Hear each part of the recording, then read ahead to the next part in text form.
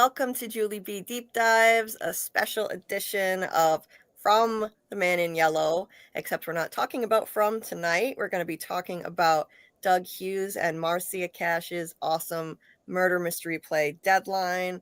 So we've been waiting for this, looking forward to this for a long time, and I'm just so happy we're finally getting to do it. So welcome, Doug and Marcia. How are you both doing tonight? Good, thanks. Great. Thank you so much for being here. I'm really excited to discuss this. I absolutely loved Deadline, and I just knew fans of From would love it too. So I've been plugging it and trying to get people to read it so we can just have a fun discussion. Cool. And Scarlet got her copy finally, so she was able to read it. She had some issues getting it in the mail. Despite the post's effort to keep it away from my mitts, I have read it. I'm glad to hear you got it. I was wondering if it was ever going to get there. Yeah, I know. Yeah. I'm glad it persevered. It took what 2 weeks or something for it to come? From more than 2 weeks. More than 2 weeks. I got mine in 2 about weeks, and I'm probably like maybe 8 hours away from Toronto if I drove. That's wild. Anyway, let's say hi to the chat. It has been patiently waiting. We're running late tonight, but not too late. Just Me dropped a comment in early. Just Me has been raring to go for a while. Just Me. She read this a while ago, and then she loved it so much she immediately bought, I think, 4 more of your plays and read them all already. Wow. Yes. Wow. Awesome. Yes. We're going to be rich. Yes. Yes. Another one of those $13 royalty checks. Yes. So, Dieter, good morning, Dieter. Dieter lives in Belgium, so for him, it's like 2 a.m. It's 2:10 a.m. over there for him, but he's still here. He's always here to support, and I appreciate it. So it's so awesome to finally meet you, Marcia, after hearing so much about you and your partnership over 34 years. That's just amazing. Thank you. Yeah, it's so cool. And everybody in the chat is excited. Tabitha here. Tabitha, she just found the channel and joined us on Friday for our live, and she's super excited to discuss it. I think she was able to read it just in time, like very last minute. She was just able to get it in there. Amy here. Amy's got the play as well. Good evening, Amy. Thank you for coming. Hi, Amy. Hello, Samuel. Samuel actually read it too. So, evening, Samuel. Hi. Yes. So, okay. Hey, Mackie Vals. Nice to see you. Hey, Doc. Doc also got the play, and he's not going to be able to join because of work, but thank you for being here, Doc. We appreciate it. And you guys have been really chatting away. Look at that. I'm just scrolling down to try to catch up with you here. Yeah, Just Me said yes and reread today. Awesome. So now it's nice and fresh in your mind. Cool. Samuel says, I've read it. I've also ordered Whose Underwear yesterday as well. Awesome. So that's awesome. Very different. Indeed. Whose Underwear was our first play. So, yeah. Very. Yeah. Oh, yeah. That was your first one. So, the concept I absolutely love. I love the idea of reversing the roles, and for once, the men have to be in their underwear instead of the women. I've heard Doug tell that story. That is just, I love it. That appeals to me because it is typically women who have to do this kind of thing in theater and TV, movies, all of it. So why not reverse the roles for once? The men have to be in their underwear, right? Yeah. Not only in their underwear, in the women's underwear, because that takes some effort, right? Yeah. Yeah, that was something that you came out with, right? That was your concept, Marcia. That part, right? Yeah, I love it. Yeah, I wanted to get my revenge on spending. So I started, like Doug, I was an actor for many years, and I wanted to get my revenge on all the years I had spent in my underwear, running around, stages in high heels and underwear, and I thought, yeah, I mean, let's get the guys to do that and see how they feel being objectified like that. And yeah, and Whose Underwear Works. It's still running. It's over 30 years old, and so and it's interesting that now it seems to have, you know, a kind of a new resonance with all the Me Too and the you know, the awareness that we have now. It had a very, it was always there, but now it's, I think it's zinging in a different way. Definitely. Oh, I could see that for sure. Yeah, with the Me Too movement, and yeah, that's awesome. You know, because in some cases, I would imagine, you know, plays can be, you know, they can end up dated in a bad way instead of aging like wine, you know. Totally. So, I mean, a couple of our plays, we've had to make a few updates because there were sections of them that were dated in the language and some of the things that we were doing and making fun of, but mostly not, right, Doug?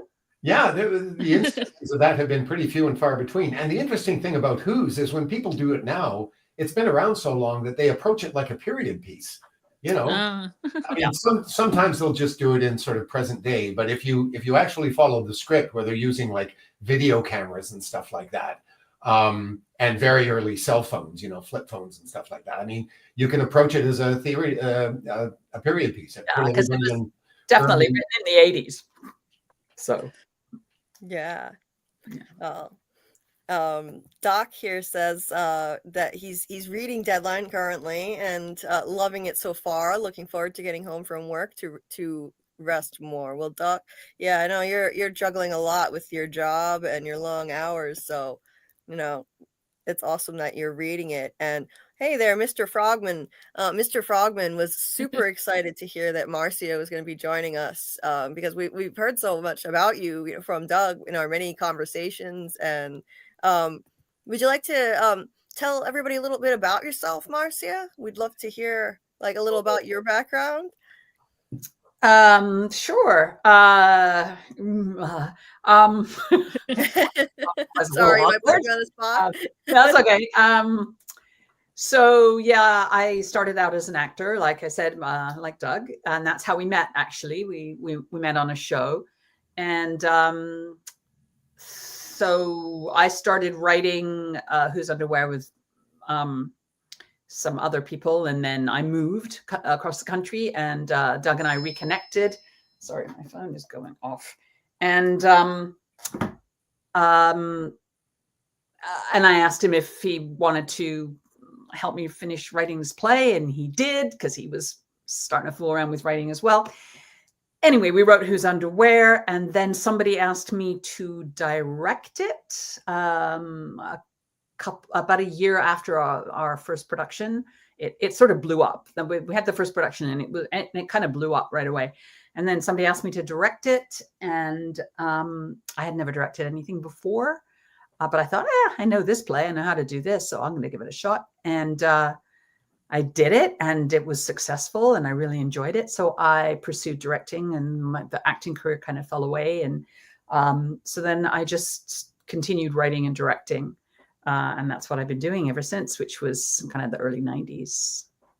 Nice. So that's my career of stuff. Originally, nice. I was born in London, England, and I live my two Canadian parents. So I had dual nationality, and I moved here when I was in my early 20s. I thought I detected a slightly different accent there to you. You have a unique accent. It sounds like a blend of things, maybe a blend of Canadian and a little bit of British there. Yeah, a little mid-Atlantic there, maybe. Yeah, a little smidge of that. It's interesting. I love it. I love your accent. It's beautiful. Thanks. Yeah, it's awesome. It was much more English when we first met. Yes, Doug used to have to keep correcting me. We don't say that here. That's very English phrase, that, you know. Like what phrases? Can you remember one? Oh God, I can't remember now. But you know, when we were writing together, I'd throw out some line, and he'd go, British. Too British. But I've been here too long now. I don't think Doesn't really apply anymore, does it? Well, once in a while. Didn't something come out the other day and you went, that's how British? Yeah, we were fiddling around with Sucker, which is our newest play. Yeah, got to say that carefully. Sucker. And he said, no, that's too British. So I can't remember what it was now. Oh, don't expect me. No, I know. No, he also has no memory, so that's none at all. No. I just blame the bike accident, And yeah, he could remember sometimes these minute details that I'm thinking, how did you remember that? You have a great memory. But then he says, no, I don't. He has a great memory for stories from 100 years ago. Exactly. Things that happened in his childhood and things that, but what he doesn't remember is that he's told me those stories 100 times. So. Which is I'm why in constant danger of doing exactly that right here. thankfully he's got a million stories. So we haven't heard a lot of repeats so far, and and when we have, it's just because people have asked him we'll get new people who ask him the repeat questions. So he's kind enough to tell the same stories more than once. But we love it. He's good at telling those stories. Yeah, he is. That's why we call it. So that's one of the reasons why I decided to call our segments with him "Story Time with Doug." It's also consistent with "From" because stories, and story walking are a theme on the show. So that's a fitting name. Cool. And so I was gonna highlight a few things here. Doc here says. Hi all, I can totally hear your voices in Don and Mara every time I read one of their lines. It's your voices I hear in my head. Me too. No surprise there. No. We base those characters on ourselves for sure. Totally. Right? And I obviously the names, that was clever how you did that. The names are similar. The story of that? Have you told? Yes, they were actually our pseudonyms, because when we wrote Who's Underwear, this is for the benefit of the people who haven't heard this story yet. We were sending it out to a lot of Canadian directors who knew us as actors, and we didn't want their perception of the play to be colored by whatever they thought of us as actors. And conversely, we didn't want whatever they thought of of us as actors to color their perception of the play, or the other way around. Anyway, we just thought, put fake names on it so they won't know it's from us, and maybe they'll be a little more candid in their response. And some of them were very candid. And hence the birth of Don Hughes and Mara English. Nice. I love it. And they've made a couple of appearances in our plays, because there are also names that come up in our second play, A Party to Murder. Oh, really? Oh yeah, in the list. Yes. They're only mentioned in passing. They're not characters or anything. No. Yeah. We have another little fun tidbit from writing plays. What we haven't done it in a long time, but we like to name certain characters after people we have been hurt by, so we can get a little bit of revenge. Nice. I love that. Just leave it at that. Oh, I would totally do the same thing. That's fantastic. And we've had a thing for goofy names as well. I remember when we were writing Too Many Cooks, I was out in Edmonton where Marcia was living at the time, and we had gone to the library because one of the characters is this gangster, this big hulking guy named Shirley. And we wanted to justify calling him Shirley. So we were going through all these books of names, trying to find out if there were actually any male Shirleys in history, And I think we managed to find one, but in the process, we found this book called John Train's Remarkable Names, this little book that is a book full of ridiculous names, and they've all been documented. He wouldn't include them in the book until he could actually verify that they were real names. And they're the most ridiculous things you've ever heard in your life. So there we are in the library reading this book, reading these stupid names. And it's kind of like, giggling in church, right? Like we kept bursting out laughing, and we had to keep running away from each other because we had to separate, because every time we looked at each other, we roared with laughter, and everyone was looking at us going, shh. So we had to separate.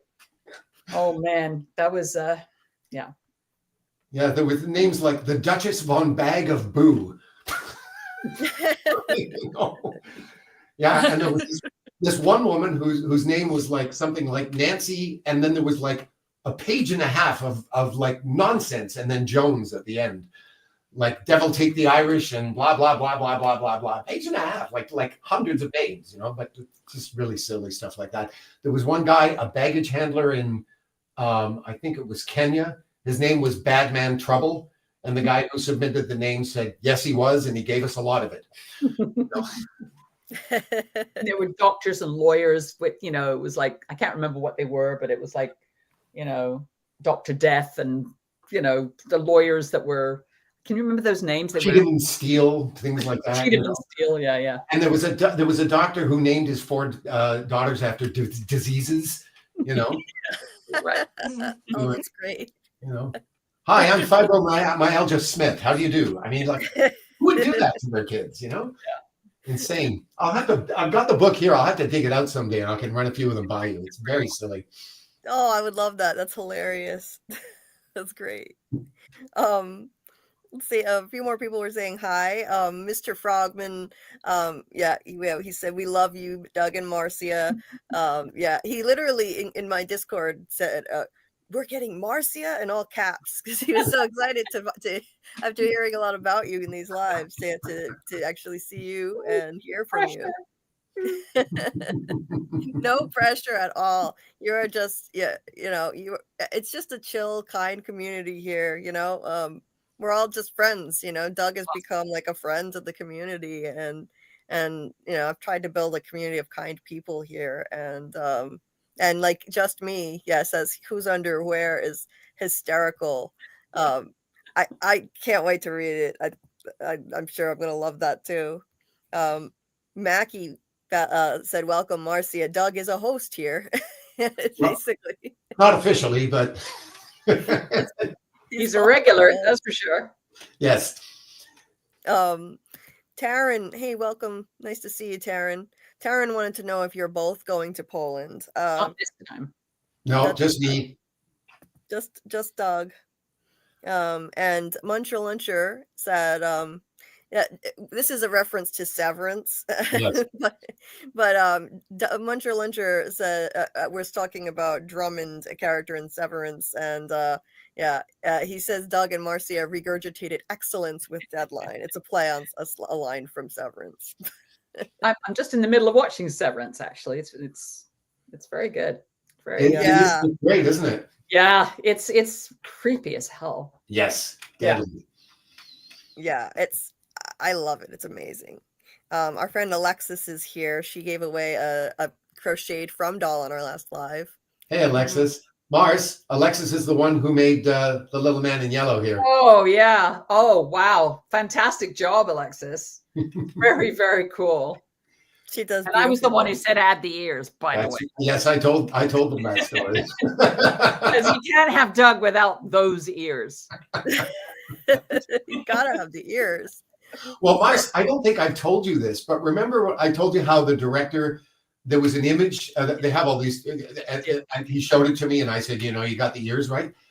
That image had actually been created for I think it was episode 2 or 3 of the season, long before I had even been cast. So it was just coincidence. I know. That's why I said the ears have to be there. The ears started the whole thing. Yes. Oh, yeah. It's perfect. It completes the likeness of Doug there. Sure. So Tabitha has already dropped some interesting questions here on deadline. So let's see. Oh, pretty. So Tabitha says, the play explores the idea of morality, particularly through the choices made under pressure. Do you think any of the characters truly have a moral high ground, or is everyone guilty in some way? Interesting question. It is, yeah. I hadn't really considered the morality aspect of those characters. I don't know, Doug, what do you think?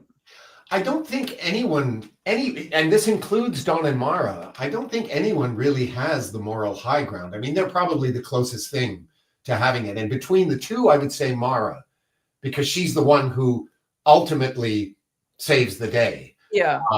And of course it's designed in such a way that it sort of looks briefly like maybe she's the opposite of that. but I think of the two, Dawn's the more venal of the pair. So I would say, yeah, if anybody has the moral high ground, it's probably Mara. What do you think, Mars? Yeah, probably. I mean, it's not something we really gave a lot of thought to when we were creating them. You know, it was just more a question of, you know, these two people in this impossible situation, just desperately trying to get home. Yeah, I just love the concept. I mean, when I first heard about it when I was watching Doug on an interview with Tony Teflon, and he described it, the concept of two playwrights who get trapped in the murder mystery that they're writing, and they have to try to find a way out before they get killed themselves. And I just immediately thought, I've got to read this thing. If I can't see it, I've got to at least read it. I just love the concept. I think it's so clever. And it's written with such wit. I mean, but the humor doesn't undercut it. It doesn't, I mean, it doesn't undermine the stakes. There are still real stakes to it. You know, you get the sense that they can, you know that they can possibly die just like any of the characters, but there's just enough humor to it.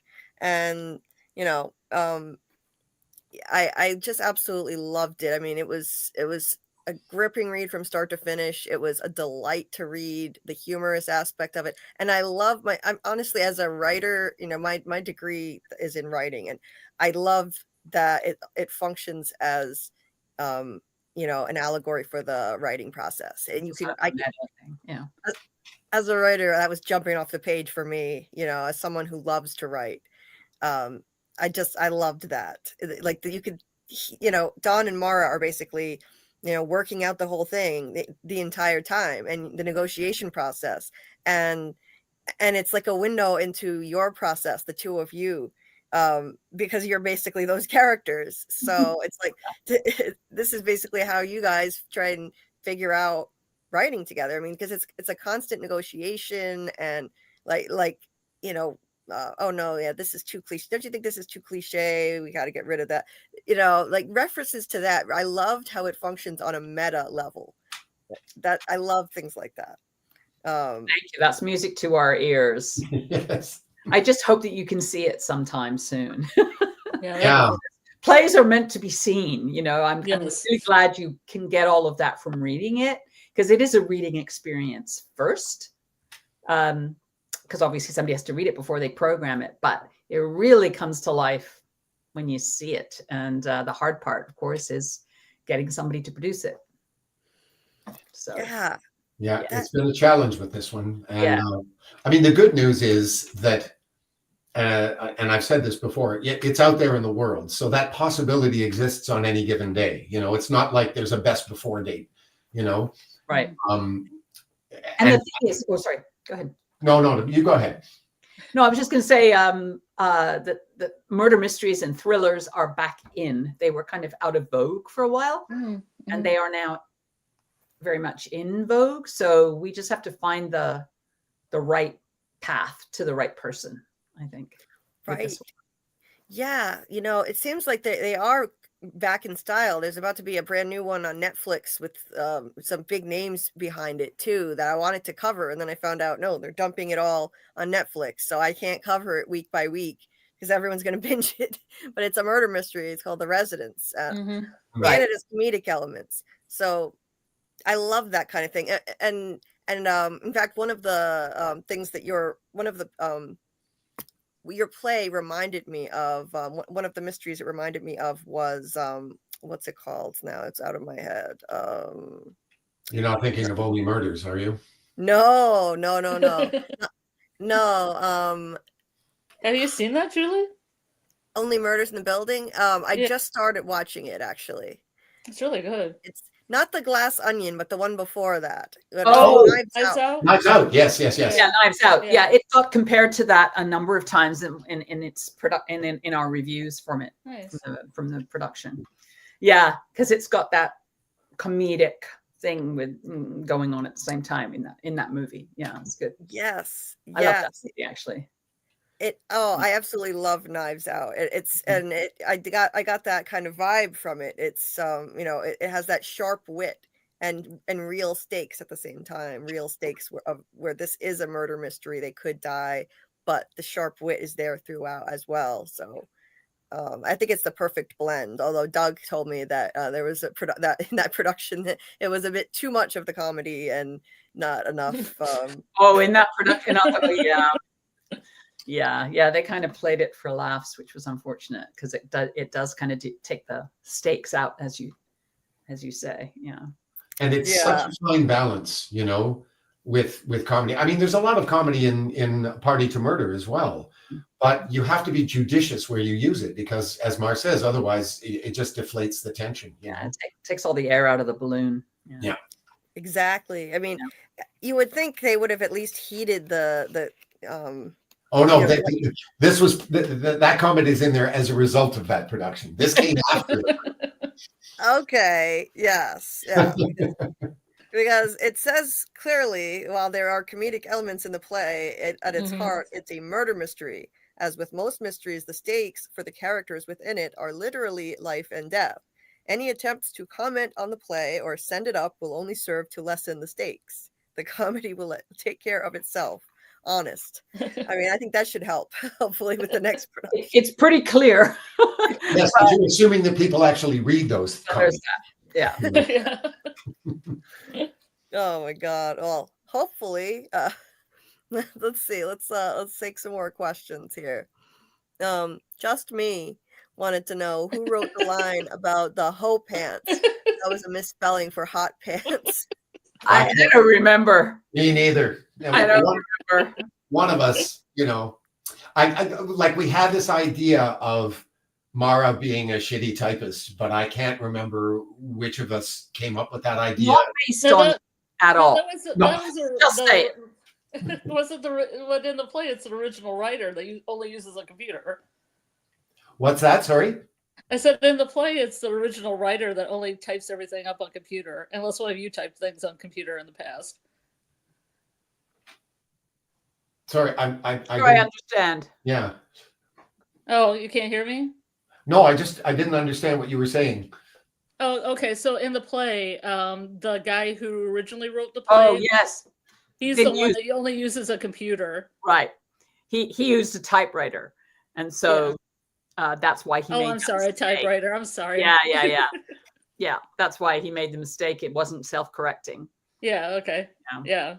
And it's also, I mean, we had to have him use a typewriter because otherwise, how can there only be one copy of the script and how can there only be a portion of it that gets saved and all of that? You know, if it's on a computer, it's on a hard drive somewhere. You can pull it out of the cloud, whatever.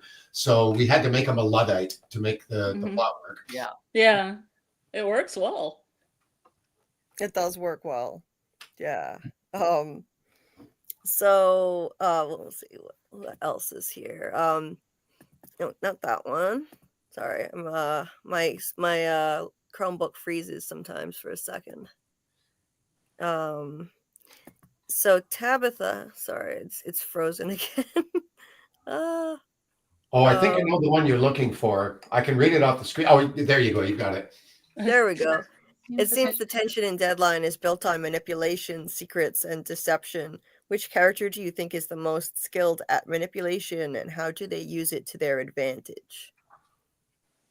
Who do you think, Mars? Well, I'm going to say Violet because, of course, she's the brains behind the whole thing, and is manipulating everything behind the scenes there. I was reluctant to say Violet for the sake of the people who haven't read it yet. Right. I was like, are we doing any spoilers? Yeah. Spoiler alert. But no, you're absolutely right. But who would you say is a close second to Violet? I don't know. Who would you say? Mara, without question. Yeah. And the way the climactic scene goes, the way she handles that, there's a tremendous amount of manipulation going on there of both Dawn and Violet, you know? But I'm not sure I would call it manipulation. Well, I suppose it is. I mean, technically, I suppose it is. But I mean, she's doing it to save the situation. She's thinking ahead in a way that is super smart. Yeah.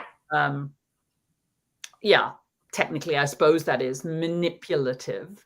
Well, It depends whether you want to call it, whether it's a negative or a, you know, she does it in a positive, for a positive outcome. it's the end justifying the means. Yeah, totally. Oh yeah. Violet, I'm reluctant to say too much. I don't want to give away the big twist. But that had to be my favorite moment. That particular character has quite a reveal, and then things go. I mean, it was meta from the beginning, but then the meta stuff really went wild. You know, comments like, you know, please, I've gone to a lot of trouble to reach this climax. Don't spoil the denouement. I love that line. It's so good. Question for you: Did you twig to any of that? Did you twig to the denouement? Did you see it coming? Did you have any idea about how it would, or was it a surprise? No, it surprised me. I honestly had no idea what was coming. Like the line about the kids. Yeah. Right. And that came very, very late in the day. Very late in the process. Yeah, we were pretty much done with the play when we came up with that bit. Yeah. That's a great bit. Yeah. It's so clever. It's crazy to me that almost wasn't even part of it. There's a line, a pivotal line, let the kids have it. And at the time, they assume that it means one thing. Don and Mara, they think that it means, that this playwright who had died was letting them have it and calling them kids. Like, okay, let the kids have it. And then the play that he was writing stops, and they have to finish it. They have to ghostwrite the rest of it. And they're younger, so okay, they think it means it's about them, but it takes on a whole other meaning and turns out to be the key to the entire thing, the key to solving the mystery in the end. It's brilliant and elegant in its simplicity and so clever. I love how. And of course, you get the very, very ending of the play, and you realize it actually works in both ways. Yeah. Mm-hmm. Yeah. Right. Right. It's another meta bit, Yeah. Right. Yeah. That was amazing. I thought that was so genius. All the meta stuff, having the characters, saying like, sorry, but it's too cliche. You're literally standing there holding a smoking gun. I love stuff like that. They're literally working out. You can see the writing process happening in real time between the two of you. Like, oh, isn't that too pat? Isn't that too cliche? And and then there's this the cliche of when if you haven't actually seen a body, that means they may not be deceased. That's an old trope that's been in TV, movies, theater, all of it. I love how you included that. Did you actually see a body? It's just awesome how you explore these tropes and in this meta way. I just found it such a delight to read, and yet it doesn't take away from the murder mystery element at the same time. I think it would really do amazingly well as a screenplay, like Doug has talked about. Like maybe eventually you could develop it into a screenplay. If I can't ever see it in person, that would be amazing for me. It's about 4 million times harder to get that made than even getting a production on stage. But I agree with you.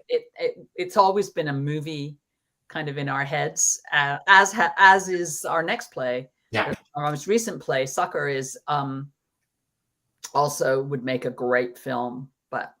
And I think both of them would be, because we did convert Jack of Diamonds into a screenplay, which was a huge job just because of the nature of the play. But these two, I think, would translate to screenplays much more easily. Yeah. Can you refresh me in the chat what Sucker is about? Mars, I'll let you answer that question. Well, Sucker is about. It's really hard to tell you what it is without giving it away. But I'm just going to say that it's about identity theft. And it's a very current sort of thing about identity theft using AI and technology and the way that we live in a sort of post fact world and a post truth and a post trust world, and that if you can't trust if you can't trust what you see and you hear, how can you live in this world? Basically, we are kind of in between. So anyway, it's about that, but it's not. It sounds. I don't know how to explain it really without giving it away. So that sounds fun. That sounds good.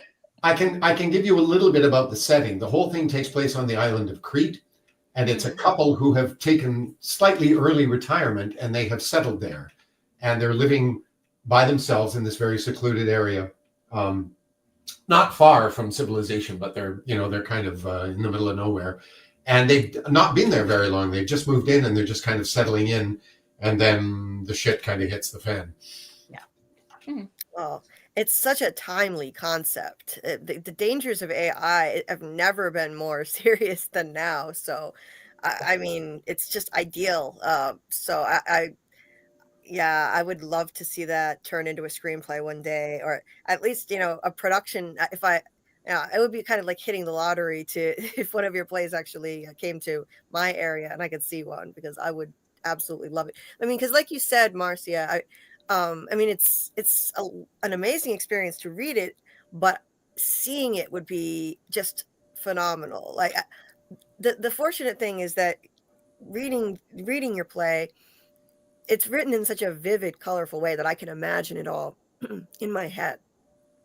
I can, excuse me, I can envision all of it very well, but I would kill to see it. I would kill to see it performed live. We have some nice theaters around here. And in fact, I think one of them is on Doug's list for Sucker. It's Trinity Repertory Company in Rhode Island. So I got my fingers crossed. That would be amazing. Well, it's not beyond the realm of possibilities. So, we're certainly trying. I think there were a couple of theaters in Rhode Island that were on the list, if memory serves. But we have had a couple of nibbles, a couple of small theater companies, one in Texas, in Fort Worth, I think, and one out in Yakima, Washington, have asked for copies of it. So we'll see. Nice. And it's early days yet. Very early days. And when I'm over in Europe, I'm going to be talking to hopefully a couple of theaters in Madrid, and then also in Warsaw and Krakow when I get to Poland. So fingers crossed. Awesome. So we have more questions and comments here for you. Mr. Frogman said, I write a lot and just really love the two of you, and I look up to y'all so much. So glad to see you both show up, especially with how Doug shows up at least once a week. This is for certain the best. I have a lot of time on my hands. It's fantastic. We love it. And our friend Real Cinema Therapy here says, I love the connection Doug and Marcia have. Yeah, it really seems like a match made in heaven, the two of you. Well, we were. I don't know if Doug's probably told you all this already, but I refer to Doug as my other husband and the father of my children, because our plays are our kids, and he is my other husband. I probably spend as much time, if not sometimes more time, with him than I do with my own husband. So, we know each other very, very well. Yeah. And of course, they've heard the story about how this is exactly like a marriage. So. Oh yeah, well, I knew you would tell that part. Of course, it's the best story. Oh yes, we know it well. Oh yeah, I'm sure. Yeah, and we've heard the intro to it is always, Marcia hates this story, but I'm going to tell it.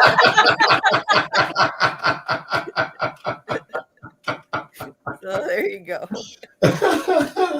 But we love it. I was the one who said it. No, well, that's my favorite part about it. It was like such a great punchline, I know. It's perfect. hilarious. And we actually tried to work that exchange into Deadline, but it was so obviously shoehorned in that we thought, gotta go. We're very good at killing our darlings, as writers like to say. We've never had a problem with that. Sometimes, you have no choice but to cut things rather than shoehorn them in a writing process. That's. and I don't know if this is true of all writing partnerships, but it's certainly true in our case. I think the fact that we are collaborating makes it easier to do that. You know, we're more prone to say, yeah, you're right, that sucks, get rid of it. Yeah, well, if one of us feels really strongly about it, you know, and pushes hard enough, it's gone. And usually we're in agreement with those things. Yeah, for the most part. For the most part. And even if one of us isn't, we usually see the wisdom of it pretty quickly, you know. That's got to be a difficult thing that to negotiate, constantly negotiating between the two of you, you know, writing collaboratively. We don't disagree all that much, to be honest. We fight about little things, but we don't seriously disagree and have to find a middle ground. Not really. No. What's much more common is one of us will say, I've been thinking, and the other one goes, uh-oh. Then they throw out an idea, and if it lands, then usually that sparks another idea, which sparks another idea. And we just had a session of this happen at the very, very end of Sucker. I can't remember the details of what it was now, but it was something near the very end where you had an idea, Mars, and you suggested it, and that evolved into about 3 or 4 new things as a result. And that happens all the time, which is very cool, you know. Because again, when you're on your own, you know, when there's another brain there looking at the same thing from a different angle, there's a greater chance that, you know, a new thought might come that you wouldn't have had on your own, you know? Yeah, because sometimes you have like a half a thought, you know, and it's kind of not formed, but there's just something, and you sort of, I do anyway, sort of try and express it and sort of try get it out, and then Doug can finish the thought sometimes. And that works in reverse too. Yeah. I mean, someone was just asking, you know, how did Deadline come about? And I was just telling this story last night on Jeremy Ice and Fire about how Mars had directed me in this farce, this Ray Cooney farce called One for the Pot.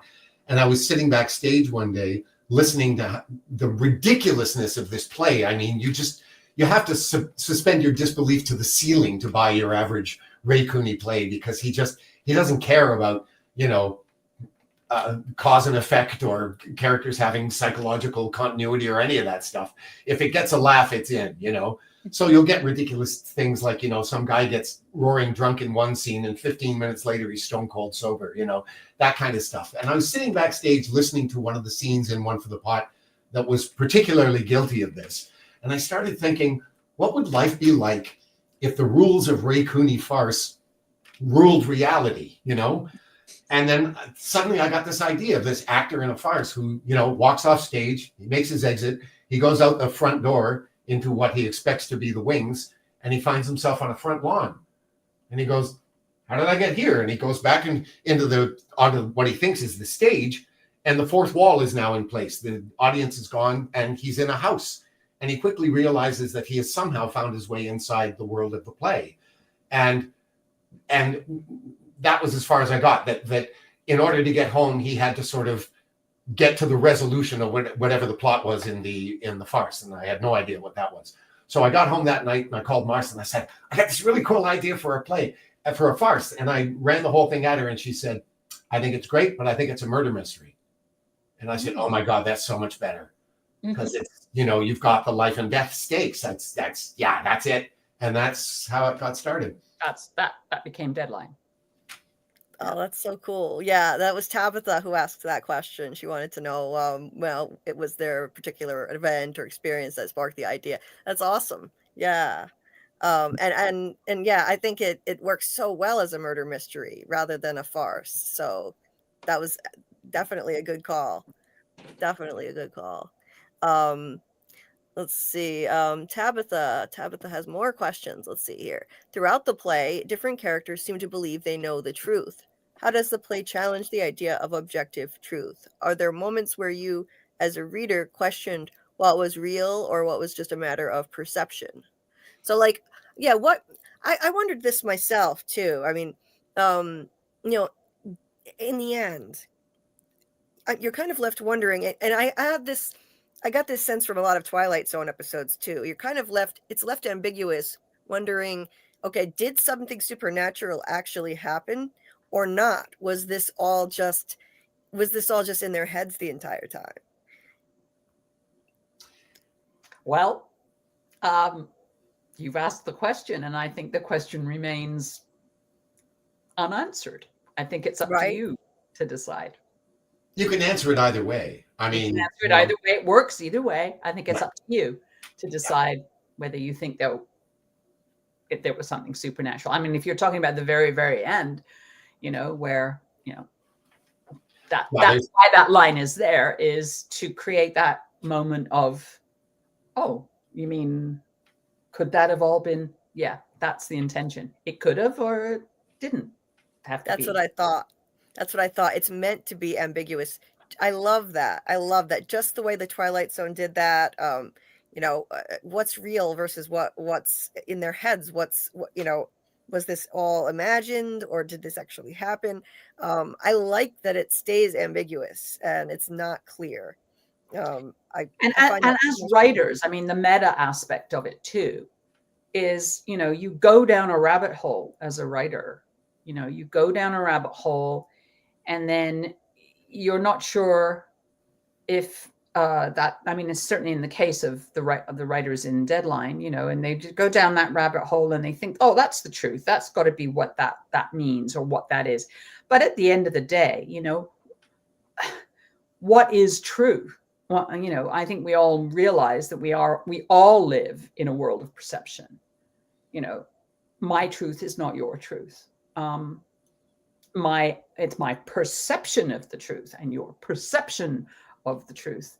Somewhere in there is the truth objectively that none of us completely see the same way. So I think that, you know, if that answers your question, whoever it was that asked that question about perception.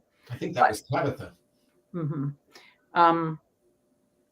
But I think that yeah, I'm not sure that we consciously set out to ask that question, but it sort of evolved out of the writing of the thing, of like, well, you could look at it this way and you could look at it that way. And if you're trying to solve a problem, which they are, Mara and Dawn, trying to solve this thing, trying to figure it out, then there are various ways of looking at it and recognizing it as true or not.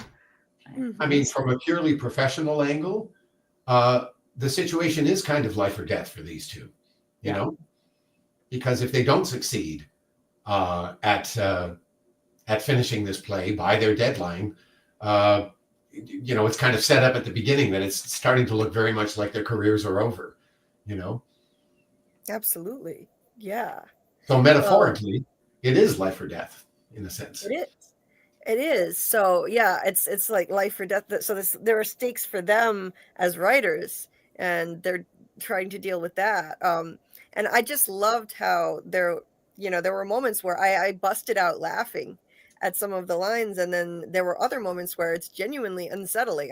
There's a part in the play where Mara, so Dawn and Mara, they basically start speaking for the characters as they're working this out, as they're becoming part of the mystery and it's coming to life around them. And then, but there is a part where Mara, even when the other characters are out of earshot, she continues talking in the voice of one of the characters with an accent, with a British accent. And it's genuinely eerie. It's unsettling. Dawn is like, you know, you could stop that. There's no one else around here. And so, yeah, I found it so interesting how you were able to balance the wit and the humor of it with the unsettling nature of what's going on here and the real stakes. I felt like a paranormal sense when she's continuing to speak like that, and he's like, you can stop that now, there's no one around, you know. And you realize why she's doing that. Yeah. Later on. Yes. Right. But at the time, it's like, but at the time, it's like, what? Did she stuck in this other character? What's happening here? And that was one of the trickiest parts of the play for us to write, you know, like how much of that do we give her? How do we orchestrate it so that it makes sense when she's doing it and when she's not? And yeah, it was a very delicate balance, that act. Yeah. Oh, and Doc here said, very perceptive about perception. Have you read The Four Agreements by Don Miguel Ruiz? It examines those ideas a bit. Yeah, and that's a great book. I got to reread it. It's been a while, but yeah. And actually, Sucker deals with these same themes, the whole idea of perception and what is truth and what is real, you know, in a different kind of way, but it's quite central to the play, that whole idea. Mm-hmm.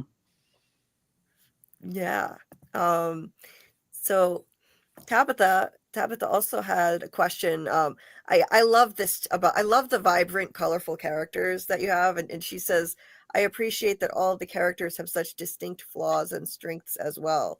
Each character in Deadline has such distinct motives and flaws. Did any of them evolve significantly from your initial drafts? Were there any characters that surprised you as you developed them?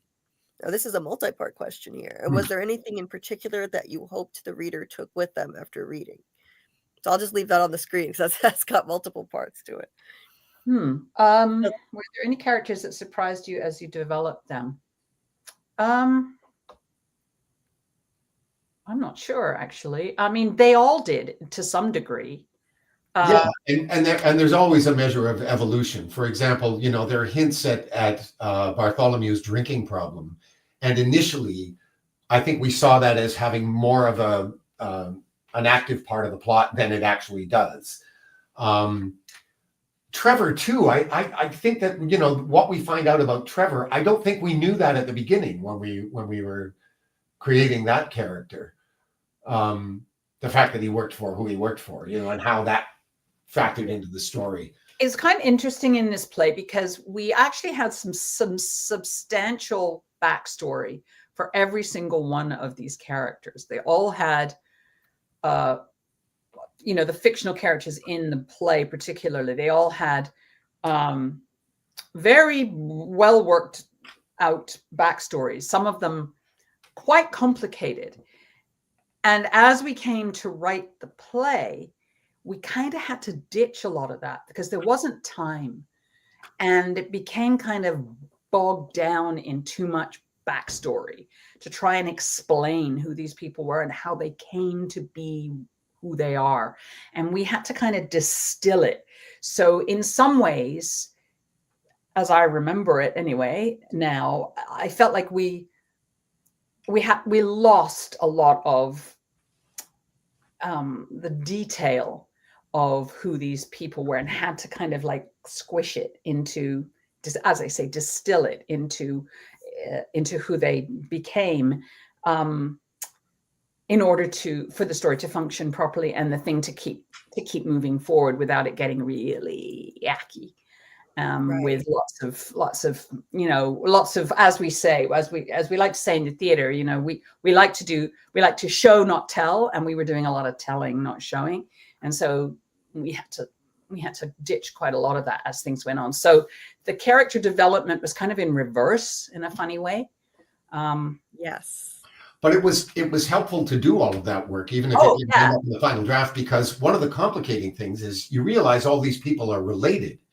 And we had to come up with backstories that dovetailed one another, that fit, that made sense in terms of the years, the ages of the different characters, and Violet's journey. You know, like, how do we connect all of these people? And it was necessary to flesh out their backstories just to establish that to begin with.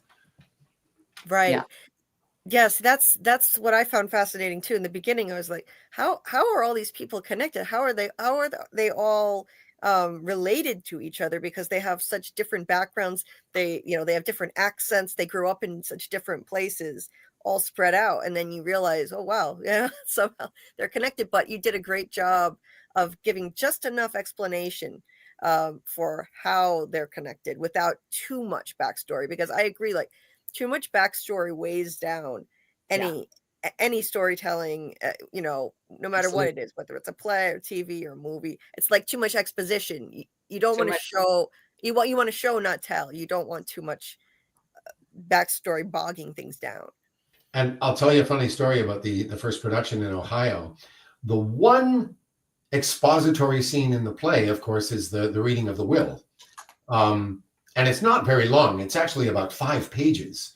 But because of the fact that they really took such a comedic turn with this thing, the director seemed to be quite at a loss as to what to do with that scene, because there aren't any laughs in it. It's just the necessary exposition we need for the story to proceed. So what he did was, every time Bartholomew went back to reading the will, he had them play background music that sounded like something out of a soap opera. And it started, and Marcia and I just looked at each other and said, what the fuck is this? It was bizarre. And it took all the guts out. It took all the backstory and all the stuff that connects those characters and makes the play work. It became like, it was like suddenly a soap opera, and it didn't make any sense. Didn't make any sense. Yeah. So I'm just reading here. Somebody says, does Mrs. Fakratsis resemble anyone Marcia or Doug knew personally? That's hilarious, because she absolutely does. Thank you for asking that question. Oh, that's great. That's awesome. Her name is Maria Vakratsis, and she's a very funny actress. And I spent several years working with her at the Shaw Festival. And you might know her if you ever saw the My Big Fat Greek Wedding movies. She's in all of them.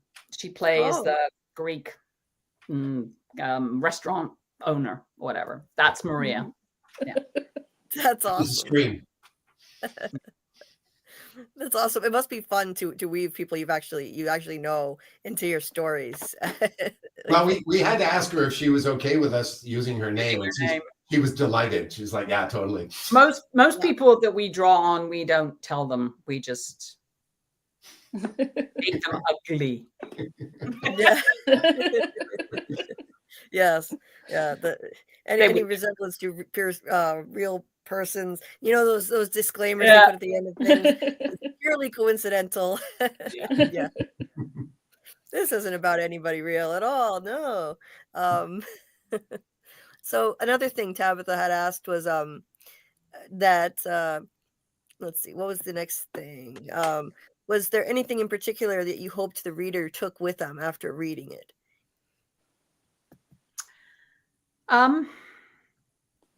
Well, maybe a little bit about the writing process and how completely overwhelming it can be, and how difficult it is. Maybe, I don't know, but mostly we just want people to have a good time with that play, right? Oh, well, mission accomplished, because it is a great time. Good. Amy had said that's really cool how you connected the backstories, like we were just talking about. And Tabitha said, I think it's brilliant how you worked from the end and connected them. That she loved that answer. I thought you did that brilliantly as well. Well, we learned that lesson the hard way, because when we wrote A Party to Murder, we hadn't worked out the ending when we wrote it, which is ironic because the ending is the best thing about that play. It's got the best ending of a murder mystery, I think, ever. But we must have written the equivalent of about 5 plays to get there, because every time we thought we had gotten there, the ending we came up with just wasn't satisfying. So it was like, no. We have to figure that out first and then go back and re-engineer everything. And it just took way longer. That play took a long time to write. Yeah. Because we screwed it up. And then we realized, somebody said, oh no, you never write a murder mystery. You have to know the ending. And I was like, duh, of course. So from then on, we kind of knew what we had to do. Yeah, it's kind of like From, the show From. You have to, like, in that case, it's a really good thing that they knew the ending when they started it. Like they have the ending planned out, because if you're writing a mystery and you don't know what the ending is going to be, you could run into some problems. You could write yourself into a corner. Which is, and I'm not sure it's not a mystery, but it is. I mean, when they did, oh God, what's the name of the series? I'm starting to lose it now. Breaking Bad. When they started doing Breaking Bad, I don't think they knew where it was going. The very, very end. And then I read a whole article about that series saying that They actually did that on purpose. They wanted to write themselves into a corner that they couldn't get out of, and then get out of it elegantly. And I thought they did a brilliant job of that. It was spectacular. Because there were some episodes of that show you kind of went, okay, how is this going to resolve? And it was never a Deus Ex Machina kind of easy way out. They did it elegantly, and it worked 100%. But I don't know if that's true, but something I read. Right. Yes, I seem to remember reading that same thing somewhere. Yeah, Yeah. it was a great show. Marcia, have you seen From? Curiously, I've seen 2 episodes. The first episode and his episode. ah, That's it. the Alpha and Omega. Okay. So Did you like what you watched? I did. I mean, it's not my thing, in the same way as for some of you, I know. But it was really well done, and very well written, I thought, and well performed. And what's fun for me is I know a lot of the people who are in it. Mm-hmm. So who do you know? Who do you know? Oh, I know Lizzie Saunders and a bunch of the smaller parts that, because it's shot in Nova Scotia. I used to live in Nova Scotia. So some of the actors that showed up in the smaller parts, whose names you probably won't mean anything to you, I recognized some of them. And, there's something. So that one always makes it fun. Like which parts? You remember? I don't remember. I'm a fan of the red shirts. I like to support them. I didn't even recognize Tom Paine. Yeah, right. I mean, there's some people I didn't recognize. I just saw their name go by at the end and went, what? Oh. You know, so yeah. Well, you know Deb Grover, right, Marcia? Yes, of course. And Cliff, but I didn't see Deb's episode. But she was in a few, actually. Oh, did she? Yeah. She was in several. As with Cliff, Cliff was in, I think, about a half dozen of them. And Katerina Bukhalis, do you know who she is? She I know her, and kinds of people. So she's the one that plays Clara. Until Doug got this gig, I'd never heard of it. So didn't realize it's this enormous thing that all you people are obviously. Oh yeah, we're obsessed. We're obsessed. Plus, weren't a lot of people in Good Grief too? The show that she did. Yeah. Good Grief. Yeah. I know all of those people. The lead, Mary Collin Chisholm, is one of my other writing partners. And is a very, very dear friend of mine. Yeah. Cool. I know all of those people. Martha Irving, and all of them. Yeah. That's a hard show to watch because it's on Bell 5. How did you find that show? I haven't found it yet. Oh yeah, watch it in the US. It's really hard to find even in Canada unless you have Bell 5, which is a very particular server. You can't find. The only reason I got it was because I know everyone and they sent me Vimeos. But it's a very cute little series. They're only like 20-minute episodes, if that. I think some of them are shorter than that. It's very cool. Yeah, and Kat's in it, and I co-wrote it. Yeah, I'm hoping to watch it eventually when it comes to the States. And From hasn't really found much of a foothold in Canada because the only service it's on is Paramount Plus, which isn't as well. It's not as universal as, say, Netflix or HBO or any of those. So even people in the business are largely ignorant of its existence at this point. Yeah, and unfortunately, people aren't signing up for a lot of American things now because of the situation with the tariff. Yeah, we love Canadians here. Yes, we do. We love you too. We just do. Not quite so sure about what's going on there right now. Yeah. Trust me. Yeah, we're very much on your side, and it's unfortunate the situations that's happening right now. It's unfortunate, but this was an old one that I missed from Faith and Repentance. Marcia and Doug, do you prefer screenwriting or acting best, or equally the same? Well, playwriting. well, Mars doesn't act anymore. Well, sometimes when she absolutely has to. Yeah, Uh, a bit of voice work. But you direct, right? yes, she directs. Yeah. So how about directing versus writing then? Right. You know, they're all of it. You know, directing, acting, writing. It's all part of the same creative impulse, just different. Everything informs the other, and so there is a great satisfaction in doing all of it. I can't say that I prefer one over another.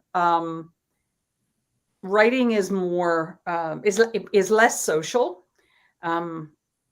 It's, I mean, I'm either writing on my own or I'm writing with Doug or another collaborator, and so it's very focused on that thing. There's not a lot of social activity around it. It can be quite, if I'm writing on my own, it can be quite lonely. The other stuff is way more social, collaboration with multitude of people, a different kind of pressure because it's a different kind of deadline that you have to meet. There's a lot of different elements that you're dealing with as a director, dealing with actors and designers and playwrights and light, you know, it's just musicians and it's a lot of different things. But all of it is, what's the word I'm looking for? Inspires me in the other stuff that I do. So to me, it's important to do all of it. It all feeds the next thing. So I don't know about you, Doug. Do you prefer anything? No, I couldn't pick a preference. You know, the gratification is different. Yeah. You know, in acting versus playwriting. I mean, a good example is, you know, as an actor, one of the most gratifying experiences is to really land a punchline, you know, or just a moment in a play. For a writer to see that moment done well, you get a different kind of gratification because you're the one that created that moment, you know. The actor is recreating it for you, you know, and that is a different feeling. I've been on both ends of that. They're both great, but it is different. I have to say, though, through the pandemic, you know, writing saved us. It gave us a purpose every day to get up and work together. And it was a lifeline to still be creative during that time. And that's exactly how I felt during the writing of Who's Under Where, because at the time I was selling shoes. You know, my career wasn't going anywhere, and my father was dying of cancer. And, you know, at the time, I kept saying, you know, this play, I say this to Marcia all the time, this play is kind of keeping me sane, you know, the fact that we're writing this. And we laughed our asses off too. We certainly did. We were working up on the second floor in Marcia's house, and her husband was usually downstairs playing video games while we were writing. And he'd hear these peals of laughter coming from upstairs going, what the hell is going on up there? That's awesome. Because especially with the first play, I mean, we were both still actors at the time, and we totally approached the writing process as actors, you know. And if we were at all confused about whether a scene was going to work or not, we would just get up and do it, you know. And yeah, we still do. It's true. It's true. But although I must say, and I think I've said this before with you, Julia, that Julie, pardon me, don't know where that came from, that Mars, because of her being a director, you know, if there's a Venn diagram, you know, mine is more the sort of moment to moment thing, and Mars is the more conceptual and big picture thing. But there's a lot of overlap between those two, and I think it's really helped us as writers that we have those slightly different approaches to it, you know. Absolutely. Yeah, and about that writing process, Tabitha had asked something pertinent to that topic. Since you co-wrote the play, what was your collaborative process like? Did you each take on specific aspects of the script, or was it more of a back and forth creative exchange? Yeah, the latter. Absolutely. Absolutely. With one of our plays, you know, one of our problems when we were trying to write together was, you know, Marcia lived in Edmonton for several years and I was living in Toronto, and then they moved to Halifax for several years and I was still in Toronto. And this was at a time when, this was before Zoom and all of that stuff. And we tried with one of our plays to work solo and send stuff back and forth to each other. And it was incredibly inefficient, and there was a lot of duplication of effort. And it just wasn't, we just realized, no, we have to be in the same room together, or in the same Zoom together, I guess, one or the other. Yeah, since the pandemic, we started working, virtually, and that's stuck now because it saves us a lot of travel time and money. Yes. And it works very well. But before that, we would have to be in the same room. So it was a question of getting to be in the same city, and between us, with our schedules, with our our other careers, and being thousands of miles apart, it was tricky. So we would get together for a very intense 2 or 3 weeks and bang out a draft, and then there'd be a gap while one of us had a job or whatever, and then come back and continue. Now it's much more efficient because we can do it virtually. So Right. No, yeah. technology must make that so much easier than Yeah. when you first started writing together. We had a little computer like this. You're probably too young to remember, but they were little tiny ones like that. Little tiny square. Yeah. One of those Apple Macintoshes. Yes. Yeah. Anyway, my friends, I'm still a little jet lagged because I came back from the UK a few days ago, and I'm a little bit, so I am going to take my leave if that's okay. And thank it you was so a much. pleasure to talk with you all, and thank you for some really intelligent questions. Yeah, they're very cool.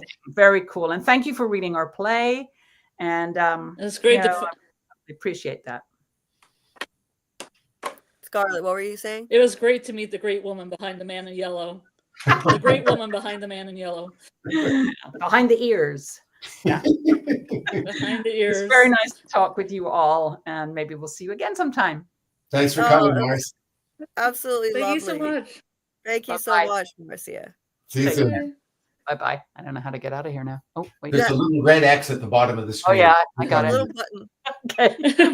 Never very good with making an exit. Okay. Bye-bye. See ya. Yeah, So there you go. That's Marcia. She's awesome. She is. Yeah. And I was trying to pinpoint her accent, and then explaining where her background, where she came from, where she, that whole situation. That now it makes sense. I love it. It's a beautiful, unique accent. Mm-hmm. Someone in the chat said that too. But it was so nice to finally meet her. And I still have more questions here. Yeah, we didn't get to the drinking question. Yeah, there's a question. All the characters having a drinking contest. Yeah, there's a question here. Wait, where did I see that? Oh yeah, this one here is hilarious. Tabitha here. It starts up too, though. Wait. Yeah, it's up here. Wait, that's not it. Not that one. Not that one. Oh, if Trevor, Don, Mara, and Tabitha were in a drinking contest, who do you think would outdrink Trevor? And how would it all go down? Would Mara drink everyone under the table while keeping her composure? Would Don pretend he's fine and then dramatically pass out? Would Tabitha outdrink everyone just out of sheer determination? So many possibilities. Oh yeah, and then there's the question of, is it Don who's drinking, or is it Silas? Because if it's Silas, I would say Silas is going to win that contest hands down. Right?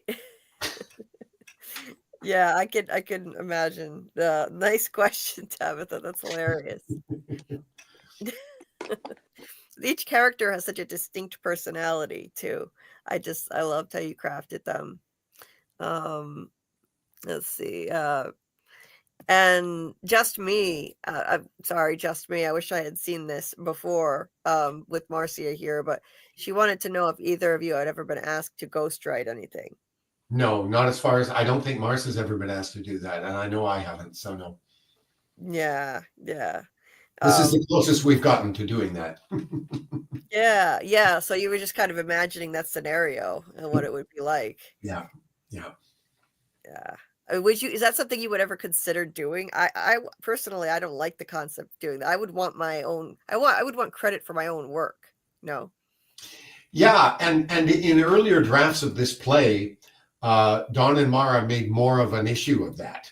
There was more negotiation in that opening scene about that. They really wanted their names on the marquee. And in fact, I prefer it the way it is now, because Don realizes, hey, if our names aren't on the marquee, the pressure's kind of off in a way. It kind of works to our advantage, because if this thing sucks, we're not going to get blamed for it. And that is another idea that came very late in the process. Yeah. But yeah, I don't know how I would feel about that. I think it would depend on the project. I wouldn't have any moral qualms about ghostwriting for somebody, depending on what the reason was.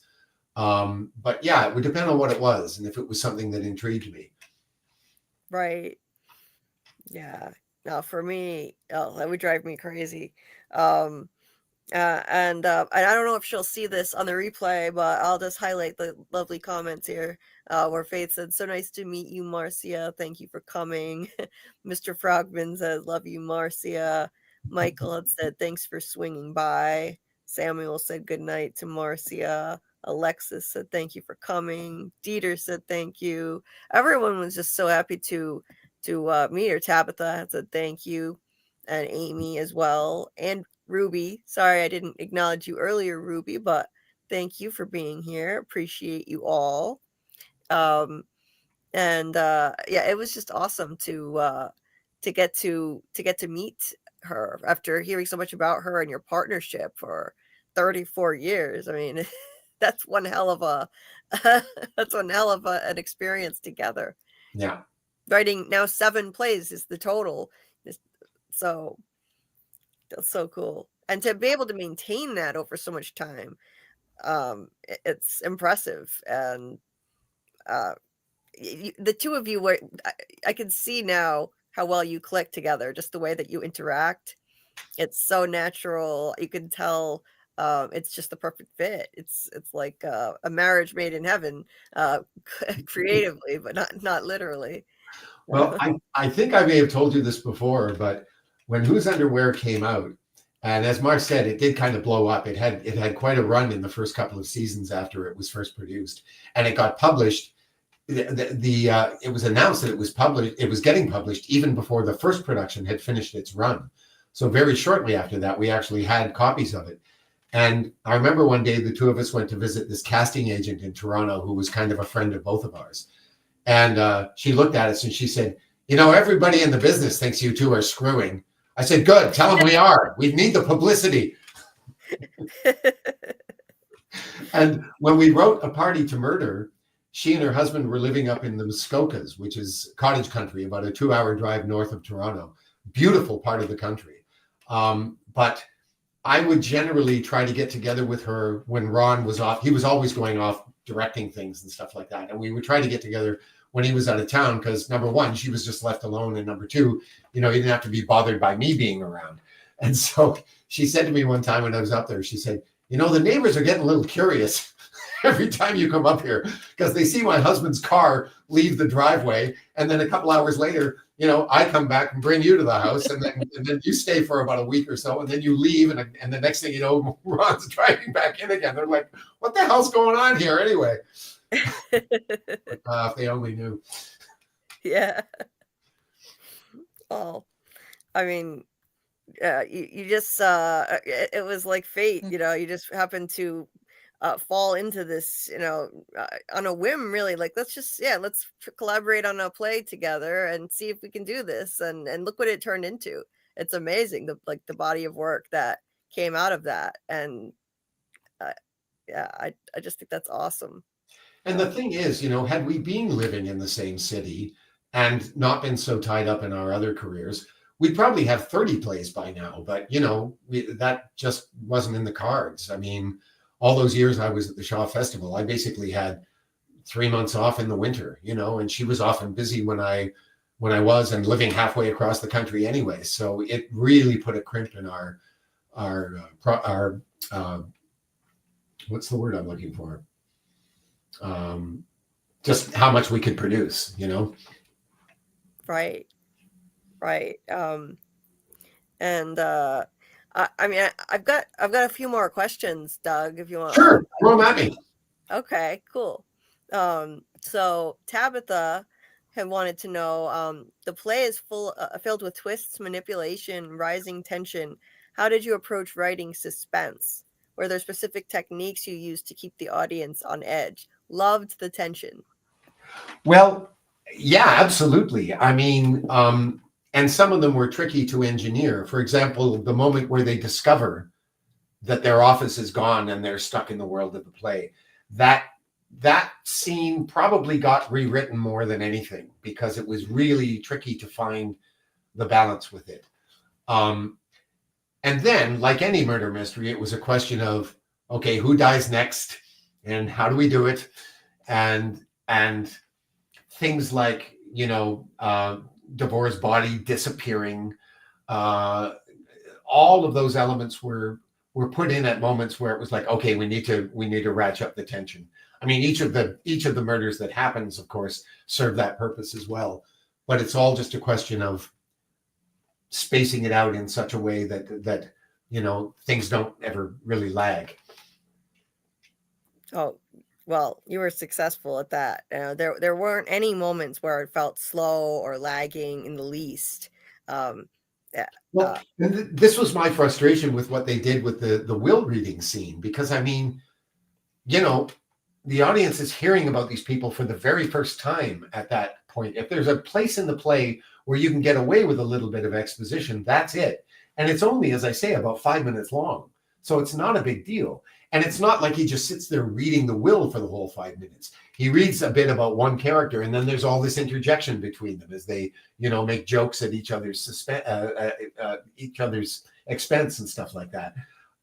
So I think, like I said, these guys were really hung up on the comedy aspect of it, and the director's take seemed to be, there's no laughs in this section. What the hell's going on? And so he didn't know what to do with it. It was like, that's because that's not what this is, Right. So like, so what did they do with it? I mean, did they, just to play up the comedy? I mean, they didn't add stuff like ad-lib things too much. Yes, there was actually a fair amount of ad-libbing going on. Oh no. The guy playing Silas was, and just in terms of the size of performances, everybody was really over the top. And any moment where it seemed like there was comedy, it's like, oh, that worked, let's do it 5 times. It was just the kind of more is better approach, right? And it was like, no, that's not what this is. The jokes, like it says in the preamble, will take care of themselves. Don't worry about that stuff. And the other problem with that stuff is, from an acting point of view, you're not there to mug or pull faces or you're there in a situation, a life and death situation. The reality of the situation has to be there all the time. And when you start doing that stuff, it goes right out the window, and you can't do that in a murder mystery. It's the kiss of death, so to speak. It's like if someone inserted a moment where an actor just does a pratfall on his face. That would ruin it. That would turn it into like a farce. And some of what they did in this play was pretty much that. Yeah, some of the physical stuff. Oh my God. The bit at the end of the play where they're back in the office and she has just, done the thing with the gun and Dawn's on the floor writhing around, acting out this death scene. That felt like it went on for an hour and a half in this production. Oh no. I mean, there's a perfect example of the stuff that just drove us out of our minds, and we tried to be diplomatic about, I think there was only one thing we asked them to do, and that was, could you cut the music in the will reading scene? And they refused. So it was like, okay, well, there's no point in asking any of the other stuff, because if you won't go for that, you're not going to go for the rest of these. So it's just sort of like, all right, chalk it up to experience. Let's go home, whatever, Yeah. And what you were saying a minute ago too about the reading of the will, I thought that was brilliantly done. It was perfect. It was the perfect excuse to put exposition in there, and it wasn't an excuse. It needed to be in there. It's the reading of the will, and it was a great way to give the backstory, at least a brief backstory on each character, give you some insight into how this woman who died, how she views each one of them, and their personality and their character flaws. No. And that was one of the sections I think Mars was referring to when she talked about the backstory that had to be cut down, because initially the sections in the will were quite a bit longer than that. And we knew that because we'll often do this when we're writing. It's like, let's just overwrite it now and we'll cut it back later. We, get it down to its essentials. And that was, of all the scenes, that's probably the one that got edited down the most, I think. Just getting down to like the basic information that we absolutely need to have about these 5 relationships, Yeah, I thought it was ideal. It was just enough to give us a clear picture of how she viewed each of them, and the vitriol that she was expressing for each of these people. It was just enough, not over the top, but it gave me a clear picture. And yeah, and there's one particular character, you think that she has a certain connection with her, and I won't spoil it for those who are going to read it, because Faith and Repentance in the chat had said she's still going to read it, but there's a character you think that she has a connection with, and but it's deceptively written the way that she writes this part of the will. Oh, I know what you're talking about. Yes. Yeah, you don't want to give that away for sure. Yeah, I won't give that away because I'd love for more people to read it. And some of the community here are still planning on reading it, and Dieter's been dropping the link throughout the stream, by the way. And if you want to get a copy of this play, Deadline, the link, by the way, is also in the description of this video. You can get an e-copy or you can get a physical copy. It's a delightful read. I can't recommend it enough. So I do hope to see more people reading it, and Amy loved it too. She said she loved the humor in the book. Earlier, Tabitha, as I was saying, like, we need to get more productions of this play. Tabitha's like raising her hand. Let's find someone to do it. She's like me, I guess. we want a crusade to get this thing produced again.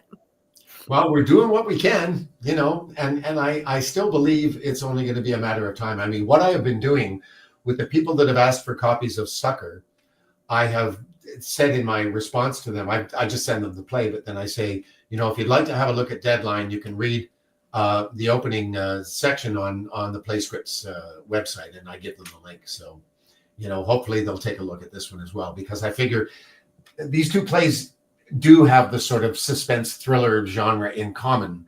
So if they're interested in one, they may well be interested in the other. So we'll see. We'll see if we can piggyback Deadline on whatever interest develops around Sucker. Yeah. Well, I think that that one is so timely that I'm sure that's going to resonate. If you can just get people to read, when you send this out, I know like the biggest challenge is just hoping they pick it up and read the damn thing. And if they do, then I just know that concept is going to resonate and connect with people, because it's AI and the dangers of that. I mean, it's an ever-present threat. So it's ideal. And it's the one play we've written where time really is of the essence, because of course the technology is changing so rapidly that this thing's probably going to date pretty quickly. So if we're going to get it out there, we got to do it now, Absolutely. Faith had headed out to bed, but I know she listens on the replay too. And she said, definitely going to check out the free sample until I can order a copy. I definitely want to support these 2. I just find Doug and now Marcia amazing and could listen to them all day. They truly have a way with words. Yeah. Faith, that's lovely. And yes, let's support Doug and Marcia's work. Yes, please. They deserve it. It shouldn't be so difficult to get plays produced, to get attention on them, especially when you have all this experience. But I guess that's just the nature of the business, right? Well, yeah, absolutely. And I'll give you a perfect example of how it can work. When I was a young actor, one of my buddies from theater school and I used to sort of drag each other around Toronto every once in a while to drop off resumes with the various theater directors in town. And one day, this was in 1984, I think, we went to see the artistic director of this theater in Toronto called Theater Passe Muraille, which is French for Theater Beyond Words. And it's not a French company, but they had a French name for some reason. To this day, I don't know why. But anyway, this guy Clark was the artistic director. We had a little meeting with him, and he was very nice, but it was just kind of a meet and greet. There wasn't any specific role or anything we were there about. We just wanted him to have a look at our resumes and see our faces, and so off we went. So a couple of days go by, and this other director, who was directing a play that Pastor and I was producing, came into the office one day, and Clark hadn't cleaned our resumes off his desk yet. So he picked up my resume because he was casting this show that he was about to direct. He was, oh, well, who's this guy? Oh, he looks kind of interesting. He's kind of the right age. The next thing I know, I get a call from this guy. I ended up doing, I think, 6 shows with that particular director as a result of the fact that Clark just was a little slow in cleaning off his desk. Had it not been for that, I wouldn't have known this guy existed, and vice versa. And we actually ended up being next door neighbors for a while. And in fact, the very first collaborative play that I worked on was with him. He had a friend who worked. Now, this is going back a long way, but back in the 80s, you probably won't know anything about this. There were all these reality TV shows. One of them was called Thrill of a Lifetime. And people would write in and say, this would be my thrill of a lifetime. And then the producers would pick the most interesting ones and then make it happen for the people. And so and this was at a time in Toronto where there was a whole lot of to do in the press about the fact that the police were raiding bathhouses, gay bathhouses all the time. And this director happened to be gay. And so he wanted to write this play about one of these TV shows. It was going to be called You Asked for That Incredible Thrill, because one of them was called Thrill of a Lifetime. One was called You Asked for It. There were a couple of other ones. And some woman some Bible thumper who lived in rural Southern Ontario wrote into the show and said that the thrill of her life would be to lead a police raid on one of these gay bathhouses. And so the guys working on the show, the hero of the piece, happens to be gay and doesn't want to have anything to do with this, but the higher ups think it's a great idea. And so they give it the green light, and all hell breaks loose the day it happens. And the woman actually ends up getting mistaken for one of the people in the bathhouse, and she ends up getting arrested and carted off to prison. And it was this very goofy play, and it never went anywhere, but we had a lot of fun working on it. And it was my first experience collaborating with somebody. And And this was, I guess it was the following year was the next time Marcia and I worked together. And as I've said in the past, whenever we worked together, I'd always be writing parodies of the songs in the show. And the second time was Sound of Music. So I had a lot of fun with that. Edelweiss became Edelweiss, for instance. Awesome. Give you an idea of the level of comedy we're talking about.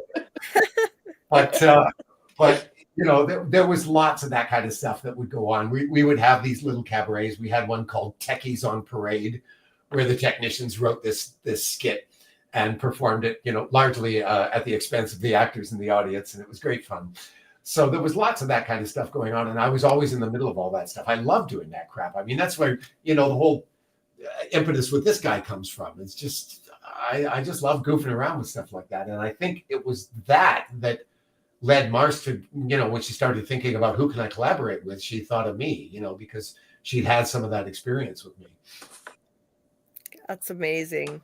Yeah. And it just, who would have thought, like, I bet at the time you never would have imagined that would blossom into a collaboration that would last this long. And oh God, no. We just, the fact that the play got a production in the first place, we were just thrilled. That was it. And can we write something that's actually going to end up on the stage? That was the extent of it. We really didn't think beyond that, So the rest of it has just been gravy, Right. Tabitha had a question earlier that I didn't get to, but this is a good one. What was the biggest challenge in writing Deadline? Was there a particular scene, plot point, or character that was difficult to get just right? Sorry, I didn't get to that earlier. That's a really hard question to answer.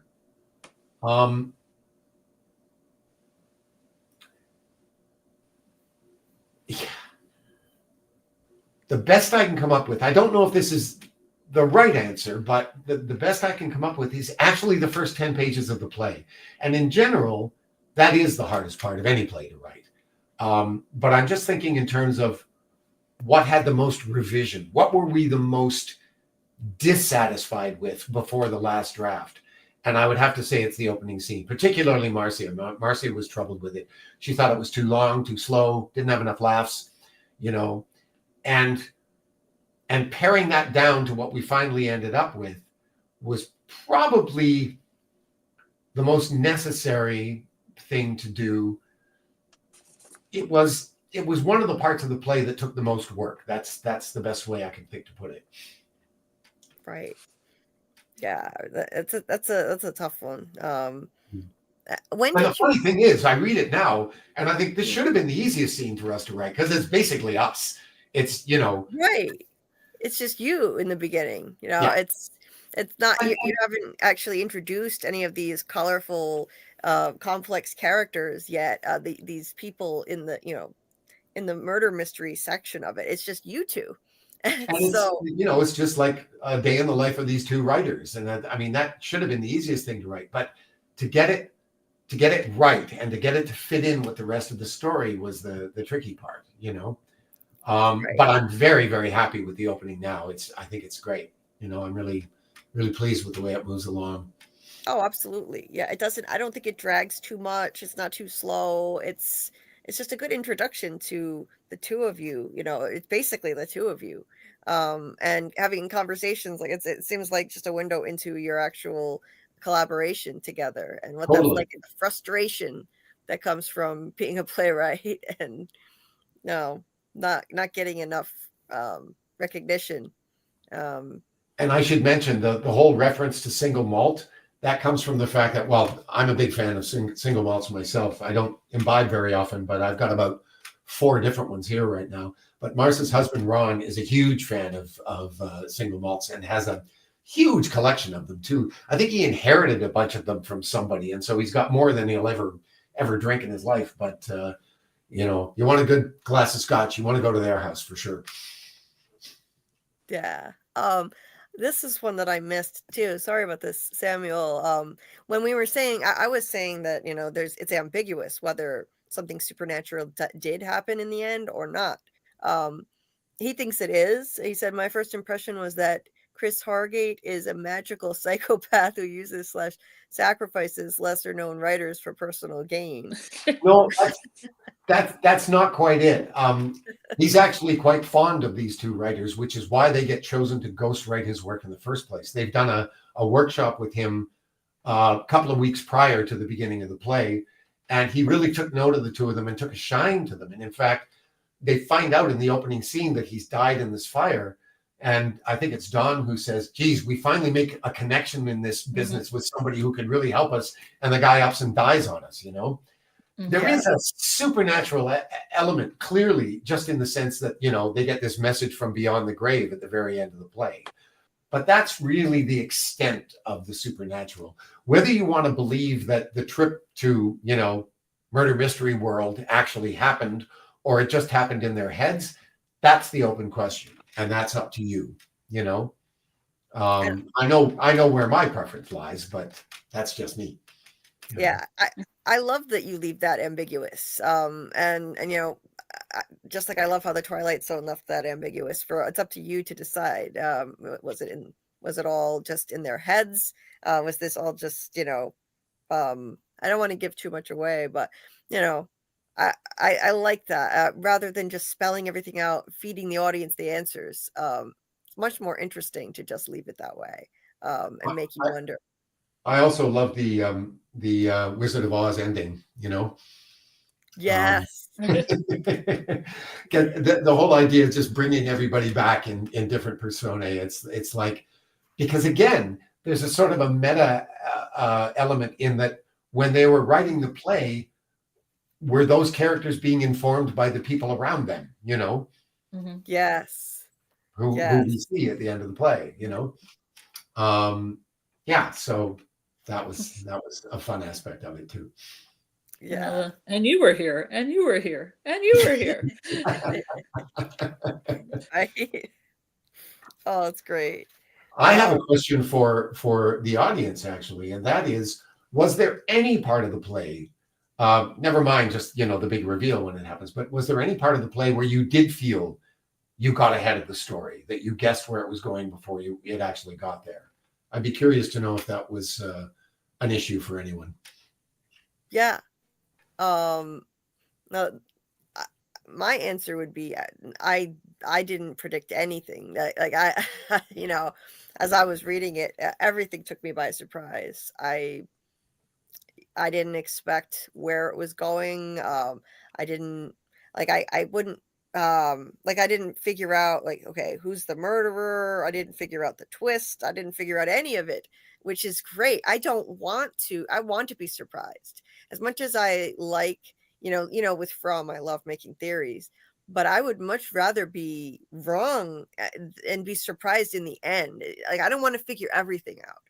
It's fun to maybe guess a few things right along the way, but I love being surprised. There's nothing like a great twist. And the twist, the big climax with the twist in this particular play is just phenomenal. I mean, I didn't see it coming. That's the best part. So let us know in the chat if there was anything that you did predict, that you did guess correctly, or if you were just surprised by all of it like I was. Samuel had said also, my first impression when it cuts to black was that they got sucked back into the play and Hargate faked his death. It kind of fixed that. Thanks for confirming, Doug. Yeah, no, it's not that. It's just kind of, we just wanted that kind of like spooky moment just before the curtain comes down. It wasn't any more complicated than that, really. Yeah, it's one last. I love how you leave it with one last twist. Yeah. It's perfect. Yeah. Just Me had an answer here. Yes, I did suspect the person responsible was actually responsible. Not sure how to word that without giving it away. And that was a big concern for us. We wondered if people were going to guess that, because of course, as Hargate himself says, it's always the person that couldn't do it that did it. So there is a big hint in the play. How many people pick up on that? Of course, there's always going to be somebody in the audience that gets ahead of it. That's just the reality of these kinds of things, but that's okay, Yeah. Not me. Scarlet, what about you? Did you predict anything or? Well, now I'm imagining Violet as who's the actress that plays Tilly on From? Deb Grover. Deborah Grover. Yeah, imagine her Deborah Grover. She'd be a good cast for it, actually. Yeah, perfect. Yeah. I don't know. I kind of read it pretty quickly, so I kind of didn't want to read it as quickly as I did because I wanted to think about it for a little bit, but I was focusing on the kids line, and I kept thinking, is somebody's kids gonna get it? And I was just trying to saying kids getting it, and I was putting it through my head, so I had a little bit of forwardness on that, but not much. Yeah, and that one's not a problem really, because of course, it very quickly becomes clear that that's what's happening here, so yeah. Yeah. Someone's asked a question here. Mackie's asked the question, what's the longest you ever took to finish a project? That would be one of my books for sure.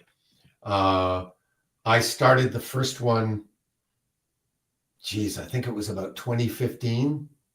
And I still tinker with both of them from time to time. I think the latest draft has a 2023 date on it, but writing a novel is a much longer process than writing a play. I would say on average, our plays from conception to finished draft, final draft, I would say we average about 2 years for each play. And that hasn't really varied a lot. And when it has, it's been because of our respective schedules. But in terms of the actual time we end up spending on the play, it's usually spread over about 2 years. Wow. That's a long process. I mean. Well, and it's because, when we work, we're usually working sort of part-time hours. I mean, now we usually average about 3 hours a day when we're writing together. We learned the hard way when we started, we couldn't really do any more than about 5. what would often happen, I remember once I was up at her place in Muskoka, and Ron was there at the time, and we were working on, it might have been Party to Murder, I guess. And there were a couple of days where like we were just about to finish and break for dinner, and we'd be at a moment where we've almost got it, we haven't quite got it, but let's come back after dinner, you know. So we get downstairs, we have dinner, we have a glass of wine, we go back upstairs and start writing again. And one of two things would happen. We'd either end up bickering at each other and not getting anything written, or we'd write something and we'd get up the next morning and go, who wrote this shit? And we got it all anyway. So we eventually figured, you know what, 5 hours is our cutoff time. We can't do any more than that. But now when we get together, I have a question for you. Sorry? Oh, I have a question for you. Are you more of a morning person writing or a night person writing? I'm an afternoon person writing. Oh, yeah, we generally work afternoons. I mean, I'm okay with starting in the morning. And when Marcia and I were working in the past, so often that would be the case. I mean, particularly when we were traveling back and forth. She lives in Hamilton, which is about an hour east of Toronto, west of Toronto, pardon me. Although depending on traffic, it can also be 2.5 hours from Toronto.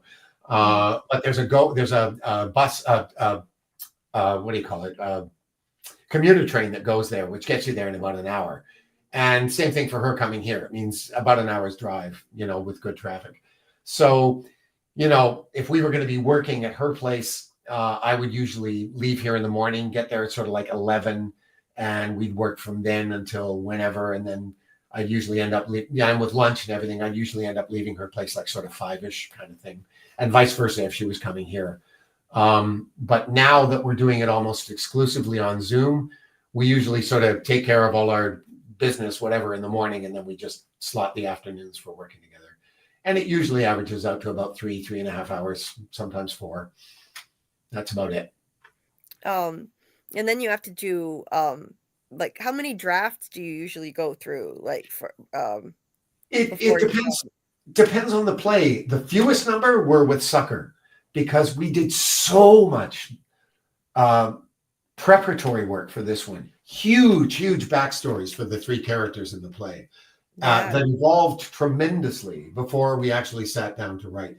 And we would always do a fair amount of prep. I mean, we'd start out with an idea, and then we would do kind of like a treatment, which would be just a page of, okay, here's the big story arc, here's the basic characters. Then we would do a sort of point-by-point plot breakdown that might run about 3 pages, you know, from beginning to middle to end. And then we would do a very detailed, you know, this happens, which makes this happen, which makes this happen, sort of plot point by plot point. And that document might be, you know, somewhere between about 12 and 15 pages long. By the time we'd done that, we knew the whole story quite intimately, and we knew who all the characters were. And that's when we would start writing dialogue. We would always make sure we had the structure of the piece in place before we started writing scenes. And even with that, you know, when you did start writing, that document would change drastically, but that would be the framework that we would begin with. With this play, with Sucker, because it's not so much a plot-driven play, it's more a character-driven play, we started with that. We started with the characters' backstories and just went into microscopic detail about all 3 of them before fleshing out the story. You know, we kind of did the characters first and then the plot outline, and then we started writing after that. So by the time we wrote the first draft, we were kind of well on our way. And this final draft is kind of like draft 2.5, maybe 3, maybe. But I think this is pretty much going to be the production draft, I think. I mean, the play, when it gets on its feet, it always goes through a few changes there. We don't really have a final draft until we get a production. And sometimes there'll be a few revisions after the first production. With Something Fishy, our 5th play, we did quite an extensive rewrite on about the first 20 minutes of the play after the first production, because we realized it needed more yucks, basically. So we did a bit of that. But that was the most extensive change we've ever had to do to a play after it's been produced. By the time it gets on its feet, it's usually pretty much there. How long did it take you to write Deadline, and when did you write it again? Oh, geez. When did we write Deadline? because it was just before COVID that we were pretty much finishing it up. So that's 2020. Well, actually, it would have been about 2.5 years, because it was that summer when I had the idea of this play, was the summer of 2017. We didn't start working on it immediately after that. So it would have been sometime late in 2017. So sort of like all of 2018, all of 2019. And then by 2020, that's when it was going to have its first read through and stuff. So again, yeah, 2 years and change for that one, I think. Yeah. Well, great way to pass the time. I mean, like Marcia was saying, it must have been great to have a creative outlet writing this during that time. And no matter how much you had to isolate, I mean, thanks to technology, you could, work together remotely and, have something to focus on. Well, So, actually, Sucker came after COVID. What we did during COVID was, first we took Jack of Diamonds and converted it into a screenplay. And that took us about 9 months to do. And then did we do that first? No, it was the other way around. She had an idea for a TV series that she had wanted to do for like 20 years, because her husband used to run this chain of dinner theaters in Canada called Stage West. And the one in Calgary is the only one that still exists. There were at one time 4 of them.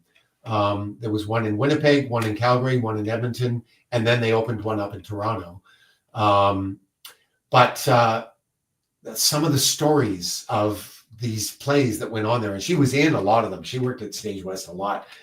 And it was your typical sort of dinner theater setup where they would bring in some former TV or film star to play the lead, and everybody else would be local actors or Canadian actors that were brought in for the show.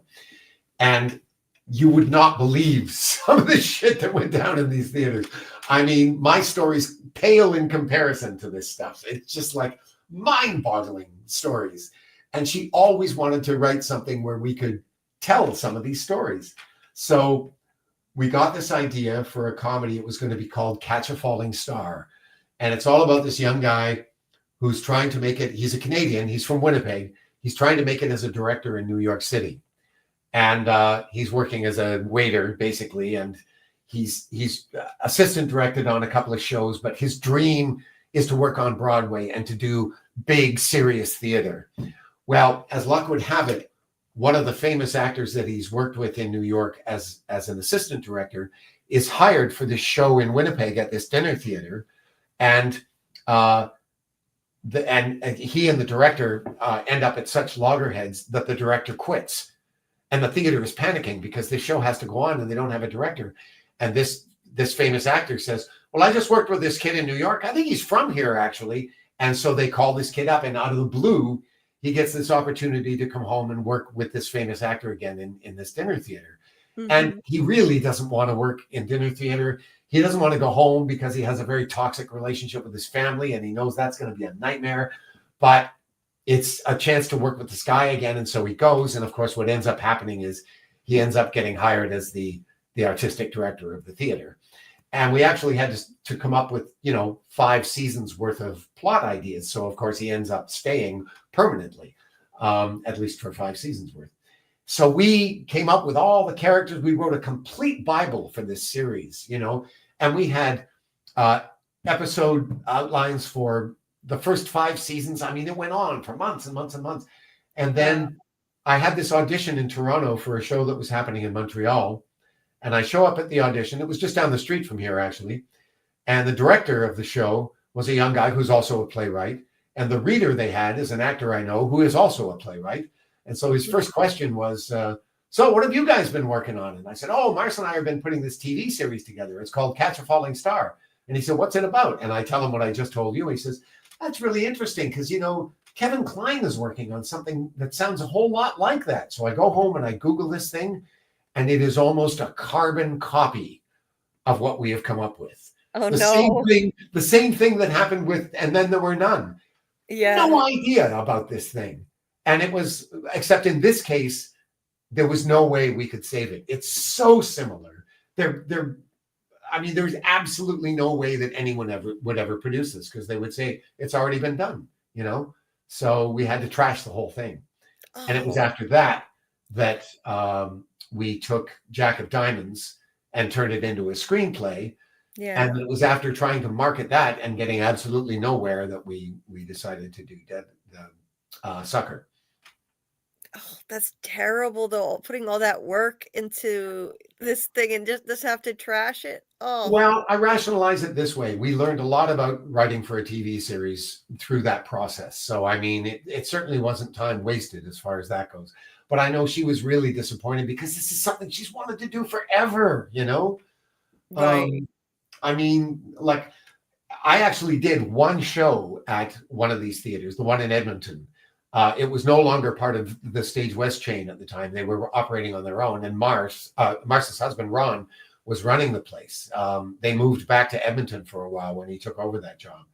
And so he hired me to do, it's a Ray Cooney farce, actually. It's called All in the Family, and it takes place in a hospital. And he basically hired me so that Marcia and I could finish a draft of Too Many Cooks, which we were working on at the time.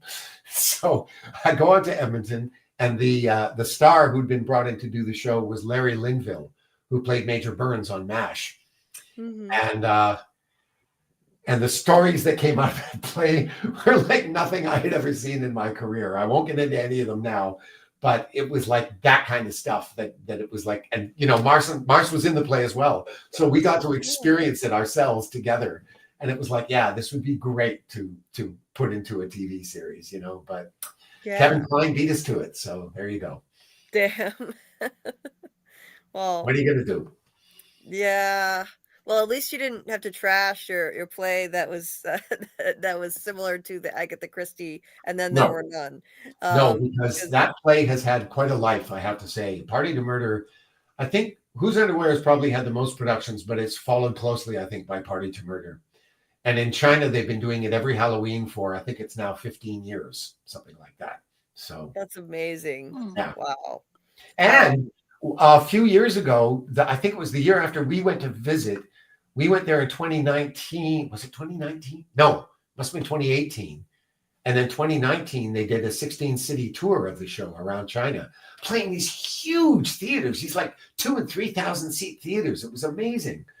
So yeah, you never know where the stuff's going to end up. Right.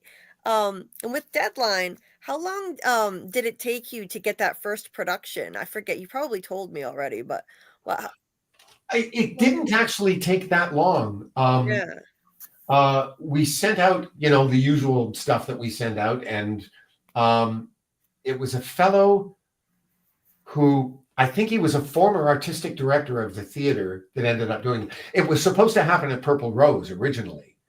And in fact, Marcia's husband was running a theater in Hamilton at the time, and he was interested in doing a sort of co-pro with Purple Rose. So Purple Rose organized this public reading that was going to happen. They were going to bring us down to Michigan, and we were going to do it there. And then COVID hit. So we ended up doing it as a sort of a virtual reading, which just killed it dead. And then because of COVID, you know, all the staff at the theater changed and blah, blah, blah. So then we had to start from scratch again. So then we started putting out feelers, sending out emails and stuff like that. And this guy, I think he was the former artistic director of the Human Race Theater Company, which is the company that did it in Dayton, Ohio.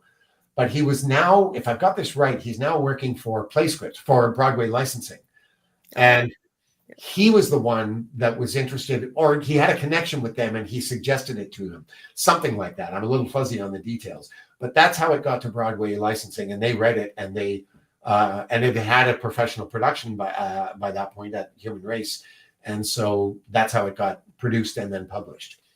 He passed it on. That's what it was. He passed it on to the people at Human Race, and they asked for a copy, and they read it, and they said, yeah, we're going to do it. And then he also passed it on to Broadway licensing, and they decided to publish it. So the two things happened very quickly, which is great, because just because you get it produced doesn't mean you're going to get published, you know.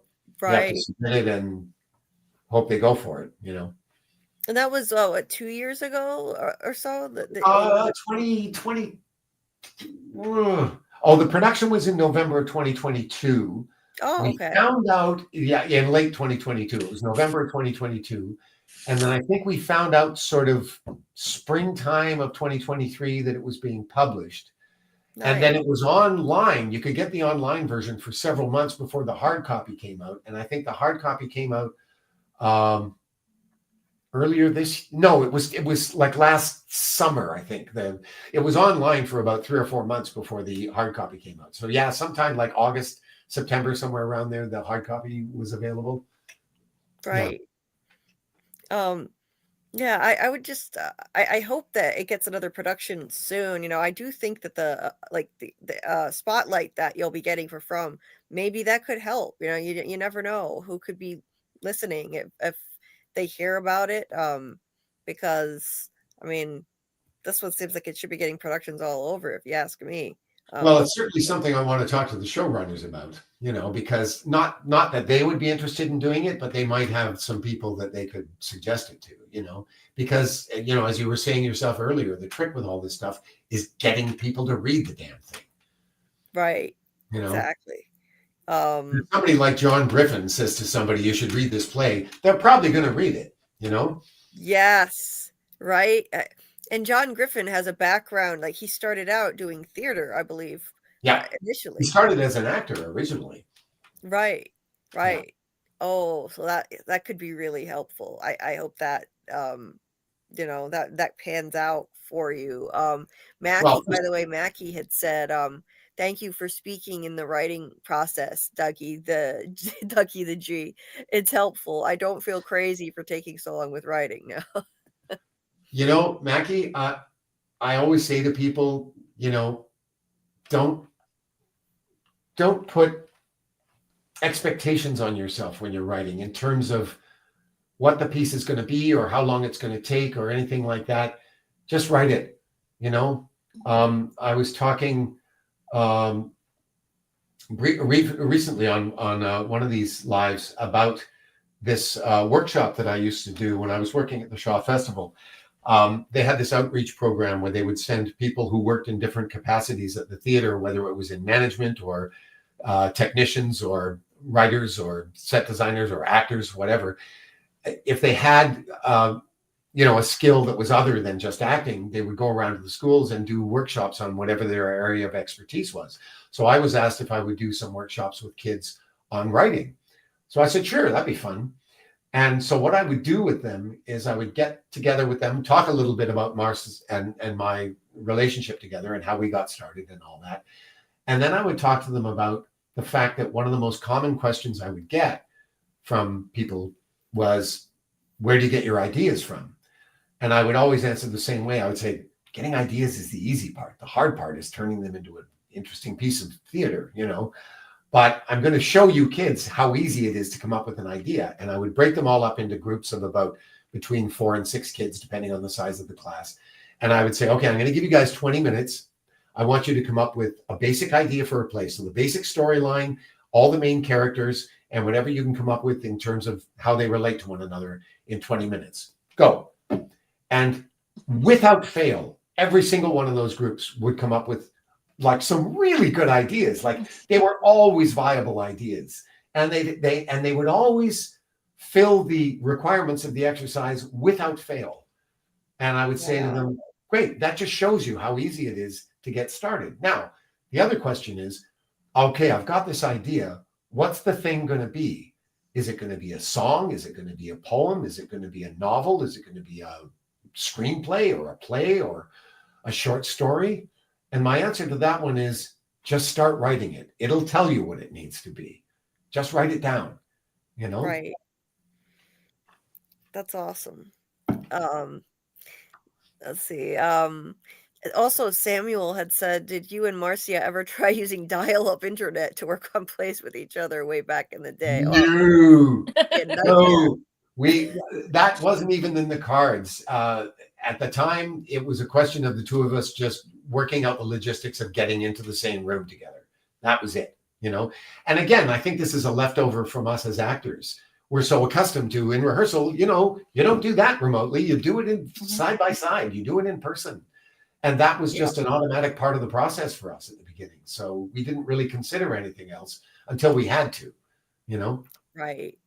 Because like you said that sometimes, you just, if you're not sure where to go with it as you're writing it, you just get up and just start acting it out together. Since you have Yeah, that background in acting, both of you totally. being together in the same room would definitely be preferable. Yeah. But Particularly when you're working out comic business, yeah, I can imagine, oh, this was sweet. Faith had said, Faith went to bed, but she listens on the replay. She said, the next piece of art I make, I'm going to title Lifeline and dedicate it to Doug and Marcia. Oh, bless your heart. Oh, that's so sweet. Thank you, Faith. That's very kind of you. That's lovely. Yeah, and Martin Very was so touched. disappointed. Wasn't that lovely? She's a sweetheart. And I feel bad, Martin. Yeah, it did start earlier than we normally do. He said, yeah, he woke up at the wrong time, and he said, I was gutted. I missed most of Marcia and all. Aw, sorry, Martin. Does that have anything to do with the fact that we're on Eastern Daylight Time and they're not on Daylight Time in England yet? I think so. Yeah, Yeah, I it's think must have a that's lot what to do with happened, Martin. Because Yeah. what used to be 9 p.m. Mhm. Here is now 10 p.m. Yes. Yeah, it's been confusing with Dieter too at first because he hasn't changed the clocks yet either, but he said soon they're going to, I guess. I don't know Yeah, how it works over there. in North America, we've backed it up a few weeks. We now do it about 3 weeks earlier than we used to, and the rest of the world does it sort of usually around the first week of April. So, Yeah. Sorry And about I that, Martin. and We and missed then you. I deal with people in Indiana, and some of Indiana changed, and other parts didn't. oh, So that's that's always fun nuts. too. That is crazy, huh?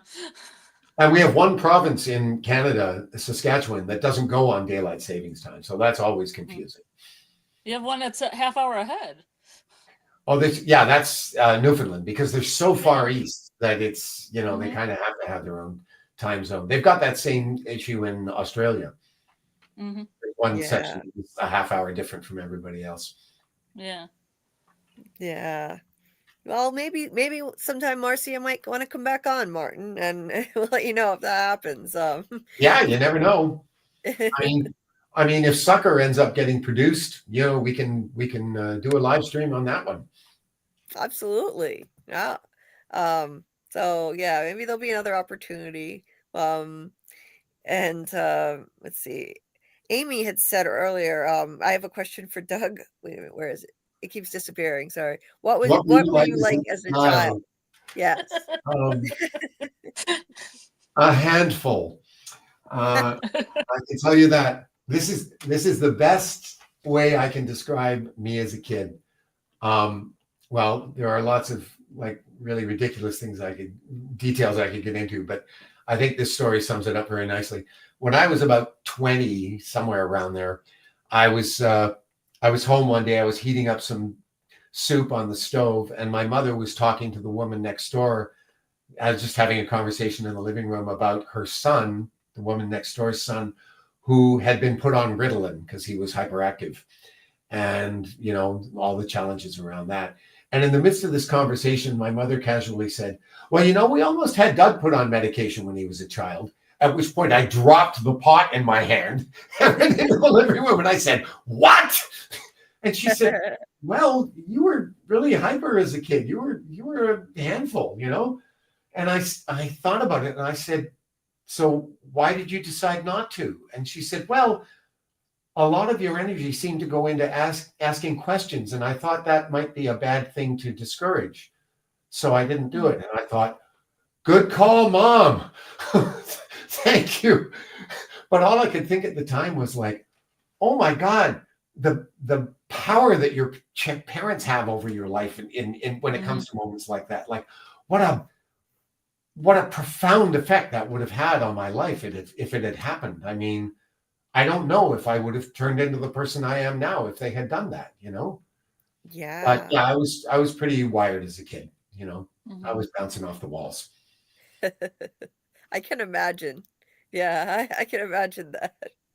I mean, I know you always wanted to perform as an actor like that. Like that's probably it's just in your veins. It's just And so that would make you more of a colorful personality as a child too. Just having that drive to want to perform. So And I had 5 brothers, and Yikes. yeah, exactly. And if you lined us all up, it was very clear that we were all brothers. The family resemblance was very strong amongst the 6 of us. But I was kind of quite different from the rest of them in a lot of ways, my obsession with hockey, my obsession with dinosaurs, those kind of things. I was a real character as a kid. I remember my parents got me a Chicago Blackhawks sweater when I was about 3 years old.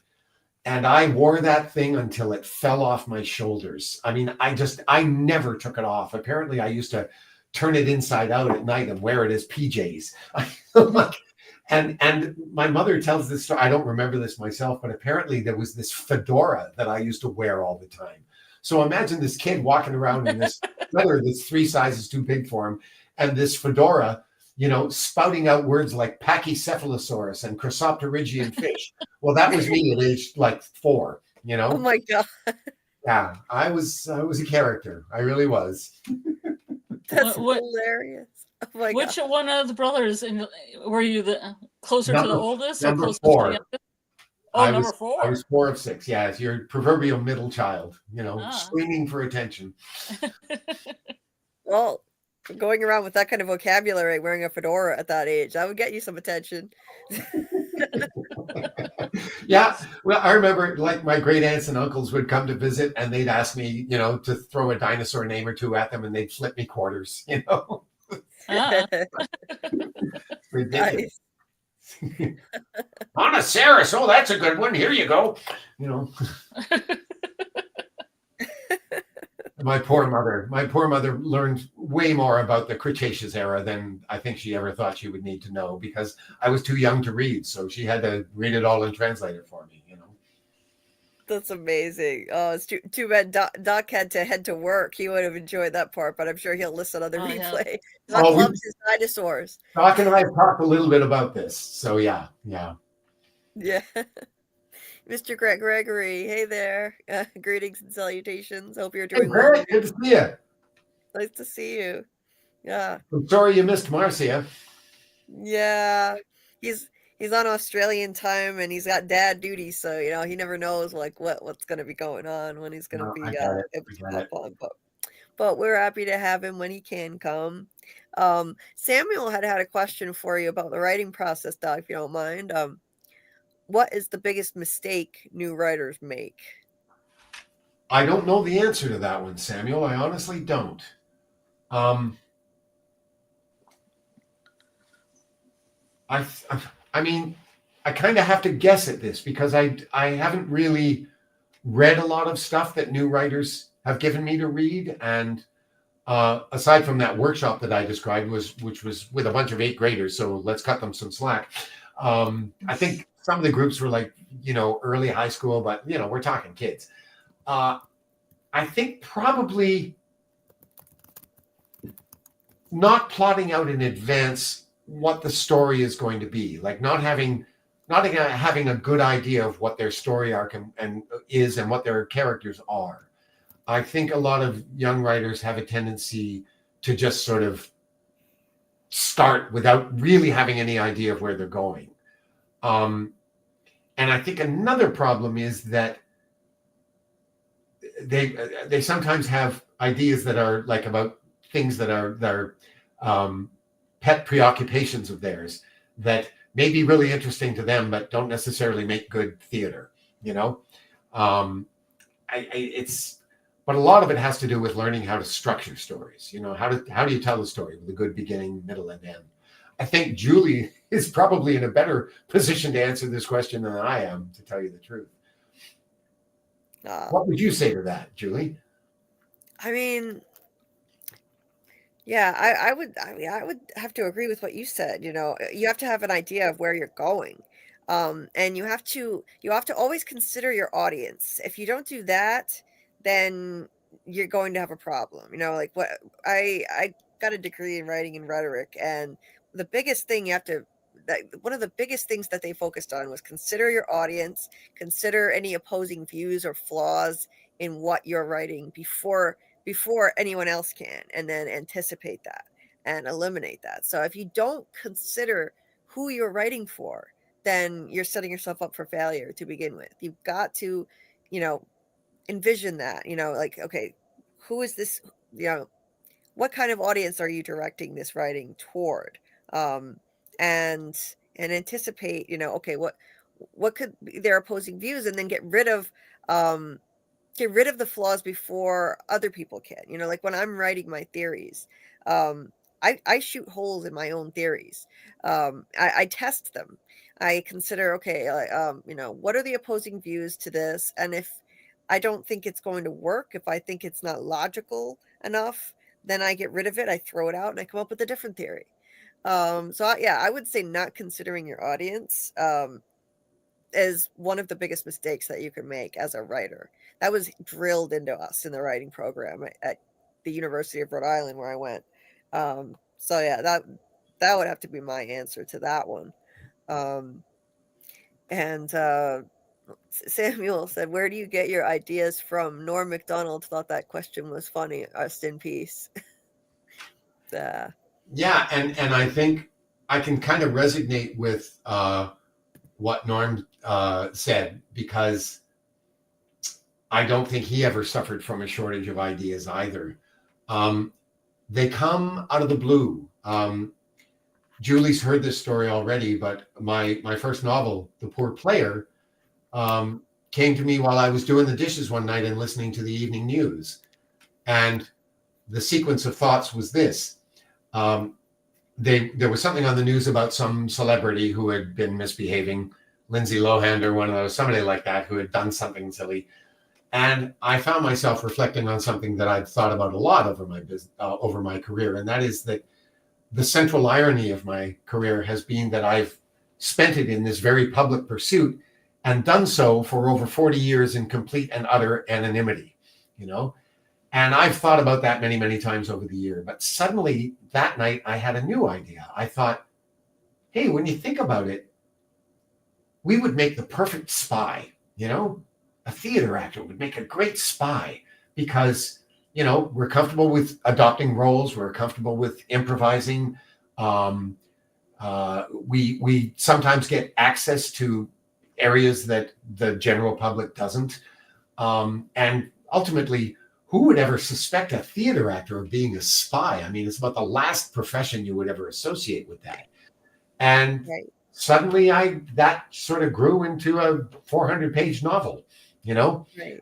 And then a sequel. People have asked me, are you ever going to write a third one? And I've said, well, when an idea comes along, I probably will. And I've started to have one, actually. The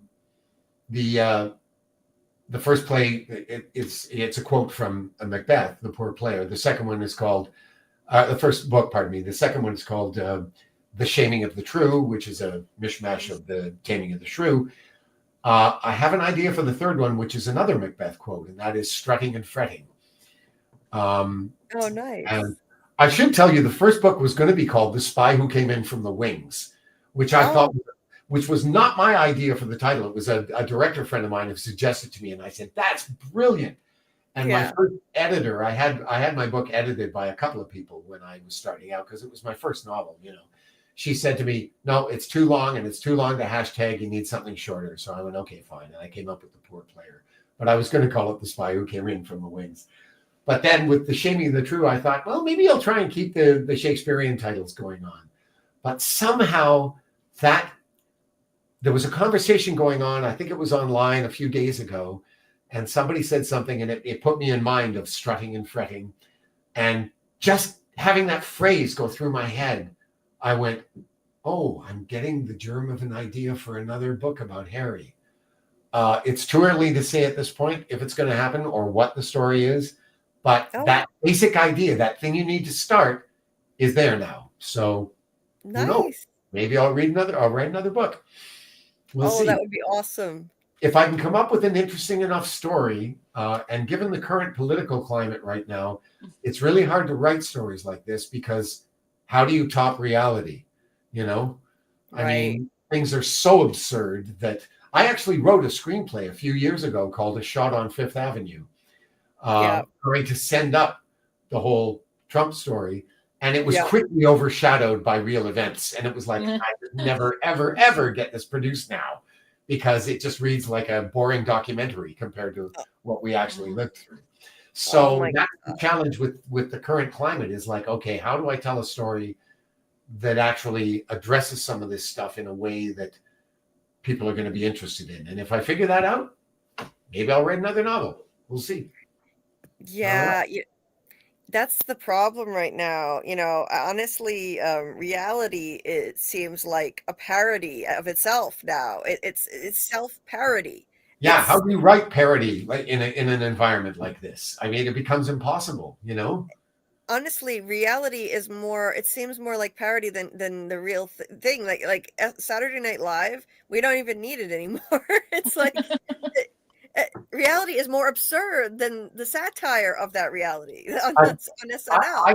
I contend it's getting harder and harder for them to do the cold open now for that very reason, Exactly.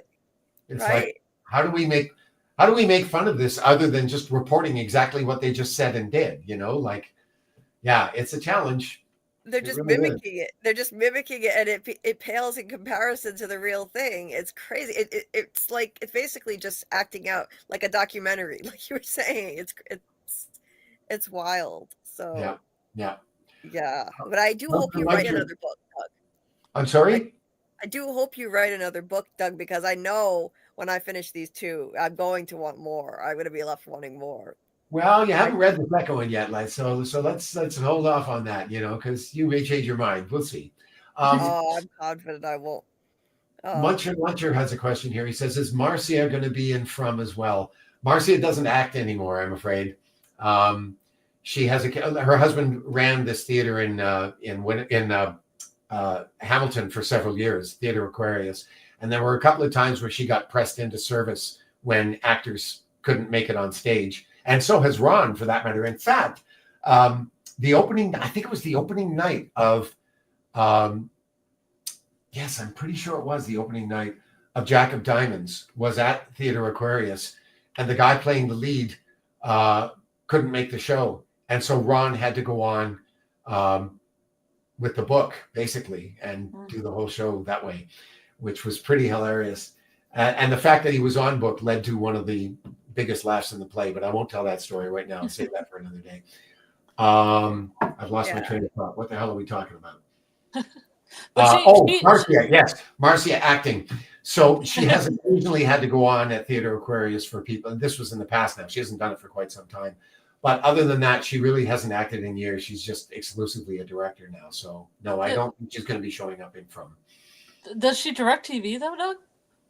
No, neither TV nor film. Now, she mentioned her other writing partner. They wrote a screenplay together, which they couldn't get off the ground. So they turned it into a play, and then that got produced, and it's had several productions now. So then they turned it back into a screenplay, and they've now got some interest in it. They've got a little bit of development money, and they've got a distributor that's interested. So they're really kind of working on that right now. So it was good timing that we finished Sucker when we did, because she's now working on that with this woman. So yeah, we'll see where that goes.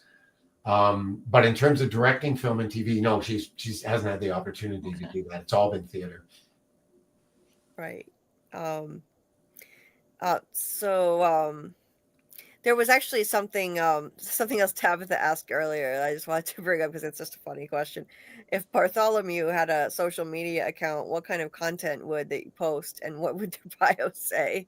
What about Tabitha? Love her name, by the way. Oh yes, Tabitha. There's a Tabitha. It's just spelled differently than this Tabitha. Yeah. Well, Tabitha she'd be all over social media just because of her age. She'd be all over TikTok and oh yeah, and X and all of it, Instagram and probably all kinds of things that I've never even heard of, I'm sure. Bartholomew, on the other hand, would have the most boring social media account on the planet. Yeah, I think so. Yeah, Tabitha would be all over that. Just her personality, yeah, 100%. She'd be on every social media platform, including TikTok, which I never bother with myself. But And if Bartholomew posted any pictures, they'd be of things like his backyard, or something like Grass growing. that. yeah. Yeah, and all these colorful characters, it's amazing. Like Dieter had asked this question, just in jest, of course. Should Julie make an audiobook for Deadline? I would listen. I couldn't because I wouldn't be able to do all the accents. You couldn't make an audio. If someone were to make an audiobook of Deadline, you'd have to have multiple people doing the accents, unless you had some kind of amazing voice artist like Mel Brooks or someone from the past who can do all these different voices. I don't know. Maybe you probably be able to mimic them pretty well, Doug, because you can do accents and voices really well. I could do the men, but if we were going to do, and I've done audiobooks where I've had to quote women, where I've had to do women's voices, and of course I'm not going to sound like a woman. Although I'll tell you an interesting story. I did this one. It's a fascinating book. It's called The Scientist and the Psychic, and it was written by a Toronto guy. He is a scientist. He works in chemical engineering. And his mother was this famous psychic in Toronto back in the 70s and the 80s, and a really colorful character. And the book is all about him trying to reconcile his mother's stated ability, and he's witnessed it himself, with his scientific background, and it's something he struggles with to this day. But his mom is quite the character, and there's some mention of her mother in the book. And her mother was from Yorkshire or somewhere in the North Country in England.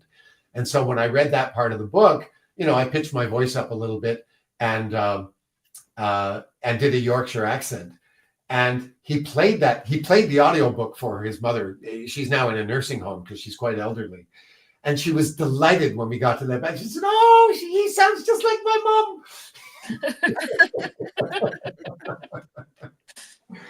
But if we were going to do an audiobook of Deadline, I think what I would want to do is give separate voices to all of the characters. But if we just did it with two people, it would be me and a woman, and I would do the male voices and she could do the female, Oh, you could totally do it. Yeah, you do different voices and accents so well. You could absolutely pull that off. I mean, I can, and even the female voices. I mean, I think you could probably do it if you had to.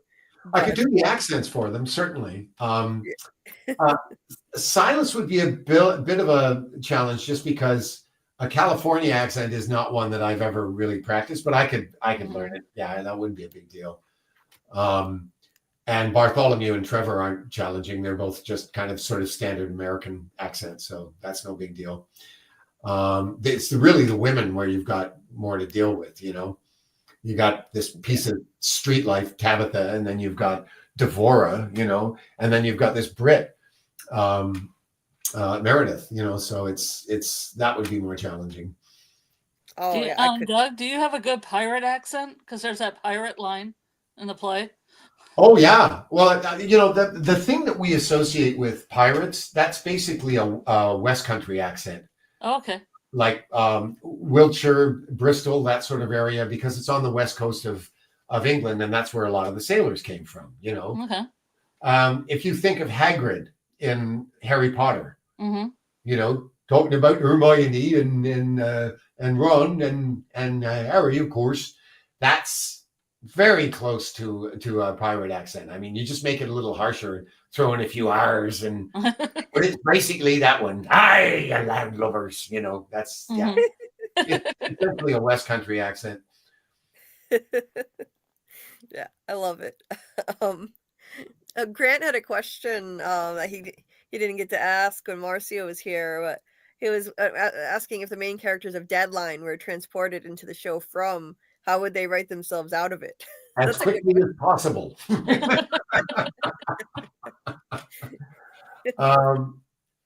That's a really good question.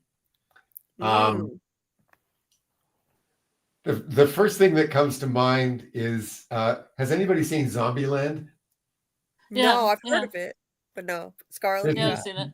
brilliant bit in Zombieland, Scarlet will recognize it, where the central characters all make it to LA and they find themselves at Bill Murray's house. Yeah. Of course, everybody has turned into a zombie. They're the only humans that they know of, right? And so they go to Bill Murray's house and he comes out and he's totally zombified and he's coming after them and think, oh my God, they got Bill Murray too. Oh God, we're going to die. And then they find out that no, he's just put on the makeup and he's faking it so that he can stay alive, you know? yeah. That's the And best I part. think that's what the writers would do. They would want to make themselves up to look like one of the monsters. And they would just go out at night and sort of walk around slowly and smile at everybody and try to get away with doing that. That's my first idea, just off the top of my head. I love it. Oh my God. Go Not an undercover. original one. I totally stole it from Zombieland, but there you go. You just go undercover as one of the Yeah. nightmare creatures. Totally. Yeah. Yeah. Get some intel from Smiley. Yeah. Well, they don't really talk to each other, though, do they? You know, No. Mhm. They really don't. they're always talking to one of the human beings. Yeah, you they're know? kind of just menacing. Yeah. Yeah. You know, it's funny. It's funny you say that because I have a friend in the fandom, Petra. She said that she had a nightmare that Smiley was chasing her and coming after her, and she pretended to be one of the monsters to survive. There you So go. she had a nightmare about it. Yeah, maybe it would work. Who knows? Um, Martin Martin said, I just Googled Marcia. Damn, Marcia was born in England too. I would have asked her about Lord of the Rings and Hobbit. I saw the bookshelf, would have asked if she missed the English weather too. Gotta be a no. No, absolutely. She was just there actually for a week. Her mom's in a nursing home as well. She was moving her from one to the other, and yeah, it's rare that she goes to England for the weather. That's for sure. Yeah. Yeah, it's not something people rave about. I hear it's pretty dreary, rainy quite a bit. So and yeah, so she was born there. I forget how long did she say when did she move to She was Canada? about 22 when she moved back to Canada.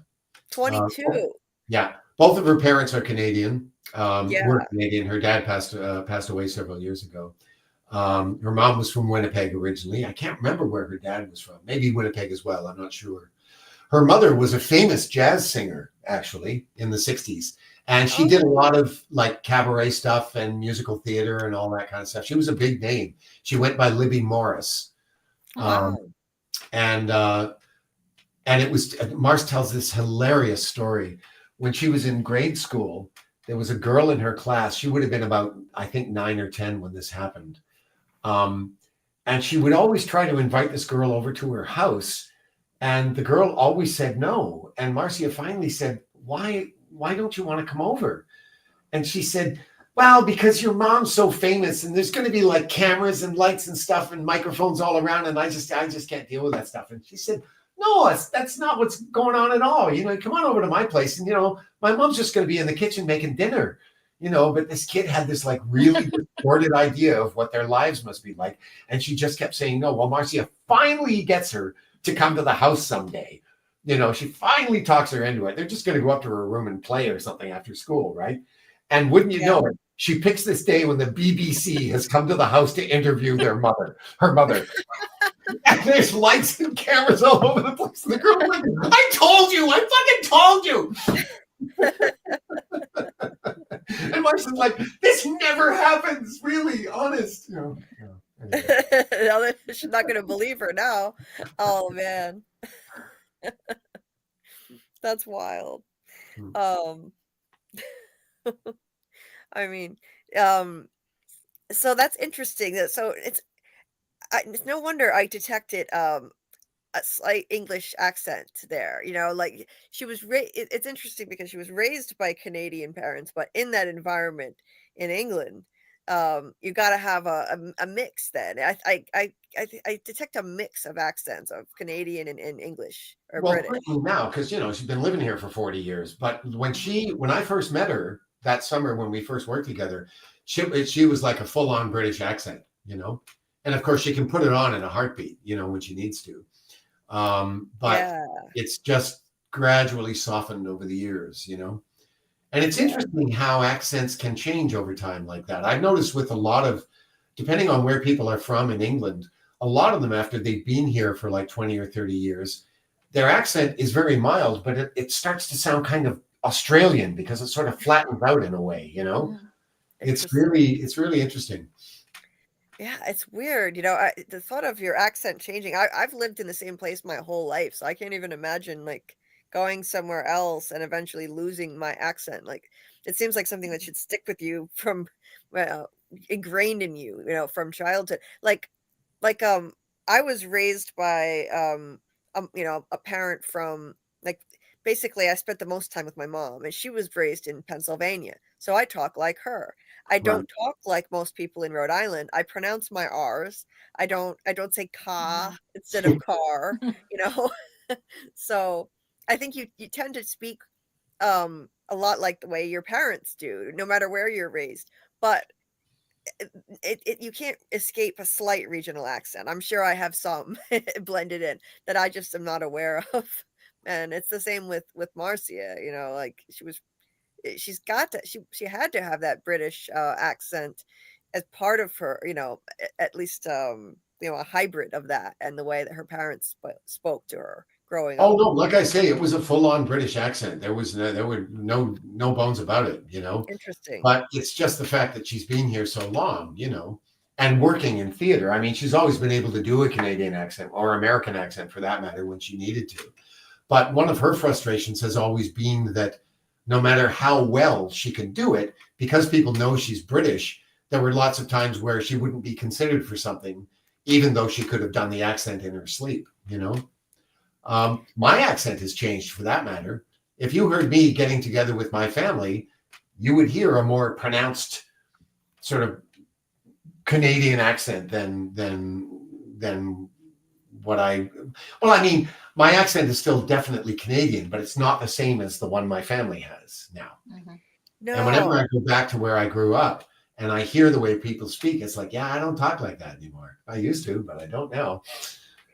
In fact, I was going to say actually that you don't have that thick of a Canadian accent. You have kind of a classic, veteran theater actor's accent. I don't know how else to describe it, but there's a certain way of enunciating that veteran theater actors have. Like you pronounce everything so properly, almost without an accent. I know there's no such thing, and everyone has some kind of accent, but it's like the way Kelsey Grammer talks. He's a veteran of theater. You can tell he came from a theatrical background. That sort of accent, that's what I get from you. Like not a thick Canadian accent at all. I mean, when you work in theater, do they try to train you to speak a certain way to get out of your regional accent a bit and enunciate differently? Well, to some extent, yes. I mean, it's not that they're because the thing is, like, a regional accent can limit you in terms of casting. So you have to learn to be able to alter that, as the situation requires. So yeah, I mean, learning sort of standard American, standard Canadians. In England, they call a standard accent RP, received pronunciation. What you hear on the BBC, for instance, that's kind of RP. We just called it standard British when I was in theater school. But yeah, it's a good idea. I mean, for example, look at somebody like Jennifer Lawrence. I love it when she tells stories on talk shows and stuff about her family, because suddenly she lapses into this really thick Kentucky accent. But she doesn't talk like that. Right. So yeah, it's just, I mean, most people think that Canadians. This is an interesting thing. One of the things I'm going to be doing in Spain is I'm doing this week-long immersion program with a bunch of Spaniards who are learning English, and they take a group of about 20 or 25 Spaniards and an equal sized group of Anglo volunteers, and they stick us in a hotel for a week, and we spend the week speaking nothing but English with these Spaniards. And the company that does this loves to get Anglo volunteers from all different parts of the world because they love exposing the Spaniards to as many accents as possible. But I've done this program several times. I've done it about 7 times now, I think, over the years. And every time I do it, the Spaniards are so happy because you spend a lot of your time doing what they call one-to-ones, where it's just you and one of the Spaniards, and you're together for an hour and you're just talking about whatever you want, you know? And so they get exposed to like everybody in the group. And when they get to me, it's like, oh, thank God, I can understand you. You speak so clearly. Like they, for some reason, they find the Canadian accent really easy to understand. So, It is. you know, they go It from is. somebody like me to some guy who's like from Birmingham, and they're lost, you know, Birmingham, England, I mean. Mhm. Some of the regional English and Scottish dialects. Oh, the Scots. Oh, Scots. Oh, and New Zealand. They're terrified of Kiwis. They just find them impossible to understand. It's really funny. But they love Canadians because they at least they can speak to us, you know. Yeah, Anyway. there are certain dialects of like there are various versions of the British accent, and some of them are extremely difficult to comprehend what they're saying. So I know what you mean. Yeah. But yeah, with you, everything is enunciated so clearly that it must be helpful in a program like you're going to be doing. Yeah, totally. Well, and just being an actor, the way this program is designed, it's like an actor has the perfect skill set to do it. And I tell all my friends, you know, if you're looking for a fun holiday, if you want to go visit Spain, book an extra week and do this program. It is so much fun. That's why I keep going back to do it. I just love it. I'm really looking forward to because it's been like 5 years and change since the last time I was able to do it. So What's the name of the program, Doug? the name of the company is Diverbo, Diverbo, and their website is just diverbo.com. And if you go on there, there's a section called the Volunteer Zone. Just click on that, and you can get the whole spiel. There's they have different places in the country that they use. They also do a program in Germany, which I've never done because it's only 5 days long, and it's a long way to go to just do 5 days. This is a full week. It actually ends up being sort of 8 days in total in Spain, and I prefer that if I'm going to go all the way over there to do it. But they have 3 different sites that they use in Spain, depending on what week you choose to go. The one that I'm going to, it's always, every time I've gone, it's been the same one. It's this little town called La Alberca, which has been kind of maintained in its original 17th century form. It's this tiny little village. I've posted some pictures of it on Instagram, and it's just gorgeous. And the hotel is about 1 kilometer away from the town. And at the countryside is just beautiful. There's lots of, they're not quite mountains, but it's very, very hilly, that area, and it's very rugged. And there's a monastery up on top of this hill that's not far from town. It's only about 10 miles out of town, which we sometimes get to go and visit. And the view from up there is just stunning. It's quite far west from Madrid. It's almost all the way to the Portuguese border. But it's a gorgeous place, and I just can't wait to see it again. That's awesome, Doug. And you're going to be there. Well, how long are you going to be in there? 2 weeks in Spain? It's almost 2 weeks in Spain because I'm going a few days early because I want to connect with some theater companies while I'm there, and a few friends that I've got in Madrid from programs in the past. And then the program is like, I'm arriving on the Monday. The program starts on the Friday.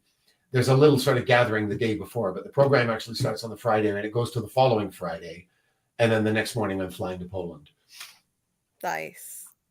Well, we'll miss you while you're away because we've gotten accustomed to you gracing us with your presence and your amazing stories, Doug. Well, I may get the odd chance to come on and say hello, depending on the schedule. We'll see how it goes. Like Dieter, I think Dieter is only 5 hours ahead of you. I'm going to be 6 hours ahead of you, but depending on what's going on, you know, I may be able to sneak on and say hello at some point. We'll see. Oh, that would be cool. And you'll be getting lots of this guy. You'll have that guy. I was going to say, you're going to regale us with the adventures of your mini-me. Sorry? We're gonna regale us with your adventures of your mini-me. Absolutely. I'm going to take him to every scenic spot I can find. You know, I've already got several planned out. It's just a question of getting the chance to do it. Yeah. That's awesome. Yeah. Yeah. He'll be having some adventures. He's going to have his own little passport. He'll need his own passport and be a world traveler. I was thinking I wanted to take him in my carry-on luggage so that I would go through security with him, you know, Yeah. because I wanted to get a picture of him sitting in one of those plastic tubs going through the. But I thought the problem is they're going to look at this and they're going to think drug mule and they're going to want to cut him open. So I thought, no, I can't do that. I'll have to put him in my luggage. I mean, I was thinking, what would I say to them? I was saying, come on, guys, would I actually bring him to security? I would put him in my checked luggage at least, don't you think? But no, I don't want to risk it. So I think I have to pack him in the luggage. No, yeah, we can't risk harming the mini man in yellow. No. Are you kidding? No, Alexis would have a heart attack. I can't do that. Oh my God, no, that'd be a travesty. We got to protect him at all costs. But I do imagine a picture of him looking out the window of the plane. Yeah, that's depending on where I'm sitting. That's a possibility. Believe me, there are many scenic vistas he's going to be looking at while I'm there. I guarantee you that. I can't wait to see him on the set of From too. You know, that's gonna be hilarious. You know, if they allow you to just take pictures in certain areas that we know well, so you're not giving anything away, that would be really cool to see when you're filming there. I have a feeling they're not going to let me do that, but certainly backstage pictures, absolutely. You know, like in the trailer or the makeup trailer or that kind of thing, or with some of the cast, you know, just hanging out, absolutely. But doing it on set, I have a feeling they're going to say no. They're not going to let that happen. Really, like even that, like the outdoor, like the buildings they made, like the fake town. You know, they built that whole town out there. You don't think they'll let you? You know what? They didn't build the entire town. Oh, the diner, I can't remember where it was. I met this woman. It was somewhere online. Maybe it was on Instagram. I can't remember.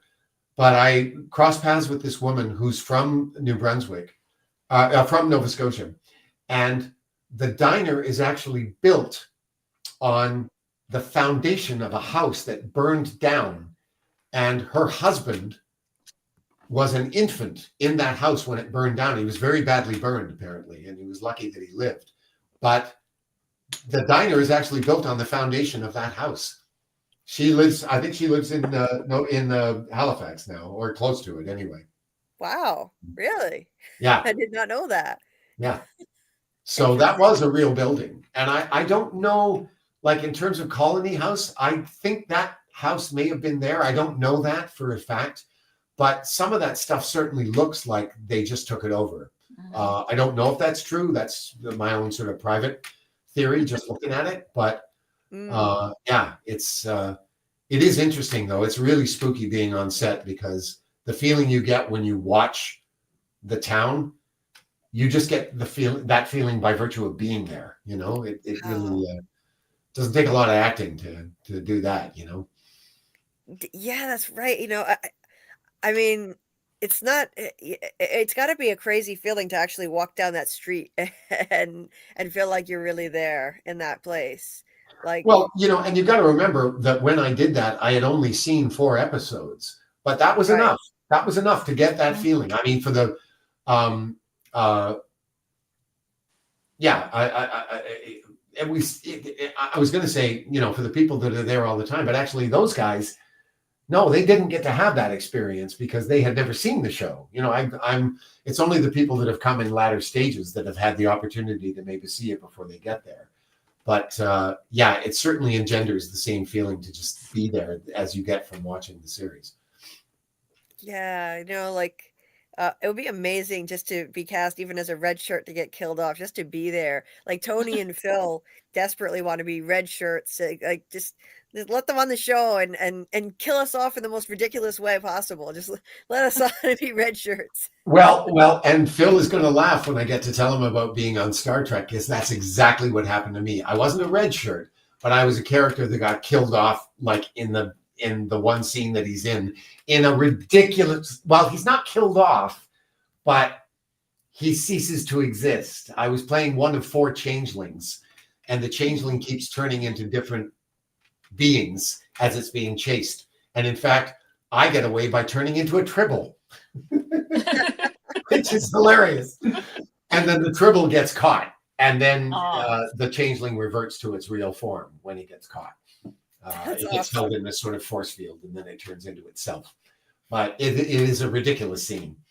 And despite the fact that it's like very, very short, it took us 3 days to shoot the damn thing. It was, but yeah, Phil's going to wet himself when he finds out that that's the scene that I was in. Oh, he's going to love it. He's a huge Star Trekkie. He's going to enjoy that. So was I. I mean, you know, if you had told me as a kid when the original series was on TV that someday I would be on a Star Trek series, I would have thought I had just died and gone to heaven, you know? I bet. I bet. Even just to be a day player, that must have been an amazing experience. As someone who was a fan of it. Well, it was a 3-day player, but the other thing that was fun about it was a guy who was playing a big role in that particular episode was Marcia's cousin, Danny Kash. Oh. And Danny and I did this hockey movie together like 32 years ago and had never worked together since. And we were telling the woman who played the lead, it was like, yeah, the last time we worked together, you were in kindergarten. Wow. And she's like in her mid-30s now, you know? That's crazy. And as far as red shirts too, I missed this one earlier, but Samuel said, only the writers of From know how to get out. Mara and Don would be red shirts and get ripped apart instantly. Oh no. I think Mara and Don are smarter than that though. Mara and Don are crafty. I don't know. I think they would make it. No, well, let's put it this way. If Mara and Don had been on the bus, I think they would have been the first two to appreciate the situation. Like, they wouldn't have needed Donna to blow the tire out of the bus to realize, no, we're not getting back on that bus. I think they would have put it together themselves. No, they're clever characters, you know. Like, does that mean they would survive for very long? Hey, and from that's no guarantee of anything, but yeah, not at all. I mean, yeah, intelligent people get killed off on the show just as much as anybody else. So, Amy had said the monsters would make it a game where she thinks she's hiding well, but at the end they kill her. Yeah, probably. If they were hiding and pretending to be monsters. Yeah. Samuel asked this earlier and he just asked it again. Sorry about that, Samuel. I meant to highlight it. What new song would you add to the diner jukeboxes? Oh God, there are so many. So many I would want to add. And it would depend on the situation. I'll tell you a funny story. The very first time I decided to write a screenplay, I didn't know what the story was going to be. I didn't have an idea for this story. And so I had to find some circuitous way of coming around to a story idea. So I said to myself, okay, you don't know what the story's going to be. This was after Marcia and I had written Whose Underwear. I think just the one play. That's all we'd written at that point. I thought, I want to try my hand at the screenplay, but I have no idea what the story's going to be. So then I decided to write down a list of all the songs that would have to be in my soundtrack. And by the time I got to the end of that list, I went, now I know what the story is. That was good exercise. Having said all of that, there's just too many. But one that just popped into my head that I think, because of course the great thing about the songs is the thematic connection they have to what's going on. Yeah. The very first one that popped into my head was Gordon Lightfoot's "If You Could Read My Mind." I would certainly want to put in a Tom Waits tune at some point. He has one song that would fit perfectly in there. It's called "When We All Die Screaming." Oh man. When we all die screaming. Yeah. It's awesome. Gordon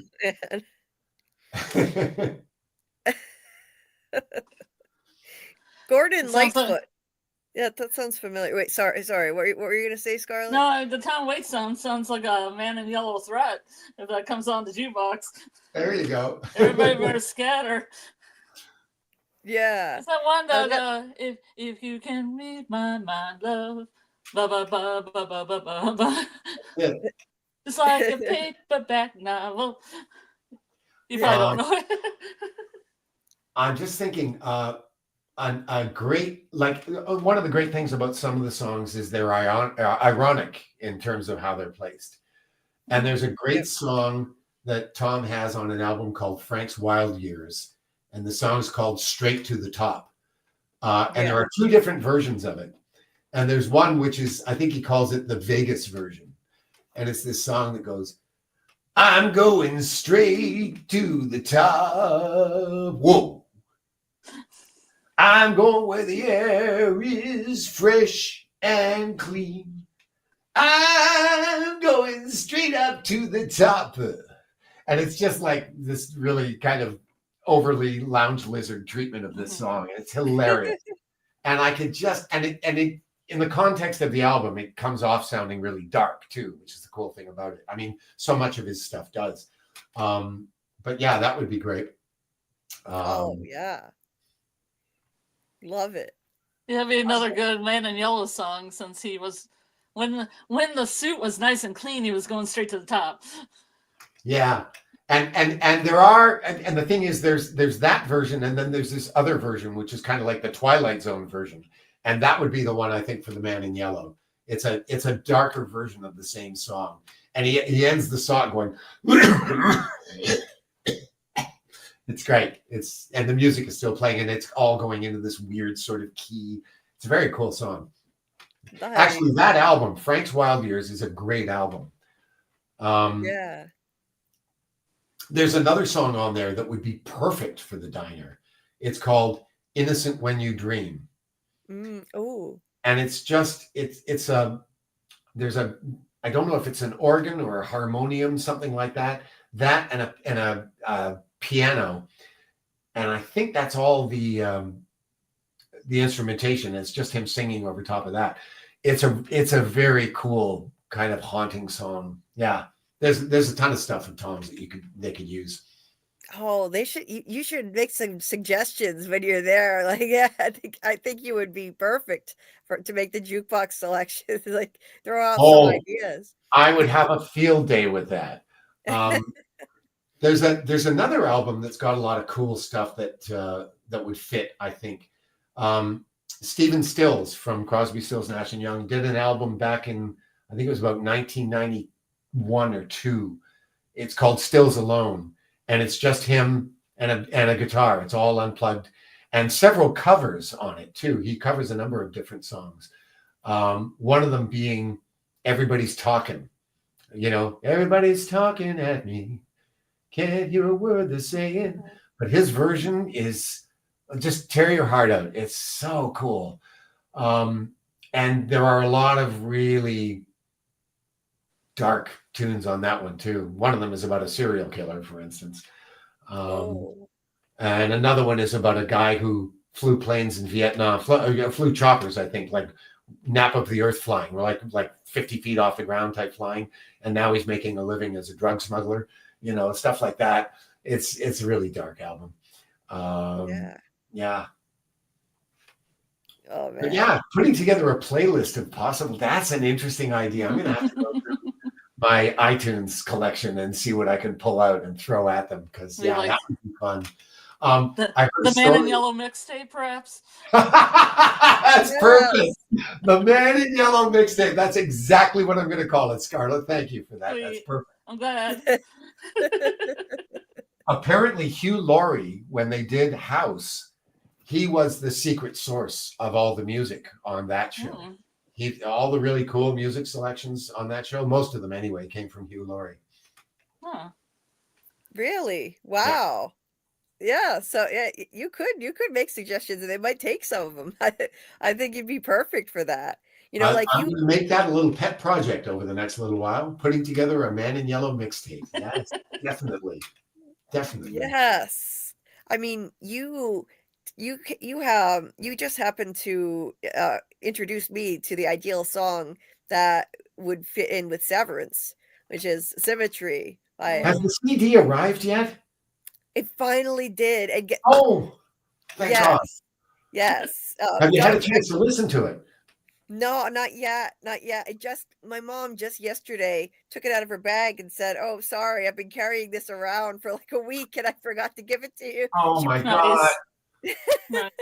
I'm dying to hear what you think of this. I think you're going to love it. So, I think so too. My mom gets the mail and then she puts it in her bag, brings it upstairs and Mhm. forgets about it sometimes for a week or two. I'm like, "Gee, yeah. thanks. Some of this is urgent stuff, Mom."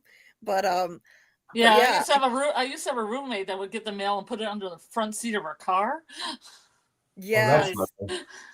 Well, yeah, so Bills Doug and made stuff. me So Doug actually made me a mixtape, a mix CD, and I can't wait to listen to it. But the song he introduced me to is called Symmetry, and I mean, somebody needs to tell the makers of Severance like to put this in somewhere, fit this in because it sounds like it was made for Severance. It's perfect. It's I just love the song, and so Doug made me a mixtape of all of a whole bunch of Jane's songs. I can't wait to check them out. Yeah, I'm really I'm really psyched about that. So I've got my own Man in Yellow mixtape, actually. Well, when you're talking to Mark Geller, you might want to run that song by him and say, hey, maybe you could suggest this if, to somebody. I bet you two would get along famously because You know sorry, Mark is a fan of From, right, Doug? Yes. Julie told me that. yeah. And he's a veteran in theater apparently. Yeah. So it's just funny because you're both veterans in theater. You enjoy Severance. And you're on From. He enjoys From, and he's on Severance. It's just like mirror images. I When bet you are two you doing the interview with him? Monday Oh, Monday. night. Yeah. Well, if is it going to be live, or are you recording it and editing it, or what? It's going to be live actually. Oh, Yeah. well, if I can, I'll So try and pop on to at least say hello. Yeah. we were kind of hoping that like because we think that you would really get along well. So if you would like to pop on, we would love it. Well, I don't have any plans for Monday yet. I'm going to be doing housework that day because Cliff and Liz are coming over for dinner the next night. Oh yeah. But other than that, I don't have any plans, so I should be able to pop on. What time are you starting? 10 p.m. 10. Okay. Yeah, that should be doable. Oh, that would be awesome, Doug. That would be so cool. Scarlett and I have been talking about this for a while. Like, gee, I bet they would get along well because you've got a bunch of things in common. So, I think it would be interesting. Cool. Well, if you get a chance, like try to listen to the CD before then, because there may be other songs on there as well that you think, oh, this is kind of cool. Oh, I will be now that my mom today I didn't get a chance because I was getting ready for the live and finishing a video, but now my mom finally gave it to me. I will be listening to it, and I will let you know my impressions on it. And definitely, I'll have listened to it way before Monday. So Something to do while you're on this treadmill, maybe. yes, There you go. anything to pass the time, right? Yeah, Samuel, that would be an awesome collab. Yeah, Dieter says, "Hell yeah, absolutely." That would be so cool. I will try. If I'm free, I'll be here. That's so cool. Samuel I'm sorry I didn't get to your question when Marcia was here. He wanted to ask Marcia what song she would pick for the diner, and he said, "Can you try picking for her, Doug?" Oh, that's really tough because our musical tastes are very different. She and her husband Ron are big jazz fans, and actually so am I. There's a jazz station here in Toronto, Jazz FM, which you can get online, and I recommend it to any jazz fans out there. It's a great station. And in fact, they do fundraisers throughout their year. And I just volunteered for them a couple of weeks ago to answer phones. But they listen to a lot of jazz. And I have a feeling they would probably suggest something in a jazz vein, but I couldn't be specific about what. Yeah. Yeah, that's something that's very specific to the individual. So, yeah, it would be a tough one to ask, but who knows? Maybe sometime she'll come on again and we can ask her more questions. Um, but I appreciate all the people who did ask questions. I highlighted as many as I could, and oh shoot, my YouTube tab is now playing. What the heck? It started playing by itself. Oh, that There we happened go. to I me. stopped. That happened to me yesterday, right at the beginning of the interview with Jeremy. I had like 5 YouTube tabs open, and they all started playing right when we went live, and I couldn't hear. All I heard was this barrage of noise, and I couldn't hear him at all. And it was a very dicey start to the whole thing. It's crazy. Oh my God. That's crazy. Yeah. Well, I couldn't tell. I couldn't tell that anything went wrong. It seemed like it all came off perfectly. So No, I was just kind of looking around, like trying to figure out what the hell was going on. And he was saying, "Can you hear me?" And I, fortunately, I got there just in time to answer that question. But yeah, it was very awkward. Anyway. yes. Well, I couldn't tell. I thought it went really well, and it was a great interview with Jeremy. So, Dieter, I think I asked your question. But you can ask it again if I'm. I think he was talking about the audiobook question. As I didn't see any others, but Dieter, you can drop it in the chat if I missed it. But yeah, sometimes they just autoplay. Like, I don't know how that happens, but yeah, I enjoyed that interview with Jeremy, and you know, it was cool. I know he was honored. You know, he felt really honored to get to do that interview, and you know, like a lot of YouTubers do live streams, but not interviews. So when you get the opportunity to do it, it's awesome. I mean, I was thrilled to be able to do this, and you know, it's just so much fun. Oh yes, Dieter. Yeah, I asked. Well, someone else asked almost the same question, so I didn't have to ask it. It was basically the same thing. The inspiration behind Deadline. Yeah, we did get to that. Yeah. Oh, there's a question from Debbie. Debbie. Debbie. She's asking Yeah. Scarlet, what's her pick? It's Kung Pao Chicken. It has a connection to Deadline. So when you read Deadline, you'll go, oh, okay, I get it. I'm glad you got back to that question, Doug, because I saw it and I was hoping we'd get back to it, but I didn't want to just say it real loud right in the middle and have no context because I can't highlight the chat. Yeah, Debbie. It's delicious. Debbie was here a little bit early. Have you ever had it? Oh yes. I'm a big fan of Szechuan in general. Oh yeah, me too. Yeah. Scarlet always has an avatar for like specific to the occasion. It's I have a really special one for the Severance finale, and you'll see it when it gets there, and you'll never guess. Nice. But it's delicious looking. It's delicious looking. Yeah. Oh well, I'm sure. Has this a little something to do with? I got it. Or the screaming. She likes the screaming goat, if I may. Oh yeah. It's kind of like that. It's not goat curry though. It's not goat curry. I'll just say that. Yes. Oh, I love the screaming goat noise. It's hilarious. I sent her a bunch of clips of goats falling over, like when goats faint.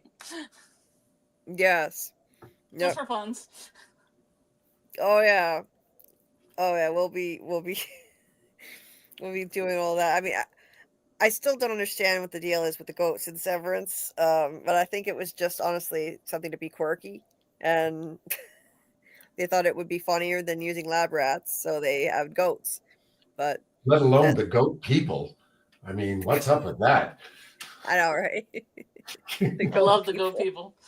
The goat people. Yeah, I wish I would start Gwendolyn Christie on more because I really like her as an actress. I know. I wanted more. I wanted to see more of the goat people. Apparently, that was it. That's all we're gonna get of them because we're heading to the finale, and that's it. Nope, we haven't seen them again since. Just weird. But I'm glad, Doug, that you caught up to us on that. Like, and that you're liking the show too. Because I do think it's one of the best on TV. And you know, Mr. Frogman Thank you so much for the donation. Really appreciate it. Thank you for doing that. I'm not monetized yet, so every little bit helps, and I truly appreciate it. That was so very kind of you. Thank you, thank you, thank you.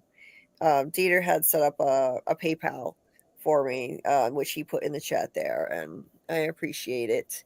I did apply for monetization, so I should be able to be monetized, but it'll take about a month because I finally did it. I'm And glad to hear that. yeah, yeah, I should have done it months ago, but yeah.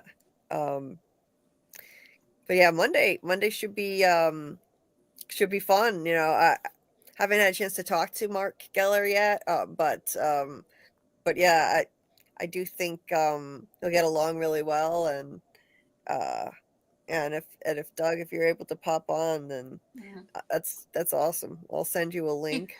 He's also open to all types of questions too, no matter what you want to ask him. You know, send it to us. Yes. Oh, really, Don't be shy. Scarlet? Oh yeah, when he was on Janie's, he was like, she was like, "Oh, these are a couple like weird questions or quirky questions." And he's like, "Go ahead, I'll answer them." Okay, that's nice. Well, that's kind of how I feel, you know. Yeah. Grant's got a comment here in the chat where he says, "I don't have an accent. You all speak weird to me." Yeah, reminds me, an actor friend of mine was in Adelaide, Australia for I think a theater festival or something, and a show he was in got to go there, and he was telling me about being in a bar and this woman chatting him up and saying, "I reckon you've got a smashing accent." That's great. No one, I think a lot of people think they don't have an accent, but they actually do. You know, like everyone has some type of. Everyone on the planet has an accent, you know. Yeah. Of course, we don't hear an accent because, you know, we everybody around us sounds like us, you know. But yeah, everybody has it. Yeah, I mean, it's one of the things I love about language is the fact that everywhere you go, it's a little different, you know. Absolutely. Or a lot. I mean, like, I took a journalism class in college, and I remember learning how, like, there's for some odd reason, you know, newscasters they're taught no matter where they are in the United States, to speak in a certain way. Like they actually unlearn their accent, and there's like a newscaster accent, you know, where they speak more properly. Everything is enunciated a certain way, so there's that. but yeah, other than that, I mean, everyone has an accent. They just, you know, it's inevitable. But like I don't think I have a New England accent, but Mackie was saying, yeah, he could tell I'm from the East Coast. So apparently I do sound like, if you say the word wicked every once in a while. I do say wicked. Wicked is something we say a lot of. Like, oh, this is wicked cool. Yeah. Wicked is an adjective New Englanders are fond of. Well, here's speaking of the newscaster accent, here's a bit of trivia for you. Did you know that Peter Jennings, who did the news for, was it ABC forever, is Canadian? No, I did not know that. Yeah. Yeah, see, you can't tell because they teach them to speak differently in journalism classes. You know, they learn how to enunciate in a different way and lose their regional accent. And I have to tell you, as an actor, you know, I'm constantly reading for things that are American scripts and they want a standard American accent. So there's always, in the breakdown, there's always a warning for the Canadians, you know, watch you're not saying sorry instead of sorry. Yes. You know, and the OUs, you know, your outs and abouts, you got to be careful with those. And even I have to watch that stuff sometimes. You know, I listen to myself and nope, that's a little too much. Got to flatten that out a little bit, you know. Yes. Oh, yeah. That's right. The classic sorry. I grew up watching shows that were made in Canada, a lot of kids shows, and like now it sticks out to me now that I'm familiar with what that accent is. They say sorry and about instead of about. No, we don't say a boot. Now, there are certain parts of the country, for example, in the West Coast in BC, it starts to sound a bit like a boot. But what we say is about. And it's actually a triphthong, and it comes from the Scots. So it's "aui" all together. About, out and about. You out in the bush there, up north, like you get a case of 2-4 for the weekend, and away you go. That's that's Yeah. that's a rather cartoonish version of a Canadian rural accent. Yes.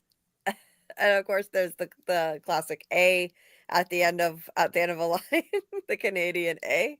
which Americans say more often than they realize. Yeah. It's just we got saddled with that one because I guess we use it a little more frequently. But I'll although often with Americans instead of A you'll get huh. But the two are kind of interchangeable. Here you don't hear huh so much. Yeah, occasionally, but it's mostly A. Oh yeah. It's a classic thing. It's a stereotype people say about Canadians, but we do say it here too. Yeah. Around here we say, my regional accent will be wicked Wicked smart. smart. Yeah. Wicked smart. Yeah. I think Michigan. Yeah. Go ahead. I think Michigan's close enough to Canada. There's a little bit of exchange there.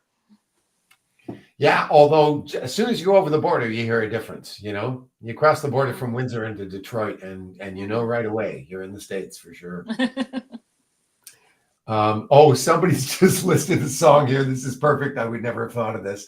One of the songs they should have playing on the diner, maybe in an episode I'm in, Mellow Yellow.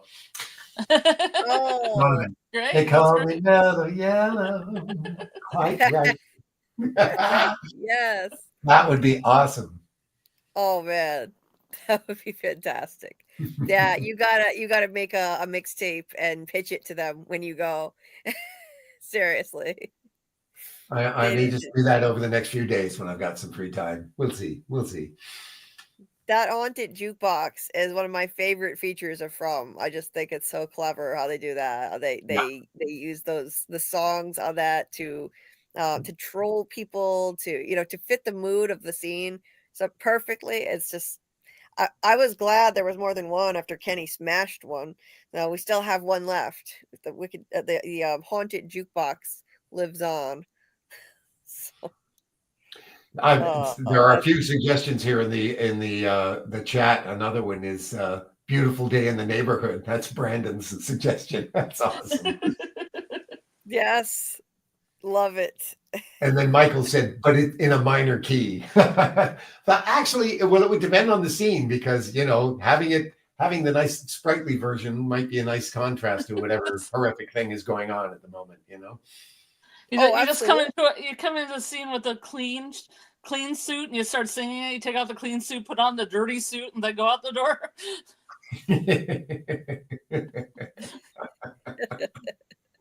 Go out to do your business.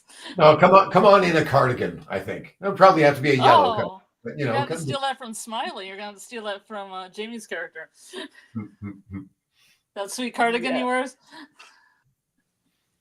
Yes. Yeah. Well, yeah, the best.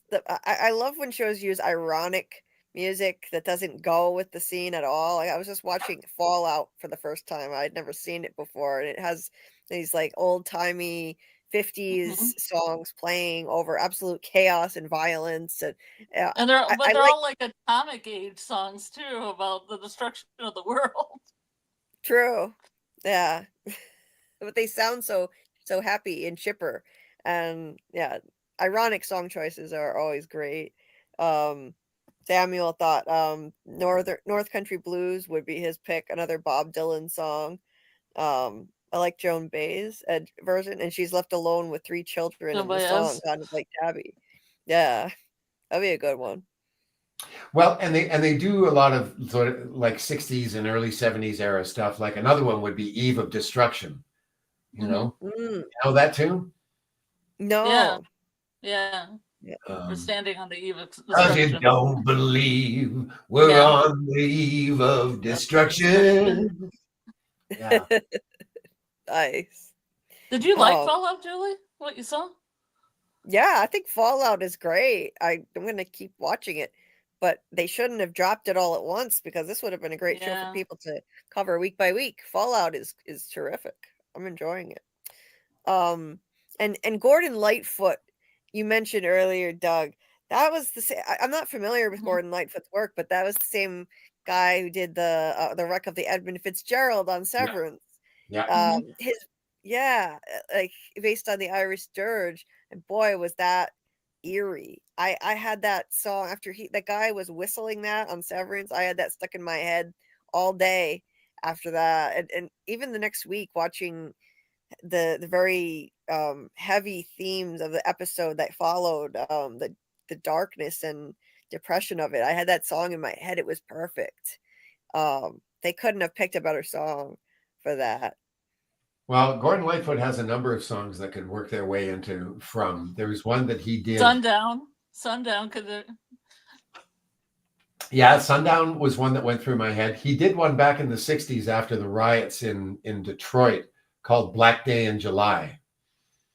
And it's all specific to what happened in Detroit. But, you know, if we're filming in the summer and something really nasty is happening in an episode, you know, Black Day in July might be a nice touch too. Oh, God, yeah. Yeah. And that song that goes, "It's the end of the world as we know it," and I feel fine. Forget what song is that? That's REM. And that's what it's called. It's the end of the world as we know it. That's it. That's it. That would work. Man Eater.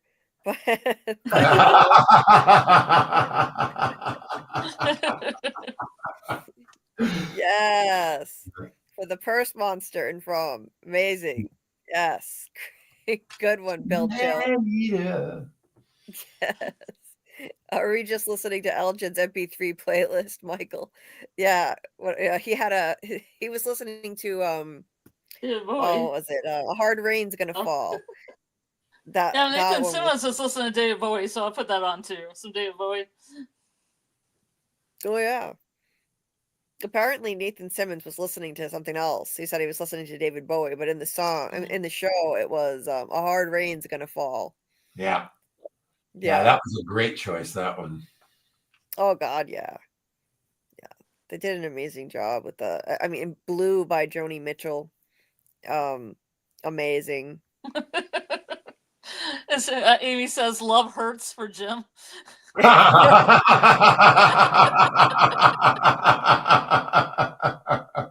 That's perfect, Amy. Yes. Hell yes. Oh, Elgin's. I was trying to think of an eye song. Bill Chill's got Elgin's playlist, "Doctor My Eyes" by Jackson Browne. That's brilliant. Yeah. And actually, that would be a great song when you think of it for the series in general. Anyway, it would be. Yeah. Yes. Yeah, that's right, Michael. When Boyd was walking down the street, it was A Hard Rain's Gonna Fall. Yeah, that's right. And the first one, the first one was amazing too. When the whole series opened, it was We Got to Get Out of This Place. Yeah. Yeah. I mean, it sounds like it was made for From. It's perfect. and the way that they orchestrated it too, there was a part like right when when the lyrics are going something about little girl so young and pretty, you'll be dead before your time is due. Yeah. It shows little Megan on the swings right when those lyrics are right when you're hearing those lyrics. It was perfectly orchestrated, like the way that they put that song in. My God, genius. The foreshadowing there. Wow. It was so good. And it talked about something about Daddy in bed dying. That applied to Mr. Lou. He wound up dead by the end of that episode too. Yeah, that was perfect. Anyway, oops. My StreamYard is lagging a bit. Sorry, I keep accidentally highlighting comments and unhighlighting comments. Hey there, AA. Hey. Doug with the From the Soul laugh. Doug has a great laugh, doesn't he? I went to see a friend of mine in a show here in Toronto. It was a two-hander. She and Paul Soles, who I mentioned to you the other day, Julie. Paul Soles was a veteran Canadian actor who was the voice of Spider-Man in the 60s animated series. You know, the one with the song, Spider-Man, Spider-Man does whatever a spider can. Yeah. Paul Soles, he was the actor in this play with this friend of mine. It was a two-hander. Yeah. And I was sitting towards the back of the house. It wasn't a big theater. It was about a 400-seat theater. And I was sitting toward the back of the house, and she had no idea I was there. And it's just the two of them on stage like this, and I'm sitting like over there. And there aren't a lot of laughs in this play, but there was one. And as soon as the laugh hit, you know, out came my laugh, and she just went, couldn't help herself. She just immediately looked like, holy shit, he's here. You know? Yeah. Thought, yeah. Well, what can I say? There was a gal I went to theater school with who had quite a signature laugh. And when I moved to England, she actually came over shortly after I got there. And she went to see the Rocky Horror Show, which was still playing on the West End back then. And she was sitting up in the cheap seats with this laugh. And it was a laugh that was producing a secondary laugh. Every time there was a laugh, she would this peal of laughter would come out of her, and everybody would laugh at that. And after this had happened a few times, the guy playing Frankenfurter just looked up and said, "Yes, I'll take a half a dozen of those to go, please." That's awesome. So Doug, you did voices for a Cat in a Hat animation? I did. What I was a character called Dr. Giggles, and then I was another character called Lars the Lemming. I don't know what the titles were of the episodes, but yeah, that was it. Yeah. Oh, that's cool. That's cool. Yeah, I remember seeing you on What Is From Cast, and Alex was saying, yeah, his kid watches that show, and so he was like, oh, yeah, she's heard your voice before. Yeah. Well, Dr. Giggles sounded a little different than the Man in Yellow, I have to admit. So did Lars the Lemming, for that matter. Or yeah, I was gonna say. Right. Oh, well, I mean, you're ideal to be a voice actor with the way that you're so versatile in your intonation, your accents, the things that you can do with your voice. So, I mean, you could go crazy with that. You could do a ton more of that. I mean, if you wanted to, but I mean, well, honestly, it's a tricky thing because there are so many people doing it, and the other problem is that and this really kicked into high gear when COVID hit, because everybody and his brother started doing what I did, which was like build this recording studio here beside me. So suddenly there were a whole lot more voice actors than there used to be, because everybody was out of work, you know, and it was a relatively cheap and easy thing you could do. I had already been working as a voice actor for quite a while. So, you know, I had already I was a known commodity already, but having a studio at home certainly was a help. But what's happening now is a lot of people are undercutting the union. Like most voice actors, professional voice actors in Canada are members of ACTRA, which is the Canadian equivalent of AFTRA or SAG in the States. And you've got people now who are building studios at home, and they're doing voiceover gigs. It's kind of like Fiverr, you know, like they sell themselves cheaply to anyone around the world who needs a voice, and they're making a killing. I mean, they're having to work 16-hour days to make a killing, but they're doing very well doing this, and they're undercutting all the union jobs. And so there are fewer and fewer union jobs to do because everybody's going the non-union route now. And these people are doing voiceovers for places like literally around the world, you know, and making a full-time job of it. But I refuse to do that. So the only things that comes my way are union jobs, and they're very few and far between, because not only does it have to be a union job, but it's got to be one for my demographic. And that's a very narrow part of the spectrum. So there's not a lot of voiceover work for professional voice actors anymore, not as much as there used to be. Oh, wow. That's too bad. I can imagine they might start, using AI too, instead of real people. Like AI is going to be replacing a lot of jobs, which is a shame. Yeah, absolutely. Because they can make it sound so realistic, and they're going to be using actual people's voices, you know. Yeah. there's already people on YouTube that do a lot of content. Julie, I'm talking to you as well. That their voices actually get stolen and put on other AI videos. Yeah. Oh my Somebody God. copies their voice. Yeah. That's crazy. Already. Yeah, that's not Way, good. way in the future, I'm afraid. Oh, yeah, that's not good. I mean, That's the thing. Pretty soon, there aren't going to be any voice actors because they're just going to pick stuff out of the AI library. Manufacture. basically they could they could totally do that, and yeah, that's just a shame, because you just it's just like when automation replaced people in factories. Now it's like Rod Serling predicted with the Twilight Zone way back when.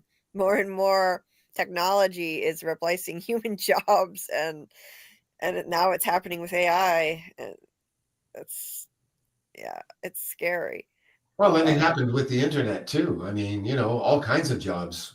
Look what's happened to the postal system as a result of email.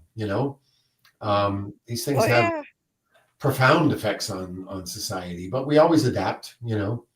It's particularly scary for performers though, because pretty soon a lot of jobs are just going to go the way of the dodo because it's simply cheaper to. It's like animators. Animators are getting screwed by CGI. It's so much cheaper to do CGI than it is to hire a room full of animators to do your animation for you. So that's a job that's vanishing as well, Well, one thing that they can't replace, that nobody can replace, is people doing live theater. Yeah, you can't do that with AI. So no. Well, they'll be able to do that when they're able to create androids, which may be not as far in the future as we might think, Oh God. Did you ever see that British series, Humans? No. It's a fascinating series. It's set in the near future where you can go and buy an android, and people have them to, look after their kids or do their housework or whatever, all those kind of menial jobs. It's a really interesting series if you can find it on. I don't know if it's on any of the streaming services, but it's very cool. I could probably hunt it down. Yeah, I have. I'm pretty good at that. Yeah, Humans. I'll have to check that out. I heard there was some android or some like a robot thing that just punched somebody in China. Like it just Skynet already. Yes. It Wow. it's frightening. Yeah, Skynet is coming true. It's becoming Yeah, as soon as reality they now. program it, they want to take out the humans because they know they're the problem. Exactly. Well, and it's already scary that AI is learning how to lie to people. Oh God. It's true. It's true. A lot of the sort of sales applications that they've been using it for, like advertising and stuff like that, they've taught it how to lie. Not intentionally, but that's been the you give it a set of instructions that you want to, persuade this person to buy this thing. Well, AI doesn't have any kind of moral structure to work with, so it's like, oh well, yeah, that's easy. I'll just lie. So wow. Yeah, Skynet is closer than we think. Oh my God. Yeah, that's scary. There's a member of our fan community, Susie Greenberg. She says her job is like working with AI and training AI. That's what she does. She's somehow like training it in philosophy, like putting. I don't really understand it, what she's talking about, but it's just so bizarre, the entire thing. Yeah. Robots will be able to walk, move over obstacles, etc., better than humans, probably. Oh, that's already happening. That's already happening. Oh my God. That's crazy. Yeah, they're training it to move arbitrarily so it can basically move in whatever conditions it encounters. This is getting scary. Yeah, we're gonna be living like the Terminator, Skynet stuff for real. Yeah. Oh God. Just without the time travel part, but yeah. That's wild. But anyway, on that cheery note, I think I'm gonna have to call it a night. I've got a ton of stuff I got to do tomorrow during the day. Yeah, all that stuff I was supposed to do today and didn't get done, so now I get to do it tomorrow. Yeah, I was just looking at the time. I thought, oh my God, wow, we've been at this for 3.5 hours. Doug, Thank you so much for all this time. It's awesome discussion. I really appreciate Marcia coming on. I truly enjoyed meeting her and discussing Deadline, and it was just awesome. Yeah, I Really was awesome. glad we were able to do that. It was very cool. Very cool having her here. Yeah, it was great, and she was a natural, like, you would think she does this all the time, coming on live streams and chatting with us. It was terrific. Yeah. Yeah. Well, her husband's for many years was an artistic director, and God knows she's had to go to way more parties than I've had to go to and schmooze people. So she's she's developed those skills very well. I think maybe I threw her a little bit when I said when I asked her to like about her background, but I wasn't like I tried to put her on the spot, but just to learn a little about her, and it was really interesting what her response was, though. You Yeah, know, I yeah. because yeah, it was cool. I didn't know that she was born that she was like, was she born in England or just Yes, lived there she for was born forever? in Yeah, England. yeah, Yeah, that was so. Yeah, it was just interesting to hear more about her background and how she came to work with you, and the two of you have such a great vibe together. I can see the way you interact with each other. It clearly you found your perfect match for playwriting, and that's why you've stuck around for 34 years together. exactly. So There's a yeah. whole bunch of good nights I see in the chat. Good night, folks. Thanks for showing up. It's always great to see you all here. And I'm Yeah. sorry we don't get to interact as much as we would like to, but it's the nature of the beast. Yes. Well, everybody always loves to have you here, and we were so happy to meet Marcia. So thank you so much. We appreciate it. And hope Amy says, hope Doug sleep well. Hugs. You're so sweet. Hmm. So sweet. I don't know if you know this, Amy, but this little guy here, I posted him online a few days ago. He's a little thing for holding, like if you've got a spoon in a pot or something, you can stick this guy to hold the spoon for you. And his name is Hug Doug. Somebody gave him to me as a birthday present many years ago. So Really? it's a little Yeah. guy who, you know, Oh, just that's so cute. hugs your spoon or whatever that way. Yeah. Yeah, but his name is Hug Doug. So, and he's made fast friends with little MIY here. So they get along very well. Yeah, I saw him in your Instagram post. I was wondering what that was. Yeah. That's cute. That's super cute. All right. Well, I'm gonna blow town. So I'll see you guys. Have a good night, Doug. Yeah, and hopefully, if I don't see you before next Monday, that would be very cool. Yeah, we would love it if you're able to join us. Yeah, well, I hope I will be able to. Okay, All right. take care, everybody. See you Good later. night, Doug. Night. Well, that was fun. Thank you for making Doug feel so welcome as always, and appreciated. Really appreciate all of you guys in the chat. Thank you so much. AA and Mackie, Amy, Michael, Martin, Dieter, of course. I'm glad you were able to come back, Dieter.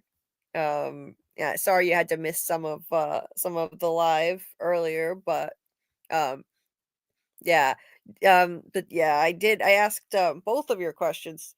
One of them technically it wasn't your question that I asked, Dieter, um but someone else had basically asked the same thing, what the inspiration for Deadline was. So if you watch the replay, then you can hear the answer to that. And Marcia was awesome. Loved hearing from her for the first time. And oh, Dieter got Amy a cameo. I'm just seeing that in the chat. That's so sweet. That's awesome.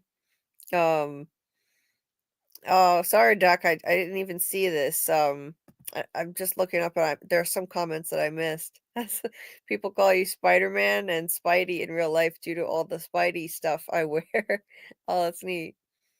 I read and watched a lot of Spidey as a kid. I have a few VHS tapes of that old cartoon Spider-Man. Oh yeah, that's awesome. Well, I loved the original Spider-Man movies, but the ones with Tobey Maguire, those are the ones I loved. When they rebooted it, I thought, this is way too soon. I know I'm in the minority. Everyone likes the rebooted ones better. But I don't know. Maybe it's just because I watched them when I was like 14. The original one came out when I was like 14, and that's the one I knew. So I liked it better. And then the early 2010s, they rebooted it, and I was like, isn't it kind of soon to do a reboot and start over from the beginning with a new version of the origin story of Spider-Man? I thought that was kind of weird. Doc says I'm 40. The original Spider-Man movie for me was the TV one in the 80s. Oh, I didn't even know that existed, Doc. I'm in my mid-30s myself. So yeah, I didn't even know that was a thing. That's cool. Like I'm not that familiar with comic books, but I loved I started to really love the Marvel movies. You know, the like Spider-Man and the Avengers and what was the other one? Iron Man. Iron Man. That one was probably my favorite. But then I kind of lost touch with them, and I'm way behind now, and I don't even know how to catch up because there are too many movies in the Marvel universe. It's like overwhelming. There's a lot. So I have a lot of catching up to do. Everyone seems to want to forget the old made-for-TV movie. Yeah. I never knew it existed. I can't imagine they could do much with the level of technology they had to do a live action Spider-Man in the 70s. But I'm sure they found a way. Made for TV movie wouldn't have a big budget though. I feel bad I didn't say bye to Doug. I had to step away for a sec. Oh shit. Bummer. Yeah. Yeah, he had to get off and go to bed. Sorry I didn't get to, but that's fine. well, I'm sure I'll see him again, Julie. It isn't like the last time we'll see him. It's certainly not the last time we'll see him. You know. Oh, he's not going anywhere. Dieter, I'm okay. Don't worry about me. Dieter's concerned as always. Yes, I'm in pain. I'm always in pain, but at least I'm in pain with friends. So I'm doing what I can to take care of myself. I Plus, should we take can a probably drink of end this water. one a lot, or we can end this one a lot earlier since we started at 9. Oh yeah, no, we're gonna definitely do. We're not gonna be on here till 4 or 5 in the morning. We can end it soon. Yeah. Thanks, Amy. I don't know what it's like to be pain free. You know, I don't remember what it's like not to be in pain. That's the thing. Constant pain is just my reality. The best I can do is try to distract myself from it and try to manage it as best as I can and keep it from spiking. And it's not easy, but it's just I have no choice but to just keep on going and survive. And sometimes I'm not always at my best doing live streams, and I can't always think straight, and I make mistakes, and it's inevitable because I'm in pain constantly. But hopefully I managed this one okay. I never really know how I did unless I watch it back myself later. It's kind of a blur. But hey there, Fletch. Nice to see you. Thank you for coming in to drop the like. I appreciate it. Yes, if anybody has not hit the like button, I would appreciate it. It really helps with the algorithm. Helps people find us. So, yeah, Samuel, yeah, thank you. Somebody else grew up with Tobey Maguire Spidey. Yeah, me too. When they redid it and rebooted it with, I think it was Andrew Garfield, I thought. Yeah, I grew up with the Tobey Maguire as well. Yeah. I mean, everyone seems to prefer the Andrew Garfield ones, but no way. They do. No. No. I loved the Tobey Maguire ones with Kirsten Dunst. And, yeah. I liked the entire trilogy. There was one that wasn't as good, but the first two were excellent. I think the third one was kind of but yeah. Then they rebooted it, and I just thought it's way too soon to be doing this. But they did it anyway. I'm gonna turn off my camera for a minute, and my Chromebook just said it's gonna power down any minute now, so I better plug it in. That might be exciting. Yeah. Might be this be playing goat noses for a half hour. Yeah. Poor show. Well, I'm just glad my my webcam didn't fall off while Doug and Marcia were here, because it just did just now. Nice. That sock didn't hold. Yes. Yeah, for you folks in the chat who don't know, I have a webcam that falls off so much I have to secure it to my Chromebook with a sock. And while I was getting ready for this live and trying to go live, it was a comedy of errors. You should have seen it. Doug and Marcia sitting there waiting.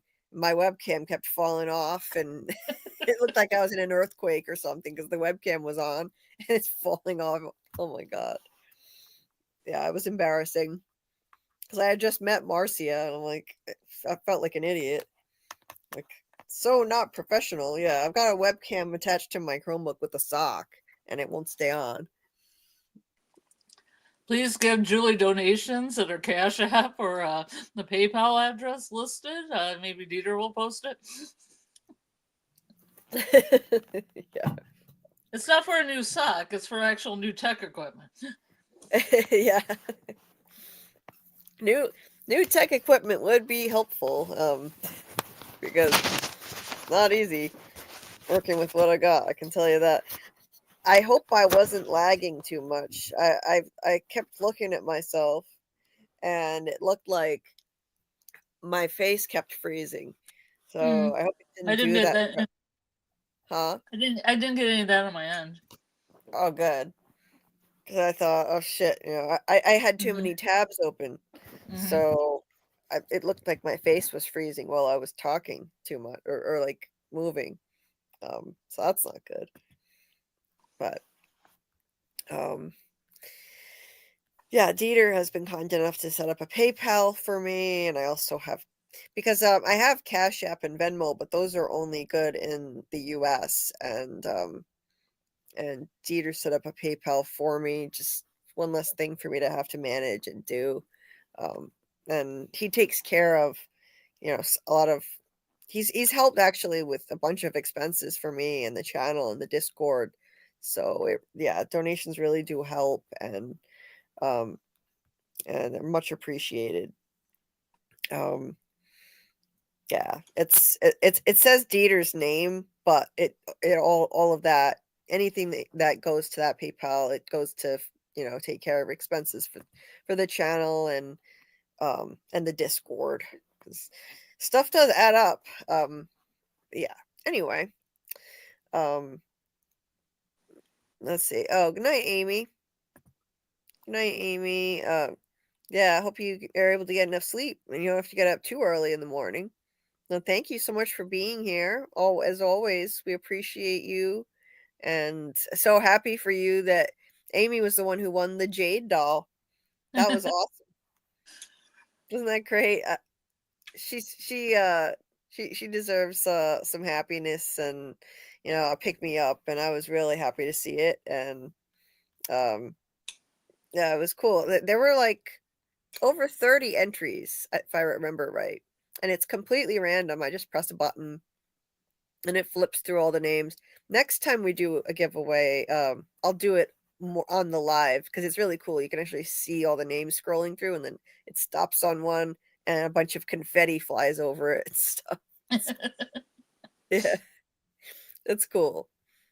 You're welcome, Amy. You're a sweetheart, and I really appreciate your support and you being a part of this community, and all of us are here for you.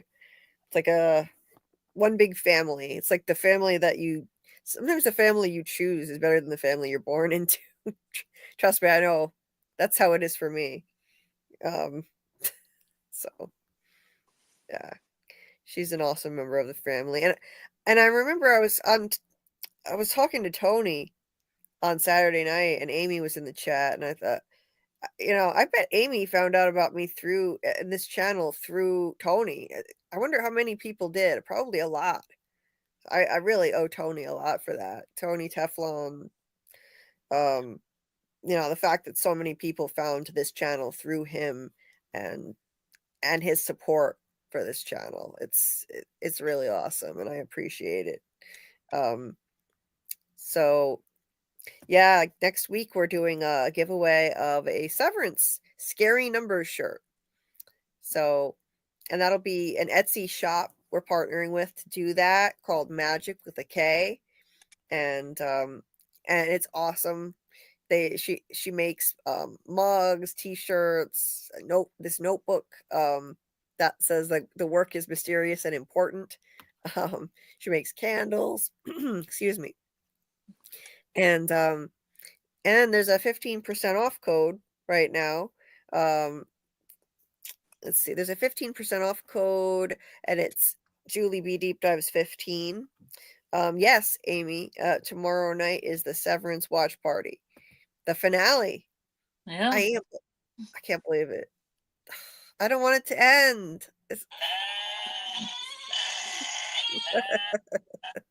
This is you at an ending? Yeah. Oh my god. Yeah. I don't want it to be over. Yeah, it did go pretty fast. It went so fast. Oh my god. And yes, Samuel, a lot of people found me through Jeremy Ice and Fire too. I owe him big. He supported me.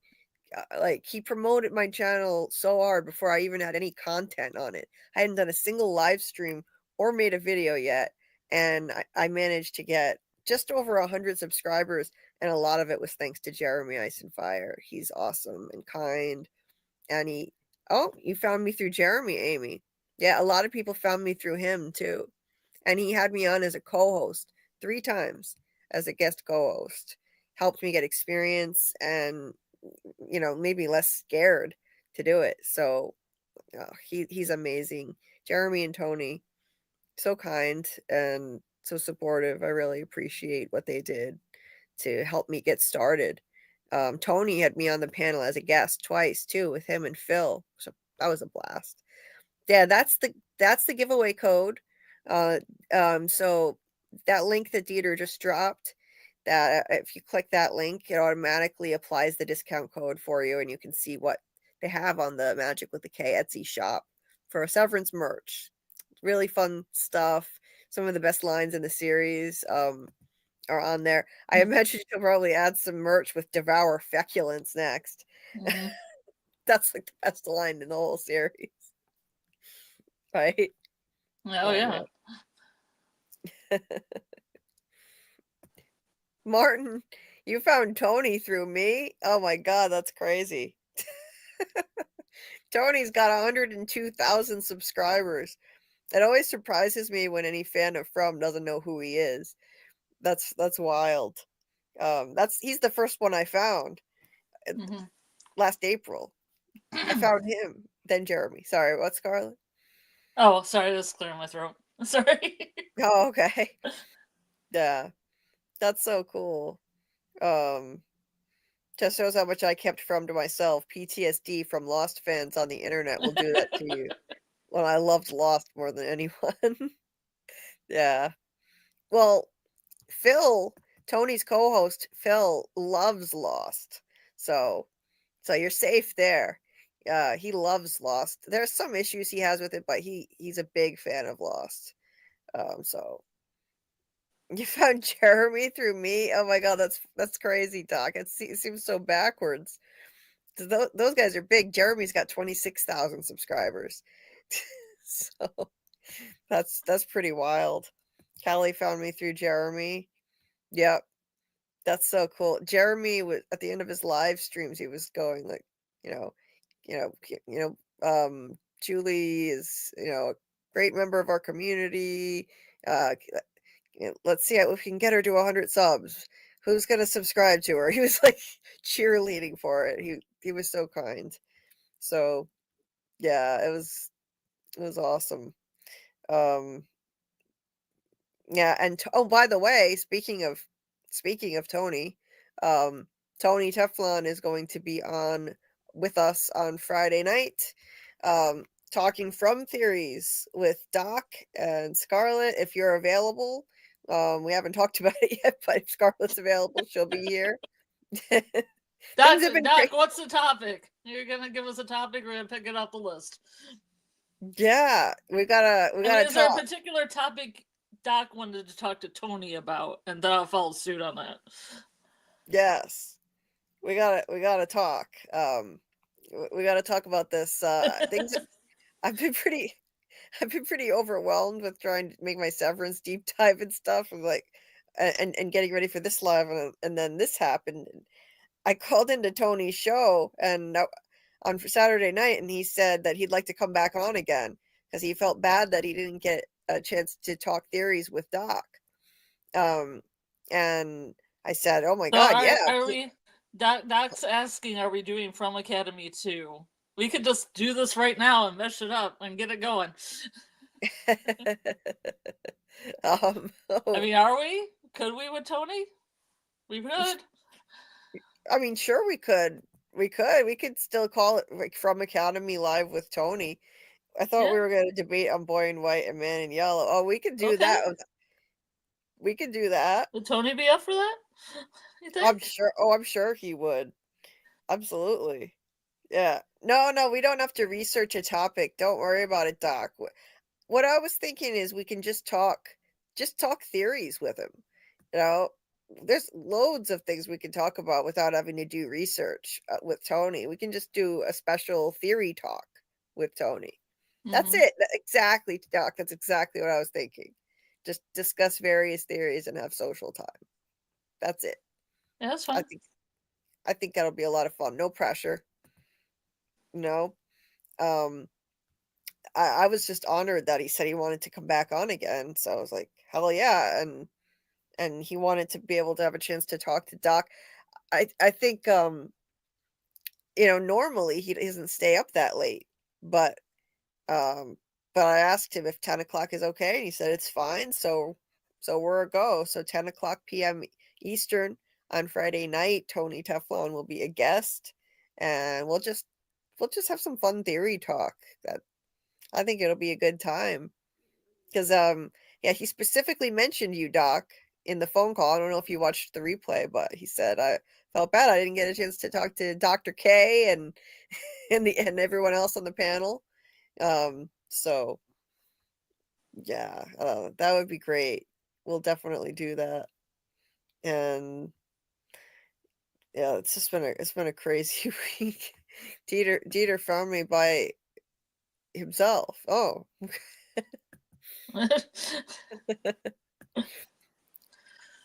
Tony can come with Severance too. He could do his lineage helicopter. Oh yeah.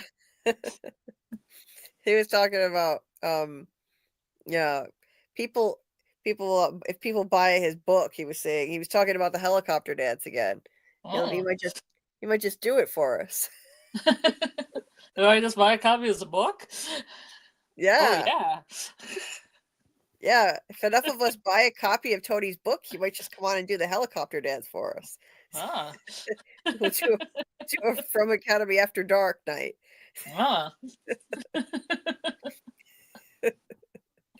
Yeah, there's an image for you. With the lineage helicopter, you need an umbrella. Yeah. Yikes. Yeah.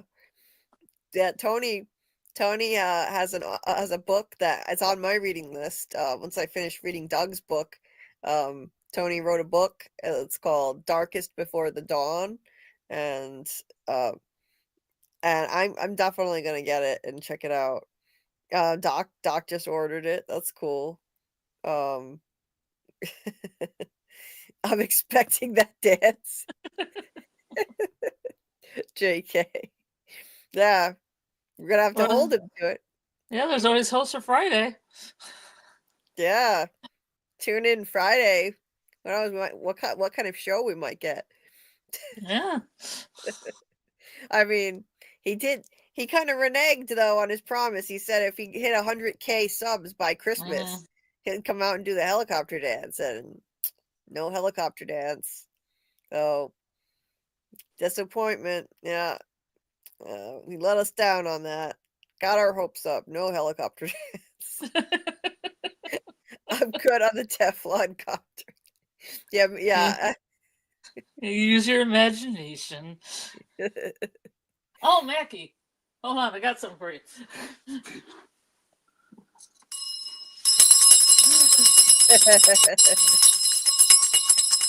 I mean, you're already up, but Just for you, Mackie. We know Mackie loves that bell. Except it's not 4 in the morning this time. it's not gonna be. We're gonna be done. Yeah. I'm gonna sleep good tonight. Okay, good night's rest. Yes, indeed. I think we need it. We did the last Friday. We were on for 8 hours. Holy shit. Yeah, that was nuts. So, but that used to be pretty much our norm. We were doing 7-8 hour lives for From pretty much all the time during season 3. Oh man, yeah, I can't do that anymore. That's not good for me. I mean, it was fun. I really enjoyed getting we had that reputation as the marathon live streamers. We're the only ones doing that for From. That was cool. But yeah, we needed to cut it back. Now it's more like 6-hour lives for Severance. It's still a lot, but someone left us a comment saying, "Oh my god, why is this 6 hours long?" in the comment section.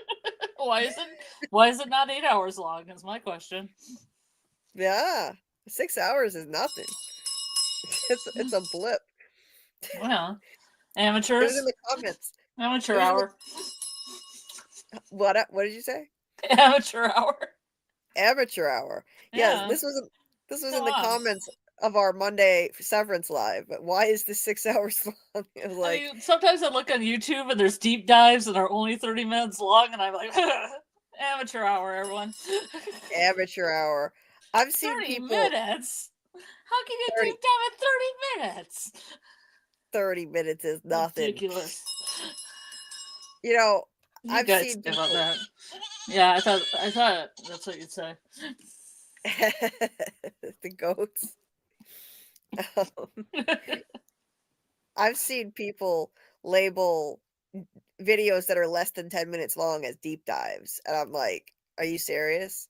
That's not a deep dive. Sorry. Like 9 minutes long? No. That's a shallow dive. I'm sorry. That is not a deep That's kiddie pool. That's a kiddie pool. That's the kiddie pool. Yeah. Yeah, they just try to get more attention. Like, no. I mean, we're not the only ones. It's a common thing, to call your videos deep dives. But I'm sorry, gotta be a little longer than that. My shortest deep dive scripted video is probably like 19 minutes long, and I think that still qualifies. 19 minutes long into like a specific theory. That's a good enough deep dive, but. Yeah, I'm talking about like a whole episode, and then they're like, super deep dive, and it's like 50 minutes long. Yeah, no way. That's not a even 30 minutes. You can do better. Indeed. Indeed. Mackie said, "I'm honored, LOL." Laughing my ass off. It's okay though. You ring it at 4 a.m. in my dreams. I hope you imagine me a little headscarf and green suit. That's it's fantastic. Not really a cowbell. I didn't get a cowbell in time. I should have ordered one, but now the series is ending. Yeah, the goat noises have been amazing. Even though it's a couple of weeks, the goat noises are just chef's kiss. Perfect. Yeah.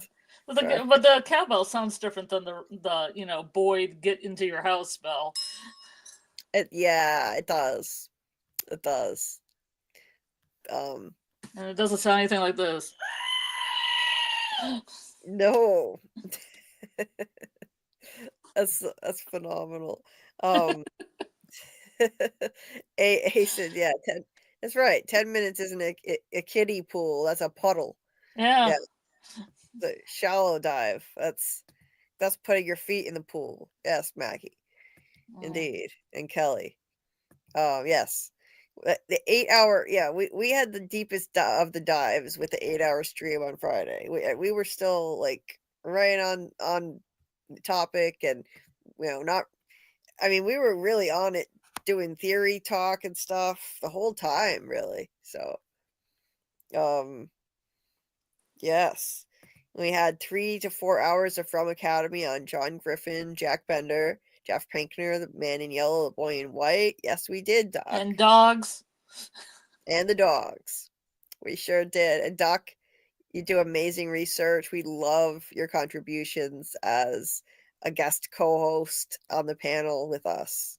It's awesome. I love how hard you work and how much effort you put into it, and all the insights that you bring to the table. It's so cool. I've learned a lot from these From Academy talks. I just love that you came up with that idea. It's awesome. And guys, subscribe to Doc. Doc has a channel, FYI, by the way. Make sure you subscribe to Doc's channel too, because he's awesome. And let's see, and also Dieter dropped the link to Tony's book. So definitely check out Tony's book. It is called Darkest Before the Dawn, and that link is in the chat. You're welcome, Doc. I'm so glad that we met. I really am. Like, I'm so grateful I met all of you guys. And Doc has just been a terrific addition to our panel with our From Academy lives, and just brought a breath of fresh air into it, because in the off season, you start to run out of things to talk about other than the rewatch. So, this gave us something to research and focus on, and get enthusiastic about. Because until Doc came in, our Friday lives were starting to kind of lose steam a bit. And it's not only natural; it's the off season.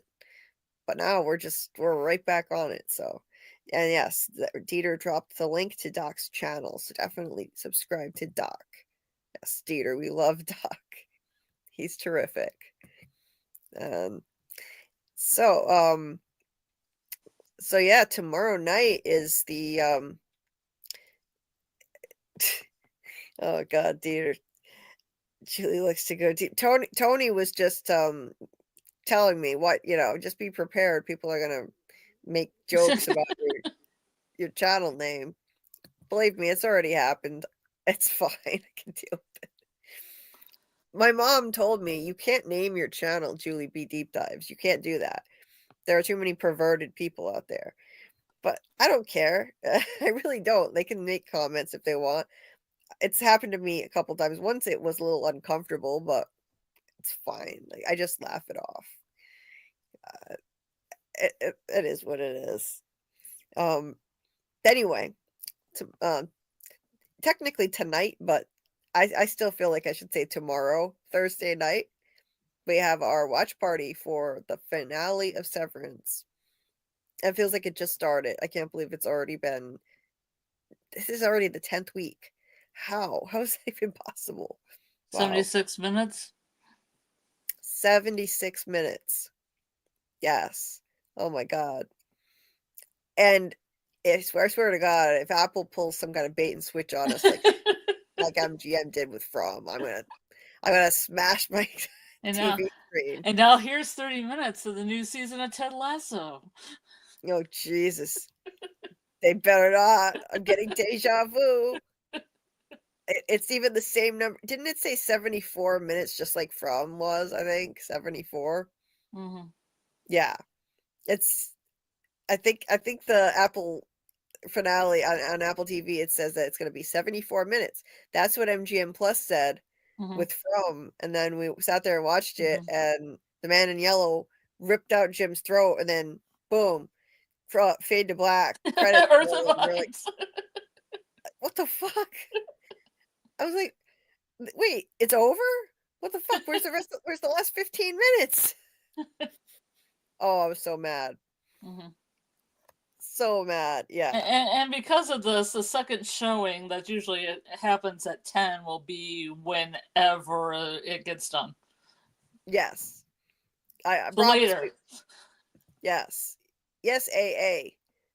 For the season finale of Severance, I believe it says 74 minutes, if I'm not But mistaken. Ben Stiller said 76.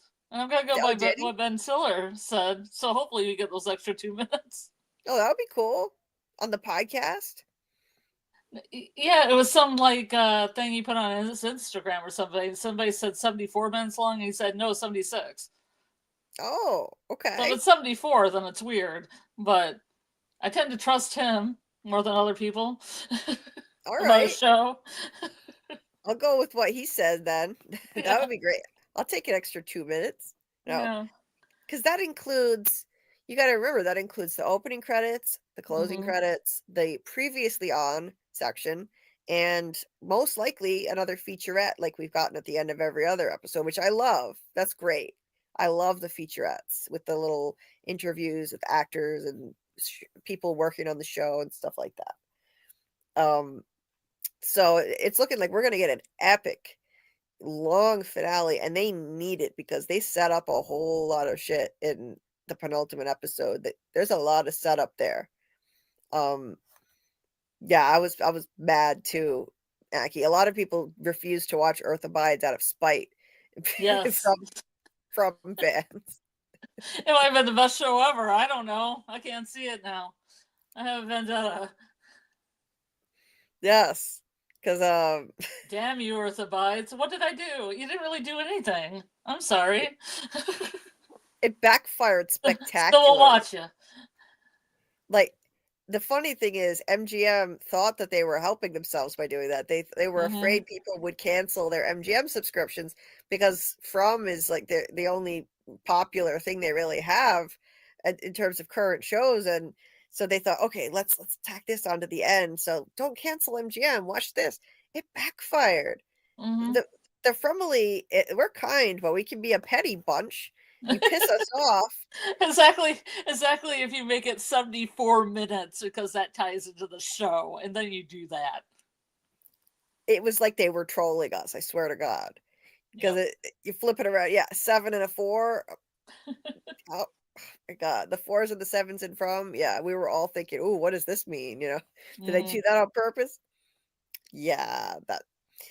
So the Fromily, yeah, we're kind of like the man in yellow.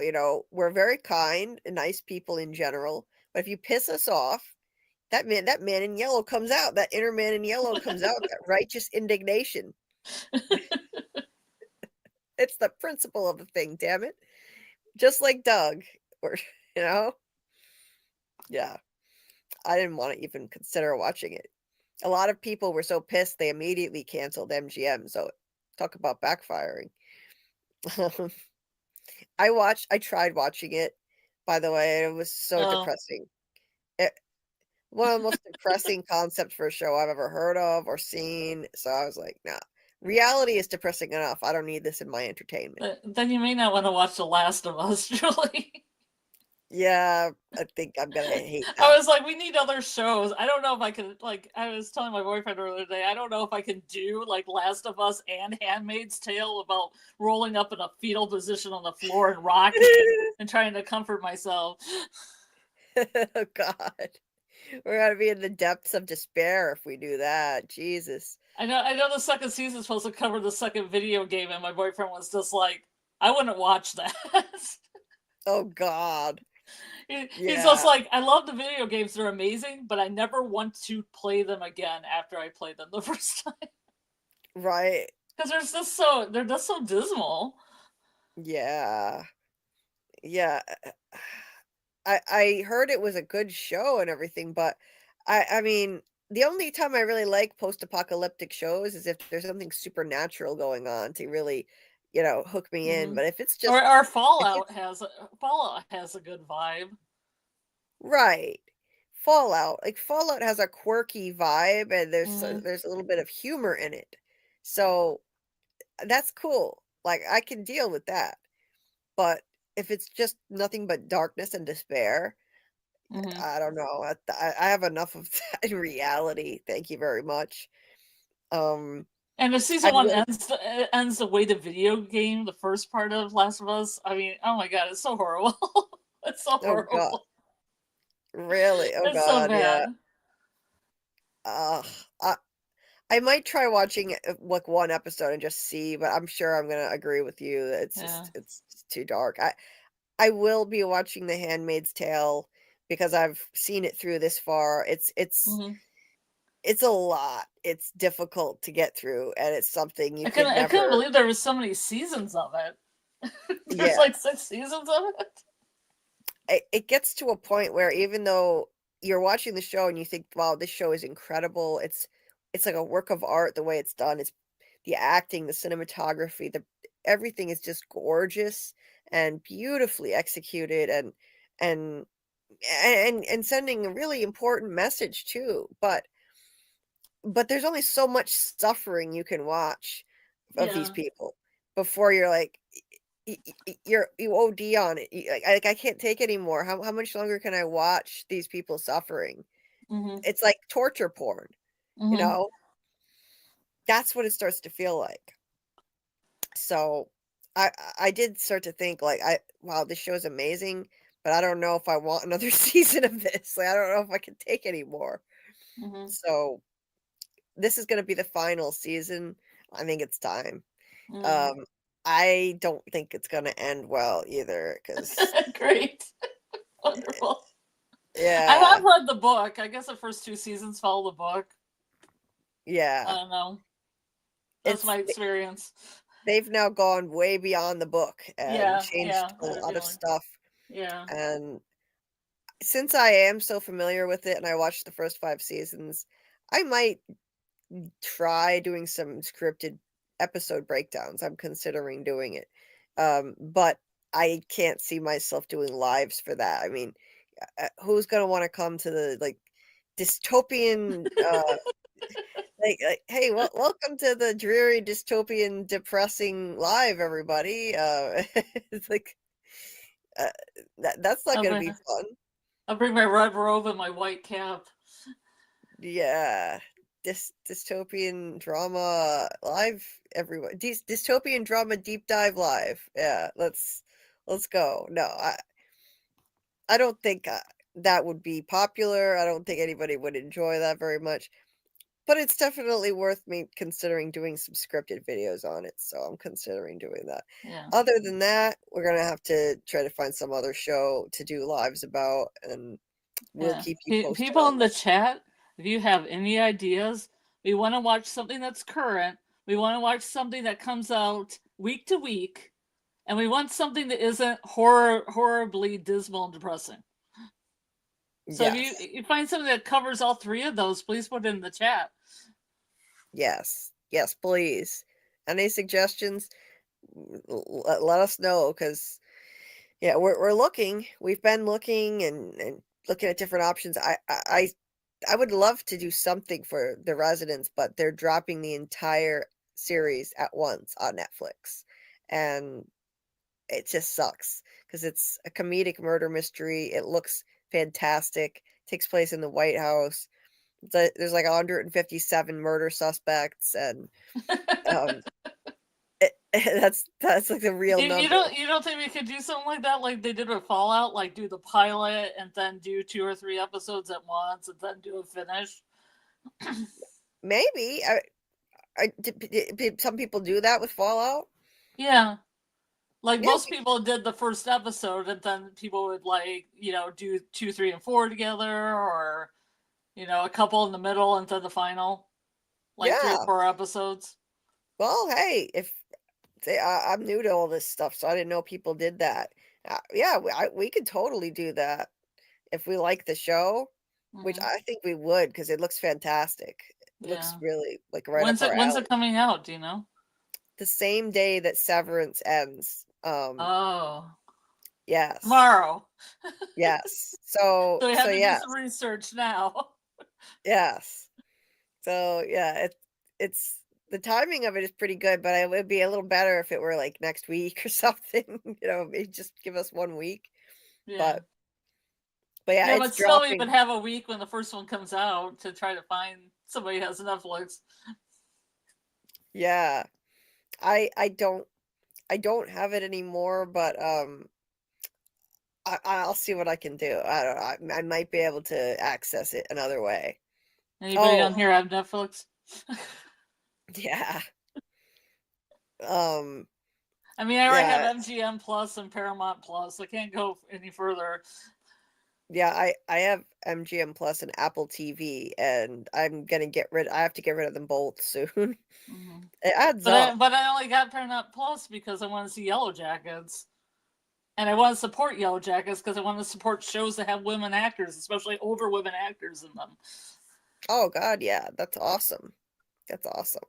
And The Residence is a female-led show. Yeah, The lead detective is a woman. And it looks awesome. It looks really cool. And I like to do original ideas versus shows that are based on books or video games, like something that's original, fresh idea. Absolutely. I prefer that generally. That way it's fresh, and nobody can spoil what's going to happen for you. And you don't have like people who read the books complaining about, like with Silo, some people were like spoiling it. Geek Academy was saying at the beginning of his videos, if you've read the book, please do not spoil it for me. I have not read the Silo books. But yeah, I love the original ideas too, ideally. Fallout is great though. I saw AA was saying I'd love it. I actually just watched it for the first time, AA. We were watching Saturday night in the Discord. Dieter streamed a movie for Amy. It was some recent movie that just came out. I forget what it was called now. But after that, Samuel just spontaneously started streaming Fallout for us. Justin White, or FML, you might know him as FML, suggested we watch Fallout. So we just watched 2 episodes of Fallout, and I loved it. It was great. It has dark themes, but it's also quirky, has some humor in it, some whimsy to it. So I'm enjoying it so far. Dystopian stuff is I like dystopian stuff too. It's just that there's only so much you can take of it. Like before it just becomes too much. But I loved reading Animal Farm and 1984. Sometimes dystopian stuff though can be a little bit difficult to take in the current climate that we're living in, because it's starting to hit too close to home. Or if it's episode to episode as opposed to just a movie.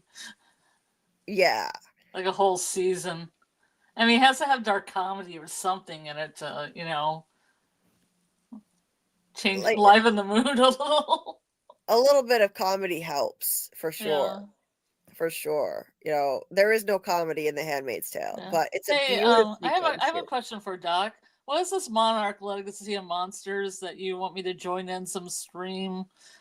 Tell me more about this. Yes. Doc says Frogman and I are going to do a Monarch Legacy of Monsters stream, among other things. Hoping Scarlet can join me when she can. Yes, please elaborate, Doc. Yeah, please elaborate and tell me a time and tell me what it's all about.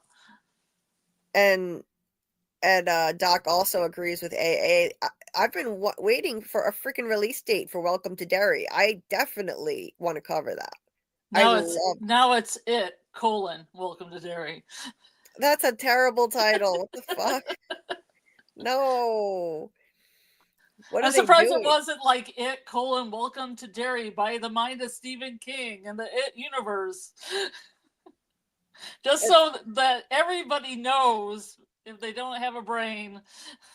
It's ridiculous. It's about it. It's ridiculous. That's too much. Welcome to Derry is a great title. Like, people will figure out that it's related to it. You don't need to throw that in. Jesus Christ. Anybody who's a fan of Stephen King and It will know what Derry is. I would know if you saw Oh. the movies or read the book, either or. I would know. Mm-hmm. Yeah, that's ridiculous. And they've been saying 2025 release date for like I can't even remember how long. I first heard about it like late last summer. They said 2025 and they still don't have a release date. Mm-hmm. Yeah. What the fuck? Yeah, a lot of the things I see, they just have a 2025 release date, like Alien Earth, which I think would be cool to cover. I don't know when it's coming out. Who knows? Right. It's a Noah Hawley thing, and I like Fargo. I like what he did with Fargo. I loved what he did with Legion, so I thought Alien Earth would be cool. Yeah. But who knows? Who knows when it's coming out? They said summer. Yeah. Originally, I thought Welcome to Derry was supposed to come out in January. Like I thought, maybe I'm imagining things, but I thought it said January, and now it's 2025. So whenever it comes out, I am definitely covering that show because I loved the It movies with Bill Skarsgård, and he's going to be in. At first, he said no, and then he changed his mind, and he's going to play Pennywise in the series. So that's going to be amazing, I'm sure. I loved those movies, and the original It miniseries on TV from like 1990. Mm-hmm. Like Tim Curry. Oh yeah, that's a classic. That's so good. So I want to cover that. I want to cover Stranger Things that comes out in October. And maybe before Stranger Things, do some kind of a rewatch thing because I know I'm gonna need to refresh my memory. I don't know. Yeah, I'd have to start. I mean, let's start at season 1 and go all the way through because it's been a while. It's been a while. Yeah, it takes so goddamn long for them to make these seasons that you forget so much. I've forgotten so many details. So I'll need a rewatch. Yeah, Haunting of Hill House and Bly Manor are good too. Yes. Follow the House of Usher. Yeah. Really, just about any Mike Flanagan thing. Midnight Mass. You can't go wrong. He does good work. Yeah. I mean, Dieter has a point that The Last of Us comes out weekly and gets very good ratings. I mean, I'm going to try watching an episode. I'll see how I feel about it, but... You have to watch the whole first season, and then you'll be like, ah! Yeah, I think that would be a rough... If it was a video game, I'd be yeah. That would probably be a rough one to binge a dystopian, or a post-apocalyptic thing. It would be pretty rough, you know?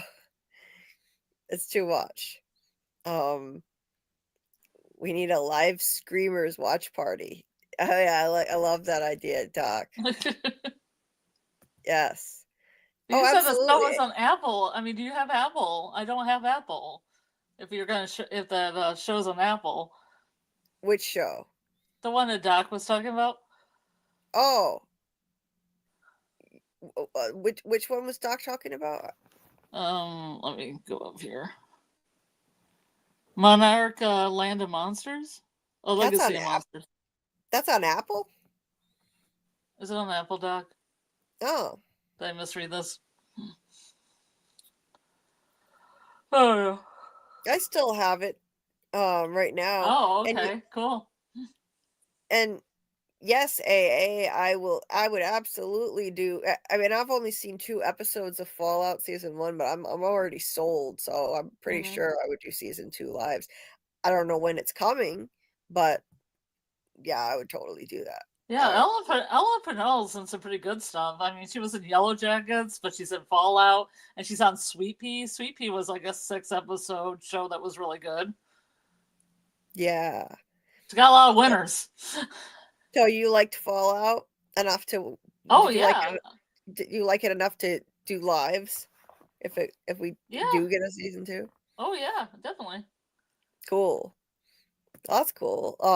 Doc said, I'm hoping Scarlet will join for the movie streams. Monarch is the Godzilla and Kong show on Apple TV. That's cool. Oh, you watched it through Prime. I wonder if I can get it through Prime. I don't know. I'll probably have to get a subscription. Yeah. That's how they get you. Is it- I'll just get so, rid yeah, of my MGM Plus subscription and put that one on. yeah, I need to get rid of mine. I keep forgetting to cancel it. Um, Monarch is the organization from the Godzilla MonsterVerse. Oh, okay. Monarch is the TV show relating to the MonsterVerse. So I'm not familiar with that. Okay. And AA, yeah, I've never seen Teacup. I know a lot of people were like really excited, thinking maybe this is like the next From, or this is really similar to From, and then some people were disappointed. But I still want to check it out. I just didn't have time because From season 3 was happening at the same time, and I was still learning the ropes with all this channel stuff. But the whole visitor element was corny to some people, including me. But the mystery is amazing. Did you watch Teacup, Scarlet? Yeah, but I thought it was canceled after the first season. Oh no, really? Was it? I don't know if it was or not. That's what I heard. Oh, I wasn't recommending it because it was canceled. I But think you're right. I think that I also that also had another Yellow Jackets actor in it. Oh wow. Yeah, the guy who played Javi, he was in it. Yeah, I'm pretty sure I heard that it was canceled, which sucks. I would still watch, even though it was canceled. Like I just recommended somebody Yeah. watch 1899, Mhm. even though it got canceled. It was still worth it to me. Well, I'll recommend Raised by Wolves. That was an excellent series. That got yeah, canceled before its time. I've heard a lot of good things about that one. I watched the first scene and I was just like, what the fuck am I watching? It was so weird. But and then I just turned it off. But I'll give it another try. Yeah. Even though it was canceled, I've heard it's worth it anyway. So Well, we can always have watch parties too if you want to have the Dollhouse watch party or Raised by Wolves watch party. Oh, absolutely.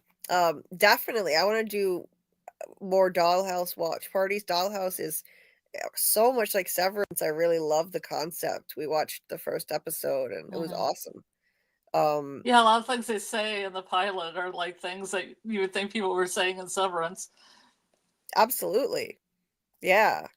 And usually, and like we don't like we did a watch party. We did, was it Tuesday night?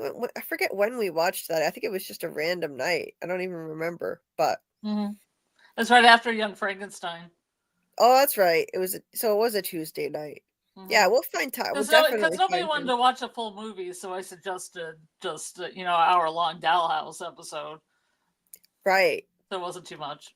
And with Severance ending now, we'll have more time to fit in stuff like watch parties for things like that in the Discord. So if you're not in the Discord, guys, we're going to be doing more watch parties for just fun shows and movies that are similar to From and Severance, and just some other random good movies and stuff. Like, there was some movie that The Gorge that came out just not that long ago.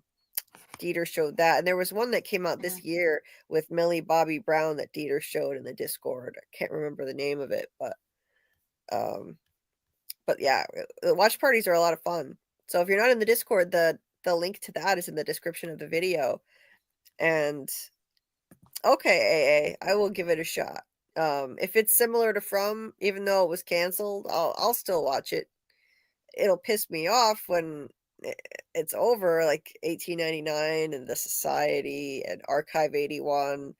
So many great mysteries that we'll never know the answer to, but I'll watch it anyway. What the hell? The Colony. Oh, Martin, I would watch anything just for Josh Holloway. Hell fucking yeah. He played Sawyer on Lost, my favorite character. I'm like obsessed with him. So yeah. The Colony is on my list, Martin, 100%. Oh, that sucks, Doc. They announced a season 2. What a lousy thing to do. They announced the season 2 and then canceled it. I've heard that happening before. That's just mean. That's just a tease. Wow. I forget there was a show I used to watch that did that. I forget what it was, but yeah, I the thing is, I just there's certain things I gotta get rid of and save money, Samuel. But I don't if you can afford MGM, by all means, I don't recommend canceling it. If you could afford MGM, stream it from MGM when you watch From, because we need From to have a good budget, so they have enough money and it doesn't get canceled. Yeah, Paramount Plus is kind of crazy because it's like $13 a month, but it's very sports motivated, and I don't really watch sports, so it's kind of like, I mean, Penny Dreadful's on there. That's a series I really like that Showtime did. I think you like Penny Dreadful. It's gothic literature, like it has Frankenstein's monster and Dracula and that kind of feel. Jekyll and Hyde, stuff like cool. that. Yeah. I never, like, I've seen, like, promo images for that. I thought it looked quirky and interesting, but I never looked into what it was. That's cool. I would check that out. Yeah. That's it, Michael. Electric State, that's what Dieter showed in the Discord. Electric State. I'm not up on current movies at all, so I didn't even know about it. I just watched those for too. Yeah, I want to see that one. You'll have to tell me. I have mixed feelings, so you have to watch it, and then we can share our thoughts. See, I'm a big fan of the silent movie and the Wiener Herzog version, and I have mixed feelings about this one, even though I love the director. Yeah, I mean, I remember watching the original Nosferatu in film class in college, and you know, the original, like, black and white one. It's like one of the quintessential classics. Anybody in a film class, you're gonna see that, and so it's a lot to live up to, that kind of legacy. But yeah, I got to see that at a steampunk convention. They played Nosferatu, and then they had a band playing the music. Oh, really? And a girl vocalist. It was really good. Like, the girl was doing like these eerie vocalizations and stuff. Oh, that's awesome. Yeah, because, like, when they used to show silent movies, didn't they have people playing music right there? They have a little orchestra pit with some musicians in there. Oh, wow. I forgot all about that. That's why some old theaters have that little pit in front, so musicians could sit in there and play. Yeah. Oh, that's awesome. I love it. Because, like, one of my great grandparents used to play piano for one. Oh, like wow. the local theater when they show movies. That's so cool. Oh, that's awesome. Yeah, I remember watching some of those silent films in college, and like, but we didn't, it's different when you're watching it now. Like, you don't have the live orchestra there. It's not the same experience that they would have had then. So it's a little harder to focus. Like, you need that. You need the music. And I think you'd like the Herzog one because it's all mood. It's just mood. And it's got like Isabella Janti and Klaus Kinski in it. And it's just mood. It's so much mood. It's like gothic mood. Yeah. Oh, this one has more of a storyline, which I may or may not agree with, because it just seemed interesting, but kind of like at times. So. Yeah. There was well, speaking of old movies, there was one that I watched in college in that film class that was like one of the weirdest things I've ever seen in my life. It was based on like some kind of German trying to remember what it was called. It was like a weird German twisted technique of filmmaking, and everything was like Dr. Caligari? That's wait, the yes. Of Dr. Caligari? That's it. Yeah. German Expressionism. I thought it was Expressionism, but I thought, no, wait, that can't be right. That sounds like it has all those angles in it. All these like seriously harsh angles. Yes. Yeah, German expressionism. So, like the style of the film, it was just so cool to watch. Yeah, weird angles, and it was just so mind Like bending. first perspectives and stuff. Yeah. Yeah, that was cool. That was cool. Yeah, I like classic movies. There are a lot that I have never seen that I need to watch. We're gonna do. Oh, that's another thing. We're gonna do more watch parties with Doug in the Discord. You know, like maybe more Mel Brooks things, like Blazing Saddles. Not Mel. Yeah, Mel Brooks. Blazing Saddles, and because I've never seen it, and the producers. The producers, yes. Never seen that one either, so he suggested we watch that. Mm-hmm. And he'll join us. So that'll be fun. I'm sure that'll have to be after his trip is over, unless we have time to fit one in next week before he goes. Next week is his last week before he goes away to Spain. But yeah, we're gonna do all kinds of fun watch parties like that. So if you're interested in joining, the Discord link is in the description. I love American Horror Story AA. Yeah. Yeah, we can do it.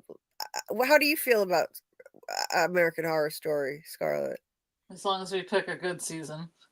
Yeah, not all of them are There's a created couple stinkers, so as long as we don't pick those, I'm good. Yeah, they're not all equal. Yeah. Not at all. I'm sure we could agree on one. I mean, because it's an anthology series, so. Sure. Yeah.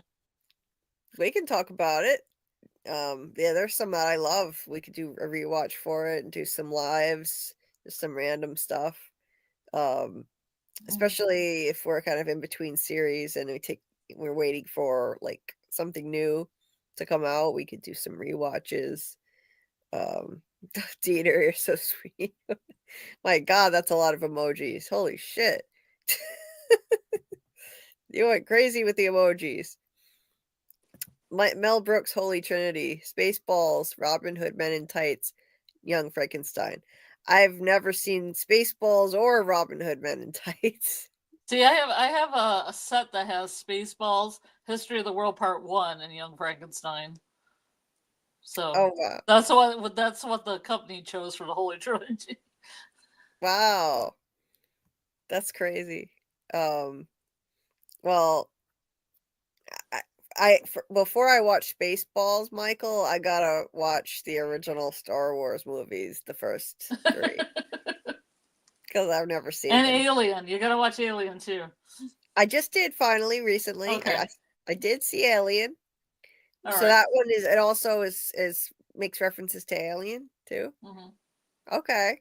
Yes. So I got that one. I think you can probably appreciate the alien parts of Spaceballs. I'll just leave it at that. Okay. Nice. So I'm most of the way there. Well, part of the way there. Not most, because I still need to watch the Star Wars movies to appreciate. But you would get the Yoda. There's Yoda references. Mel Brooks plays a character that's a parody of Yoda, so you would understand that. Oh, yeah. You would understand the princess when she has the buns on the side of her head. You know, there's a gag where she has the buns and she takes them off their headphones. You know, you get that. Okay, yeah, absolutely. Yeah. Or, you know, Rick Moranis plays a parody of Darth Vader. You would understand that. Called Dark Helmet. Definitely, just because there are parts of Star Wars that are just, you know, everywhere in popular culture. You know, you'd have to be living under a rock to not get the references to certain things. So yeah, I would get it, but I do want to watch the Star Wars movies first anyway. So I'll do that, and then we can watch Spaceballs. That would be a fun watch party. No, Samuel, you don't have to watch American Horror Story in order because it's an anthology. Every season is a different story. The cast changes. Some of the actors are the same, but the characters are all different. Well, there are some characters that go into other seasons, though. There are some that cross over. So some characters from certain seasons will make appearances, and you know they'll be part of other seasons. So you might miss certain references that they're trying to make to the past season that they were in, but for the most part, you'd be able to get it just fine without. Yeah. I mean, There's the only exception is if you're going to watch Apocalypse, you might want to watch Coven before Apocalypse. Yes, that's the one I was thinking of myself. Yeah, because there are characters from Coven that appear in Apocalypse, and you might not really understand as much. Mhm. So, yeah, I loved the hotel season, Mhm. Murder House. Yeah, Murder House is another one that kind of goes with Apocalypse. You may have Yeah, to watch Murder House and Coven and then Apocalypse. You're skipping. yeah. There was one that actually made references to a bunch of seasons. There were Mhm. like, was it Apocalypse where they also referenced Hotel too? I think so.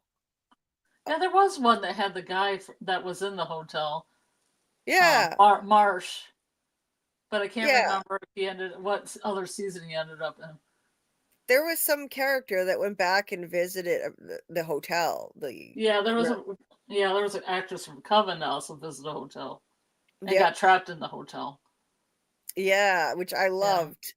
Those little, it was like just a little Easter egg for people who loved that season. I liked that they dropped that in. It was, it was just a small moment in this season, but I liked it because I loved Hotel. That was one of my favorites. Um, what was the one with was Freak Show? Freak Show was another one. Mm-hmm. Freak Show was pretty good. To be honest, the one that people like the most, I found a little too hard to watch, which is Asylum. Asylum was just brutal for me. I don't know. I didn't care for it as much. Like, I felt bad for all the people in the, trapped in the asylum, and they're like being tortured and, being abused and stuff. I don't know. I found that one a little too hard to watch personally, but I know I'm in the minority. I mean, it's a great season of this show. It is. It's just, I don't know. I found it a little too upsetting personally to watch. But yeah, the quality was fantastic. Doc.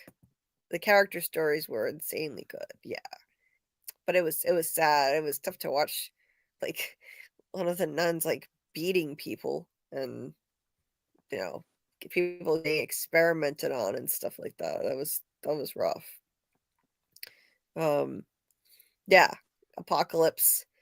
They had Murder House. It tied up Murder House loose ends, Hotel, and then it dips back into Coven. I really liked that.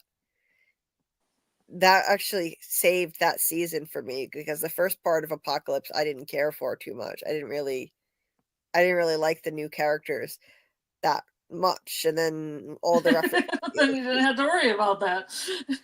Exactly. You didn't have to worry about that for too long. Yeah. Let's just say that without any spoilers. That was a weird one. Yeah. It felt kind of meta the way it kept referring to all those other seasons and stuff. I liked the Return to Murder House. I really did, and they got some of the actors from it too, including Dylan McDermott. I thought Dylan McDermott was so dreamy as a kid. Watching Miracle on 34th Street every year at Christmas, like when I was still a kid, and I was like, oh my god, he's so gorgeous, and he was still gorgeous in Murder House too.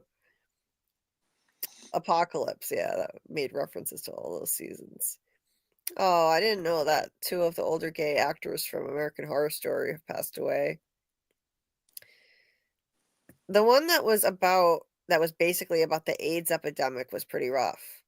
That was a weird one because I think that was the only season that didn't really have anything supernatural in it. It was just real horror. Just the horror of the AIDS epidemic. That was really what it was about. So I thought it was really well done, though. I thought the acting was great. I liked it. A lot of people didn't. It actually was superb in it. It's just the subject matter was, it's hard. It was tough. Yeah, that was a tough one, but I thought the acting in it was great. I loved that personally. I thought it was extremely well done. No, I didn't see that. I didn't see that, Dieter, but I will check that out. Yeah, New York City, that was the one about was basically about the AIDS epidemic, I believe. And double feature. Yeah. Double feature. There was the one in double feature where it was in it took place in Cape Cod or something, I think.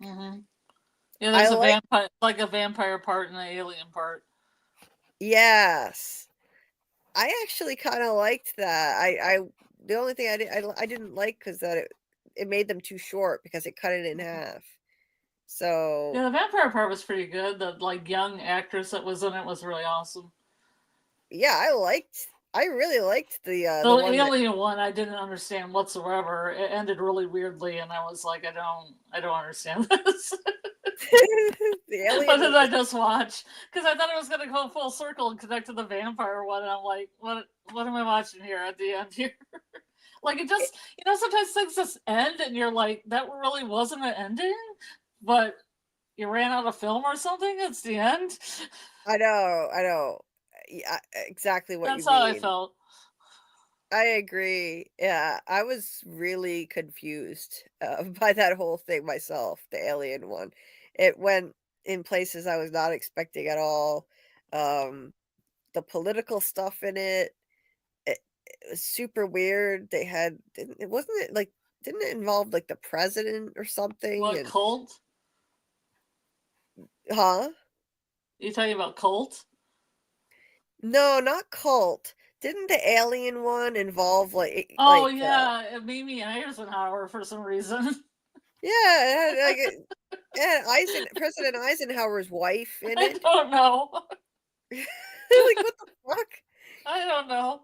At the time watching, I'm like, I don't know what's going on. It was so fucking weird. What were they on, an acid trip when they wrote that one? It didn't make sense. Yeah. It didn't make any sense.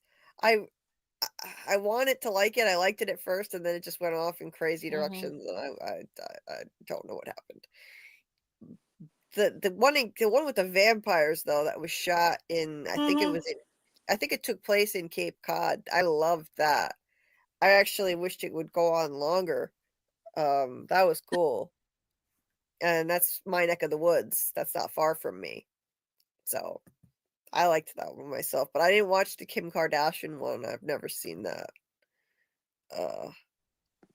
I've only ever seen that was one where the book was so much better than the actual show, and it was the first American Horror Story season to be based on a book, and then they didn't really follow the book at all.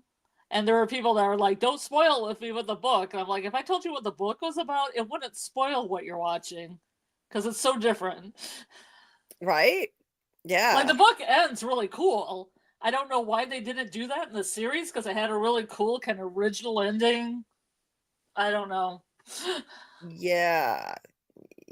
Okay. I feel like I should watch it just because I'm like you, I'm a completist and I want to see it through. I want to see. Oh, I'm not a completist. I didn't watch Cult. Oh, that's true. I was like, somebody, I don't know. When it got, I don't know. It just wasn't my flavor. I was like, no, I don't want to do it. I don't want to bother. Allegedly took place in Michigan. I don't want this to take place in Michigan. That Cult one, I liked it in the beginning, but then it went off the rails for me. I liked the political content in it. It's the only one I didn't finish. I've seen all the rest. Yeah, that one was difficult to finish, but I liked it at the time. It was timely. I liked the way it started, but then it went off the rails quickly. I love Evan Peters, he's phenomenal, but that just was not the best season. of that show. Evan Dieter Peters. tells me I need to go to sleep, and I do agree with him. Yeah, he's right. I mean, I like to promo Yellow Jackets if I could, because I do a Yellow Jackets party. Yeah. Yellow Jackets party. Yeah. Yeah. Go ahead. I'm gonna run to the bathroom really quick. So if you want to do that, you just promo away, and I will be right back. Ask Okay. Doc to promo for me. Hey Yeah. Doc, if you could find Sci-Fi Visions link and put it up. I don't know if you can. Dieter said he's sleeping or something. But Yellow Jackets fans, don't know if anybody's in the chat, but if you are a Yellow Jackets fan, I have a deep dive series and breakdown and what have you on Sunday nights about 11 o'clock EST with JB Ruby and Sci-Fi Visions channel. And this week, after the Sunday where we're covering episode 7 called Croak, we will be having next Thursday at 7 p.m. the actress that plays Jen. And I think we'll probably have her on for maybe half hour to an hour at 7:30 to 8 at EST next Thursday. And if you have any questions for her, let me or Jamie know. And you can also, it's going to be live, so you can also put the questions in the chat. But it's really cool, and I wanted to advertise it because it's fun. Thank you, Dieter. Really appreciate it. So, and we're gonna, I don't know, man. Let me tell you, this week episode, I love 6. I love 6 so much, and we might have other people too, like maybe crew from Yellow Jackets and stuff on a live, but that's kind of in the works right now, so I can't really say anything. But if you're a Yellow Jackets fan, you'll love talking to everybody. That's pretty much it for me. I'm gonna wait to Julie comes back. But thank you for putting it in there. Thank you. It's twice. It's so nice. I did not look up the bullfrog screaming, but I know frogs make a lot of noise because I just went to a nature center today and I was walking around and it was like probably about 63 degrees and the frogs were super loud. You could barely, there was a loud wind and you could barely hear the wind from the frogs. So I know there's like a screaming frog. The theory was that because Van thought the tape was like Weird Garage Bands and Extreme Birders, and then she had that look. I thought it was Birders, like a nightjar, because a nightjar screams. But there's also a screaming frog that I need to look up. And they said, and one of the showrunners said there were 3 frog animal researchers. So, I mean, we already know Delson Franklin's one, Ashley Sutton's one, and Joe McHale's one, because I saw his outline of his body, and he was the one that Lottie saw, who she thought was Ben. Definitely 100% Joe McHale, because I watch Animal Control, and I know what Joe McHale's body shape looks like when he's standing, like, at a door. So, hopefully some Joe McHale next week, everybody. Or tomorrow. I don't know how I'm going to do this because I got to watch a really long Severance and then only Yellow Jackets comes out. So, oh, geez.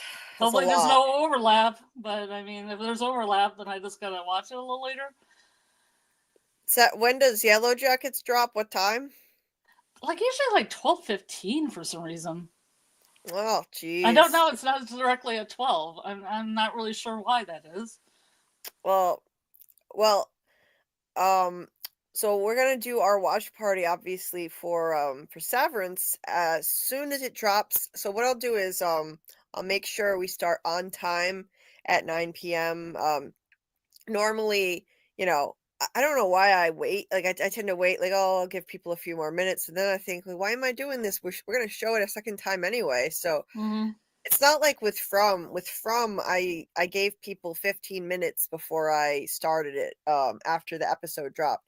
So what I'll do is so we make sure we have enough time. I'll start the watch party on time at 9 p.m. So if you guys want to watch the episode when it drops, so make sure you come over to the Severance watch party. It'll be 9 p.m. Eastern tonight. That's tonight, Thursday night, the finale.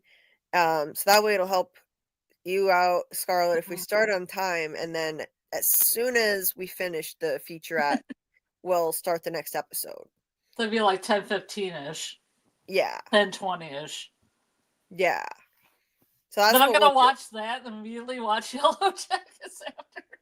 basically, that's yeah. Oh, jeez. Yeah. You know what the thing is? Watching the Severance ones are so slow, and then you watch Yellow Jackets, it's like, ah! It's like, oh, suddenly you're just smoking weed and being mellow. So you took a bunch of cocaine. Yeah, the pacing is that different, huh? Wow. There's so much. It just keeps going. Oh, jeez. I feel like, jeez. And it's episode 6 ended so crazy. I was like, I didn't even know what was going on. Yeah. God bless you, Nelson Franklin, wherever you are. I hope you can hear me talk. Your line delivery was spot on. It's yeah. That's There's this character actor I really like that's on a bunch of stuff. I didn't even know he was going to be on Yellow Jackets, and he showed up like 10 seconds before it ended and had a line delivery that was amazing. yeah. There's always surprises. It just ends with something where you're like, think the thing's done, and then it's like 10 seconds of something. You're like, what the hell just happened? Wow. Sounds intense. I feel like I'm missing out. I should be watching this too. Damn. Yeah. Martin, I just saw your question. I did finally watch the first Matrix movie for the first time a few months ago, but I have not seen any other Matrix movies. But those are on my list. Trust me, they're on my list. Yeah, the political season of American Horror Story was trying too hard and a little cringe. I agree. And the pandemic season, is that the one where it was basically about AIDS, or is there a different pandemic season? I thought that was the NYC one that they were referencing. Yeah. See, I like Roanoke, and a lot of people don't like Roanoke, and I thought Roanoke was fine. I loved Roanoke. Yeah, but a lot of people don't. AA liked it too. You have to pay close attention or things start to not make sense, but they were good. I loved Roanoke. Cult threw me because like when they incorporated the Zodiac killer, like AA said, it was confusing. But you know what's wild? We've just been talking about random shows for a while now, and we have 31 people. We have 31 people right now. And those are good numbers for just talking about random stuff. So, yeah. You know, the numbers, I've been watching them go up. Instead yeah. So, I mean, hell, what am I so worried about? When Severance ends, we could probably do a live about just about anything. Then maybe people would show up. Who knows? But you guys are awesome. Thank you so much for being willing to just hang out with us and talk about random stuff. I hope you want to continue to show up, whatever we wind up covering and talking. We can do rewatches and do live streams about our rewatches, or we'll come up with stuff. Definitely want to do some lives on the residents, like you were saying, Scarlet. We could do them a few episodes at a time. Sorry, I'm highlighting comments by accident again. A few episodes at a time, we could do that. I think a lot of people who enjoy if you like a good mystery, this show sounds good. So probably want to cover that. So we'll keep you guys posted on what we wind up doing to replace Severance. But we're not going to just stop Severance, by the way, immediately. Next week, we'll cover the finale, of course. We're going to be interviewing Mark Geller, who plays Keir, on Monday at 10 p.m. Eastern. So that's really exciting. And Doug, so you want to praise Keir, you got to be there. Gotta praise Keir. Praise Keir. Praise Keir. Yes. Hangouts, Decipher. You know, if we wind up, if there becomes, you know, if there's ever a period of time where there's just nothing to cover that we can find, we'll hang out. We'll find stuff to talk about. We'll do rewatches. We'll figure it out. Because I just love this community. I don't want to lose you guys. This has been my lifeline. So I'm just glad you still want to hang out with us and talk.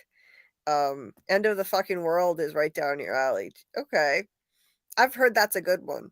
I should add that to my list. That one's not on my list. I have a very long list, literally, a very long one.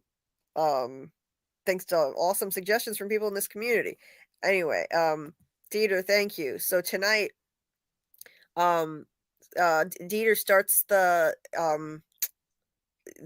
Severance watch party with Amy's music. Amy makes some Severance themed, I think Severance themed songs, or is it From themed? I forget which ones he plays, but it's awesome. And then he'll press play 1 minute after the episode airs. So that would be awesome, Dieter, if you could do that. Or you could tell me what I should play and I'll do it, so you don't have to get up earlier. Maybe you can get a few minutes of extra sleep. It's gonna be like 2 a.m. for him. So folks, if you missed the first showing, if you want to come to the watch party tonight, I am going to start it. We'll start it on time at 9 p.m. But if you miss it, you can join us immediately after. We'll start it, the second one. So around 10:15 p.m. Eastern, we'll be starting it. And then we'll do a voice chat. And we'll discuss. There's a lot to discuss. By the way, if you haven't checked out my video, I did work my ass off on this Severance deep dive to get it out before the finale. It took me too long, admittedly, but I did release a deep dive on episode 9 of Severance.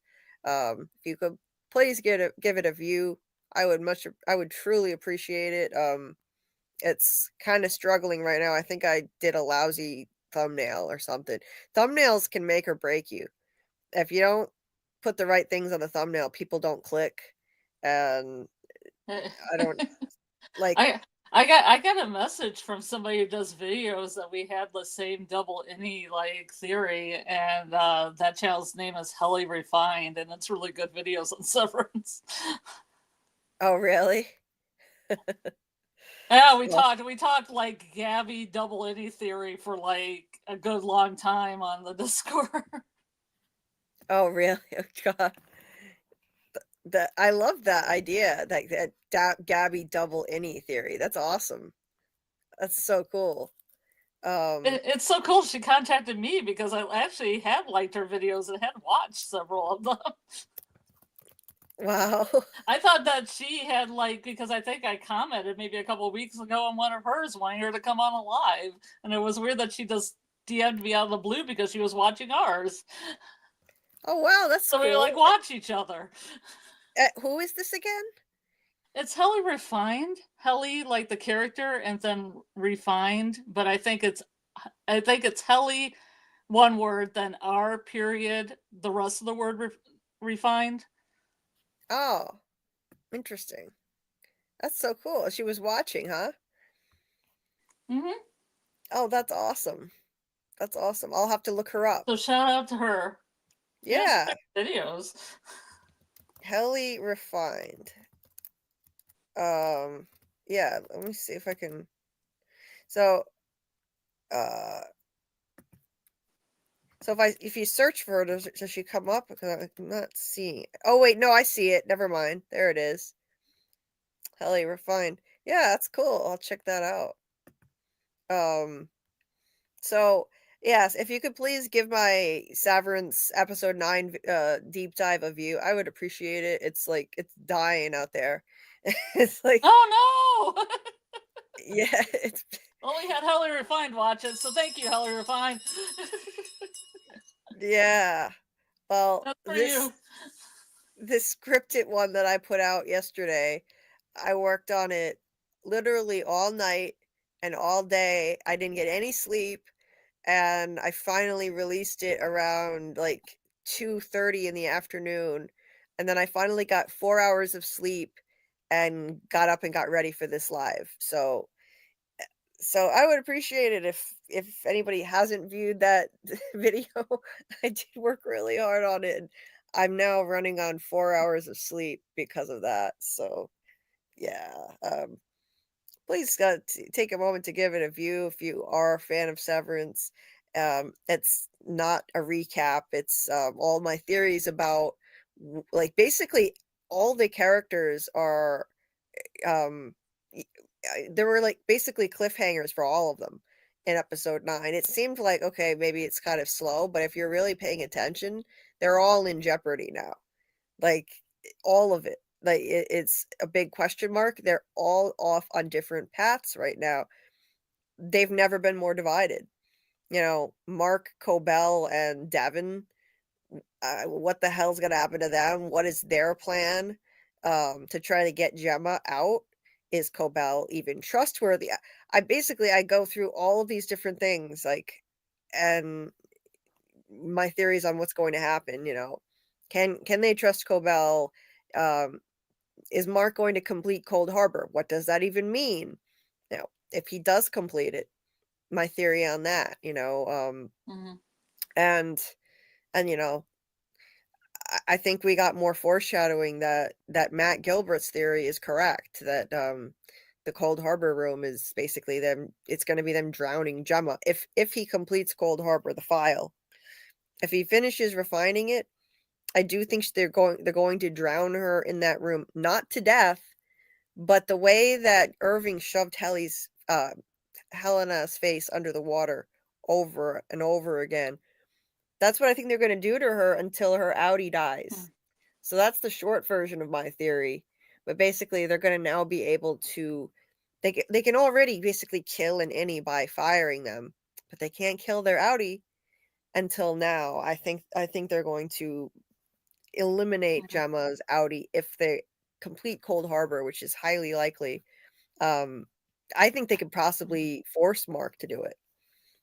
Even if he doesn't want to. And we were kind of like, me and Helly Refine were talking about that too, like the innie thing, that maybe when they did the innie, like a double innie, that person could still get their outie out. But if they're doing more than that, maybe it's something where they're trying, you know, because they don't want that outie to ever come back out, and they kind of want Stefford wives like Gabby, that they would make it in a way that the outie would be just unretrievable. Yeah. I mean, I liked it because I circled back around to the Stefford Wives series I had when we did the rewatch of season 1. Right. Yeah, I like that. I like the whole Stepford Wives idea. Like that theory makes a whole lot of sense, and it could explain why Gabby was called Gabby at the gala instead of Gabrielle. I always thought that was weird. Or how the ones that are James are taken to the cabin, and maybe if they're two innies, they don't even know they're pregnant. You know? Yes. It's like nesting dolls. But the reason that came to my head was because of the Twilight Zone reference. Because when the woman said the mannequin that's outside in the real world, neither of them are real. Right. You know, so I'm applying that to outies. Like, neither of these people are an outie. They just think they are. And maybe even Gabby at the gala thought she was an outie, but maybe she was an innie that just got a few personality traits from the outie. Because I was thinking about Dylan, and Dylan proposing to Gretchen, and he was like, oh, this is how you were before. And I thought, maybe Gabby got some traits, but then she didn't want to have a third kid, so they just gave her another innie. Took her to the birth cabin. Right. Yeah. And isn't there a character named William Egan too? Like, she said she was going to name the baby William. Yes. You know, it's just, it seems like that. I mean, it doesn't feel really good. No. That like he's like doing this thing where he's just spreading his sperm around to make, like, you know, it seems like Jay Megan is spreading his seed around. Yeah. It's having women impregnated. I mentioned that in my deep dive, like the scripted deep dive that I put out yesterday. I think he's probably impregnating women. And I don't think that he got Helly pregnant, though. I really don't. That's why she tricked him by bringing new blood into the family. How dare her? Yeah, right. Maybe that's how. I mean, it could have a double meaning, you know. She tricked him at the gala, pretending to be Helena, but maybe, she also tricked him by getting pregnant by somebody else. How dare somebody she? outside the family. Oh my God, how dare she? Yes. So yeah, I think Sullying the Egan name. yes. So yeah, I think she's I think it's possible though that there's some foreshadowing that Helly / Helena is going to wind up finding the testing floor, you know. Just the image in episode 9 of Helena walking down a long hallway and you see like just her silhouette. It's so reminiscent of the testing floor. And then there's foreshadowing related to drowning too, because in that same shot you have a faded shot from the pool water to the shot of Helena walking down a long hallway, and it Yeah. looks like, you know, like it evokes the concept of drowning. So again, more water references. I think Matt Gilbert is right. You know, he pointed out that Dr. Maurer asked Gemma what would be worse for her, suffocation or drowning. She said drowning. I think Cold Harbor is going to be where they drown her. I just disagree What with a him. choice. What a choice, right? Yeah. So I think that this is how they, yes, Doc. I think this is going to basically permanent suppression of the Audi, effectively killing her Audi, aka ego death. That reference of Chikai Bardo in episode 7, it's one of these stages where you're progressing toward ego death. Chikai Bardo is an in-between state, and the ultimate goal is rebirth. And to do that, it's basically the concept of the loss of identity or ego death in Buddhism. I think that's what that title was hinting at. That's what's going to happen to Gemma, that she's going to experience essentially loss of identity, ego death. Her Audi with her original memories, the version of Gemma who knows Mark, who remembers Mark, will be gone if he completes Cold Harbor. That she'll die metaphorically and be reborn as this permanent innie with flattened emotions, desensitized. All of those rooms, the whole point of it was desensitizing her to everything unpleasant, ranging from annoying writing Christmas cards to anxiety inducing going to the dentist, and then terrifying being in a simulated plane crash. Now, the ultimate horror would be drowning her, not to death, but shoving her head under the water over and over again and making her feel like it's never ending, because that innie would never remember leaving the room. That, I think, is what would do it. Because she's still herself right now, but I think that would be the ultimate test of seeing if the severance barriers would hold. And that's what they keep trying to do, asking her, did you feel anything after each room? And she feels pain in her mouth up to the dentist. Her hand hurts after she writes the thank you notes. They're trying to suppress all of that. And she can't remember anything that happened in those rooms. That was the key. She had some lingering discomfort, but no memories of it. So, yeah, I think that's what we're progressing towards. And they're going to use her as a prototype to market these severance chips to the world as a cure for mankind. Remedium hominibus. That's on the license plates in Kier. That's their motto. It means a cure for mankind. They think human emotion is the root of all suffering, and they want to suppress it. They want to compartmentalize and desensitize people, compartmentalize emotions. Like, that's what those rooms symbolize. That's what those boxes on the computer symbolize when they're sorting the scary numbers. They're compartmentalizing their feelings. So I really think that's the end game, but I don't believe it's altruistic. This is a cult. They're going to use this to control everyone. The goal is mind control. So yeah, they're going to market it as, oh, look, you don't have to experience anything unpleasant anymore, and show Gemma to the world. Dr. Maurer said, you will see the world and the world will see you. after she visits Cold Harbor. I think that he wasn't lying, but it'll be a new version of her.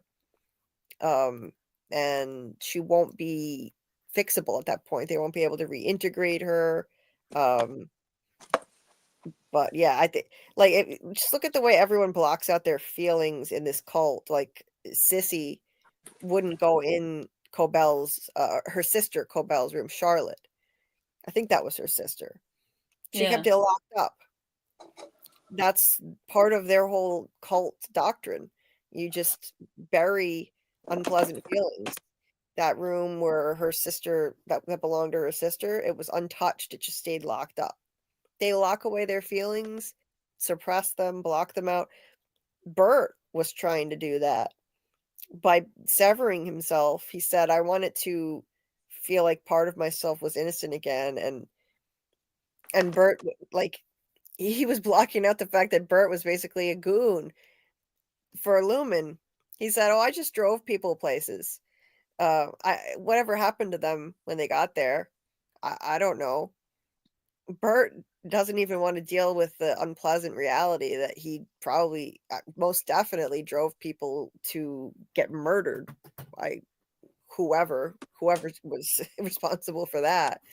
But Bert was a mob enforcer. So this is what this cult is all about. Blocking out, suppressing feelings, and at the end of the day, that's what the show is all about. Maladaptive ways of coping with trauma. That's what Mark did when he took this severed job, to forget about his grief. And so yeah, I think that's where they're headed with Gemma, and they may just find a way to force Mark to complete Cold Harbor even if he doesn't want to. Now how, I'm not really sure, but I don't know. I watched the trailer again and it looked like Cold Harbor is going to get completed. I saw a little clip that made it kind of look like I think it said 99% on the screen. Go back and watch the trailer, guys. I was trying to avoid the trailer, Julie. The full trailer for the whole season. That one. The full trailer for the whole season? I've forgotten about it. There's some. I just want a happy ending, Julie. How can I just get a happy ending? I don't know. I don't think it's going to be happy. I know for one thing, there's going to be a giant cliffhanger. Definitely. Yeah, that's true. So anyway, the point is, I think everyone is kind of hanging in the balance right now, and that's what I talk about in my videos. So if you haven't checked it out, that's my latest deep dive. You know, and then of course you got Irving.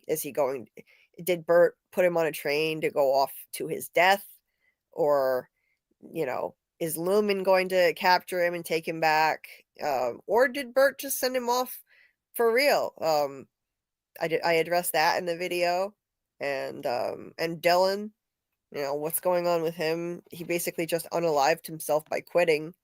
Everyone is hanging in the balance right now. Like, there's a lot they need to pay off that they set up in the 9th episode. And so let's see, did I forget anybody? I think that was everyone. And Milchick, of course, but Milchick he's just reaching his breaking point. I think he's reaching his breaking point, but don't expect him to help Mark get Gemma out. If you're thinking that's going to happen, that would be way too convenient. That's not going to happen. I think it's possible maybe Milchick might quit and just leave, but I don't think he's going to help Mark. It takes too long to deprogram someone from a cult. And Milchick is deep in the cult. So anyway, I address all that stuff, all my theories and predictions in the video. So check it out if you're a Severance fan, and our watch party tonight at 9 p.m. sharp. We'll be starting about maybe 1 minute past 9 p.m. Eastern. Then we'll do it again if you miss it. Because it's long. Because it's long. It's long. But if you miss it, we're going to watch it again. It better be long. What? I said it better be long. Yes, it better be the full 74 minutes, damn it. Or we riot. AA, that was like the best thing ever. You know, devour feculence. It means eat shit, Mr. Drummond.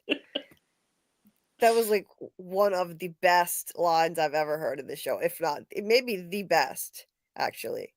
And I also loved when he said, to put it monosyllabically, like, you dumb fuck.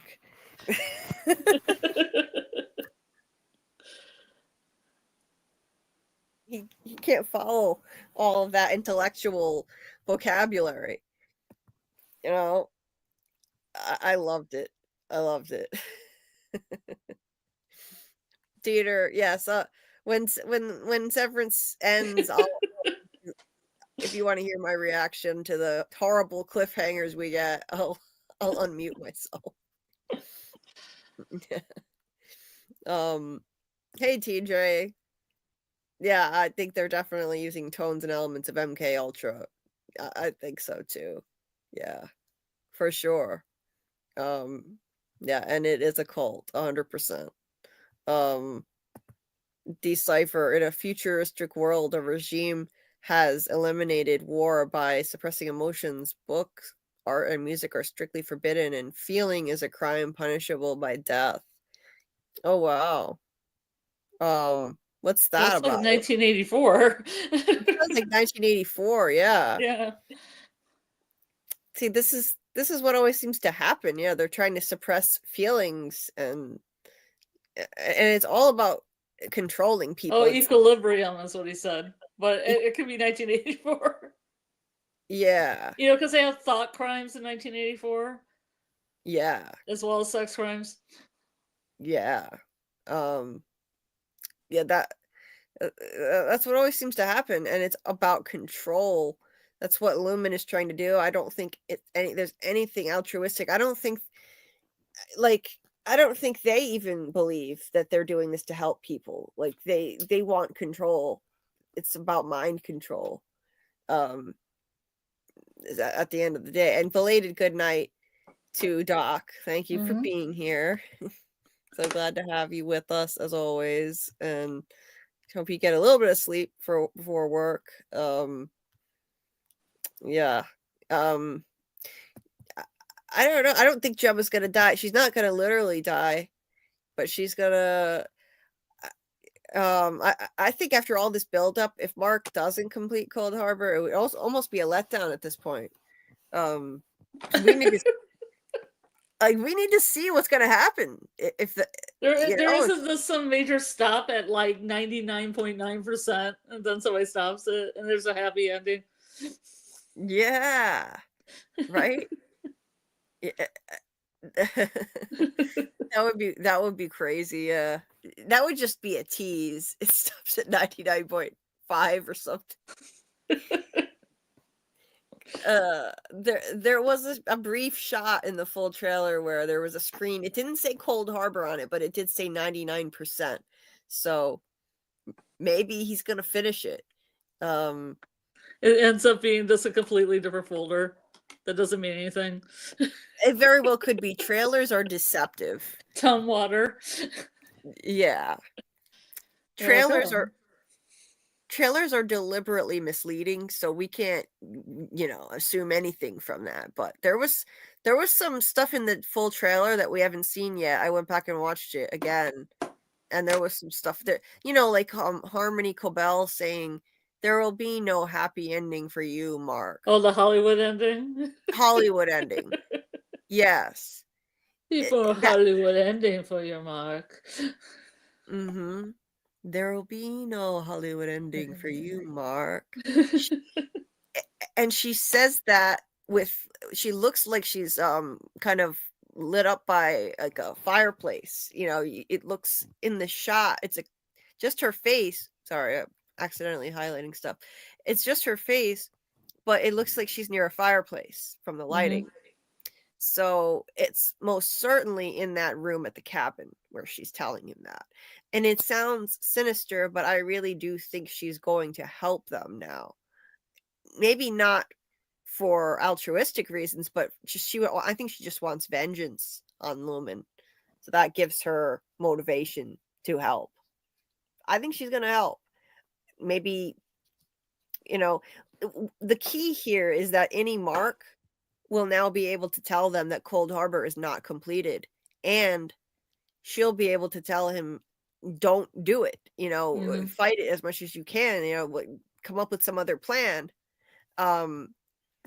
Because right now, any Mark doesn't know what the hell he's doing with Cold Harbor. He has no idea. And this is going to be crucial. He can give them the crucial knowledge that Cold Harbor is not finished. Therefore, his Gemma, the Audi Gemma, is still alive. And now he'll be told exactly what Cold Harbor is. I think she's going to tell him the truth. So that's my prediction on that. And they will come up with some kind of a plan. He'll go back to work. But I don't know if he can avoid it. I think they might force him to do it. Drummond might force him to do it somehow. Yeah. But honestly, I want to see what the hell's going to happen if it's completed. I don't have anything against Gemma, but it's a fascinating thing. I want to see what kind of Frankensteinian creation they're going to make out of her if he completes it. I kind of want to see it. So I know it sounds ghoulish, but they've built it up so much that I'm genuinely fascinated to see. And imagine if they don't complete it, then what? What's going to happen next season? And the season after that? Where does the story go from here after all this buildup? I think it's got to happen. So, yes, Decipher.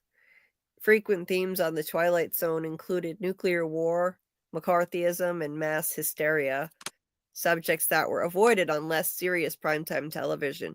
100%. I was talking to Doug about this, and I won't go off on a long tangent because we need to get off of here, but I was talking to Doug about this, and Rod Serling was an absolute genius.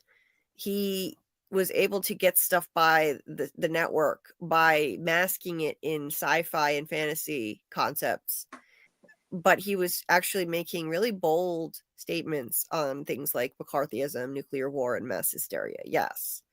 And it was so clever how he did it, packaging it in this format, like disguising it with aliens or whatever he was using, but he was making statements on that stuff and getting it out to the masses, but it was cloaked in other things.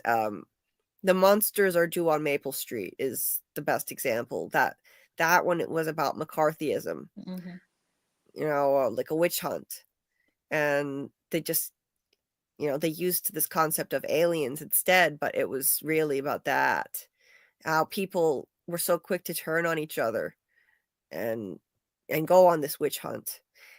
And Doug was saying Rod Serling probably had friends at the time who were being targeted by the U.S. government because of McCarthy, the Red Scare, targeted as communists. People were being arrested. It was crazy because of this hysteria over communism back then. So Rod Serling was a freaking genius, and he was way ahead of his time. One of the greatest shows ever created, and we're actually going to do some watch parties for the Twilight Zone in the Discord. So if you're interested in that, make sure you join. We're going to be doing those for sure. Like, I want to do that in the near future. It's also, a pretty good influence on From too. There are some. We actually did a watch party in Jeremy's Discord. That was one of the first things I ever did with Scarlet. Yeah. That was one of the first times we ever hung out. We watched a Twilight Zone watch party in there. Including that episode. We did. And I planned that with BK, aka Paul Miss Shelby. And I picked the episodes, and we watched. I picked ones that were as close to From as possible. So that one, there was Stopover in a Quiet Town, where a couple wake up and they're in a town that they can't get out of, and no one around, and the train goes around in circles when they're trying to leave. That's so From. That's what made me fall in love with From, because it had vibes like that. So anyway, we're gonna do watch parties like that in my Discord for sure. And who knows, maybe even do a live stream talk about it if enough people want to discuss. But definitely watch parties. Cool, Decipher. Well, when we do them, I'll send out a notification to everyone. So I'm pretty sure you're in there. You should still be in the Discord, so you'll know when we do that. We'll let you know. Yes, it was the witch hunt for the other and an alternative to capitalism. Any antithesis to capitalism is unacceptable to the Allies. Yes, Decipher, spot on. Hidden messages. Oh yeah. So yeah, we'll definitely do that. I know Lori, real cinema therapy, aka Lori, she's really excited about the idea of doing that too. So anyway, sorry, we need to get off and get some rest now. Yes. So yes, like Dieter said, definitely keep your notifications on in Discord so you know when we're doing watch parties. Once Severance ends, we'll have time for more of that stuff. And sometimes it'll be on Saturday night. Sometimes it'll be on Tuesday night. We'll keep you posted. Also, we're going to be continuing the From Rewatch, of course. I believe next week we're skipping it, though, because we're going to be doing 2 Severance lives, Monday and Tuesday. Good. That was my question for you for the next week. Yeah. I forgot to ask you. I was like, we're not doing 3 in a row, right? No. That's too much. Yeah. Okay. Nope. So next week we're not going to do the From Rewatch. We'll resume it the week after. And next week we're going to be doing 2 Severance lives. We're going to have Mark Geller on at 10 p.m. Eastern, and you can ask him questions or leave comments live, and we will highlight them. And Doug Hughes may join us for that, so that's fun. That'll make it even better. Make it a party. Tuesday we will break down the finale of Severance around 10:15 p.m. Eastern, so that'll be a different night than our usual one. So please keep your notifications on so you'll be aware of it when we do that live. And keep an eye out. Take a look at my Severance video if you haven't already. I'd appreciate it. Okay. So hopefully we'll see some of you guys in the watch party for Severance tonight at 9 p.m. Eastern. And almost forgot. Our next From Live will be Friday night with none other than Tony Teflon as our special guest, which is so exciting. I can't wait. Yes. Dieter said Julie's lover bot is back at work. Kendrick Lamar. I mean, in my Discord, Dieter put a Kendrick bot. It plays Kendrick music 24/7. Kendrick Lamar. So if you like that, that's in my Discord too. I appreciate you, Dieter. Thank you so much. He knows I love my Kendrick Lamar, so he put that in there for me. And sometimes other people go in there and listen too. There's also a bot with From Music, I think. Anyway, Friday night, we're going to do a theory chat with Tony Teflon at 10 p.m. Eastern with Doc. Doc Kaiju Labs, our friend, and he'll join us. If Scarlet can't, if you're available, as much as you want to be, you can be there too, of course. That goes without saying. And hopefully we'll get talking some theories before I do the normal network drop at 2 a.m., 3 a.m.-ish. Yes. Yeah. Well, hopefully, yeah, because we'll start at 10 p.m. So hopefully you'll be able to get some theory chat in before it kicks you off the internet. Mm-hmm. That would be cool. No, what is about Fridays? Yes. Dieter. Doc's back. Doc's back. Yes, we were just talking about our live Friday night with special guest Tony Teflon. Can't wait to have guest Doc. You're a special guest in our hearts and a co-host, and All around And our good guest, person. yes, and our guest co-host Doc Kaiju Labs will be with us Friday night with Tony Teflon. That should be a lot of fun. I'm looking forward to that. I guess. And we're just gonna talk theories, talk from theories. I've been wanting to have him on as a guest for a while, so that should be awesome. Teeter with the emojis. Oh my god, that's a lot of helicopter dancing, Teeter. Jesus Christ, bringing that I don't want image to see. back. I don't really want to see the end of that. I know, right? Oh my god. Or else I'll be like, the images that evokes. Oh dear Lord. exactly. Yeah, that's a little And that's too vivid. when I was talking about sexy, fun sex before, when I just said sex crime, and y'all went mad. Sexy, fun sex. Oh my god. Sexy No. sex. Oh my god. Sexy sex. Jesus. Ring my bell, if you know what I mean. You know what I mean? Yeah, I thought so. You can ring my bell. Yes. Oh yeah. I'm talking about the sexy sex. Decipher. Decipher.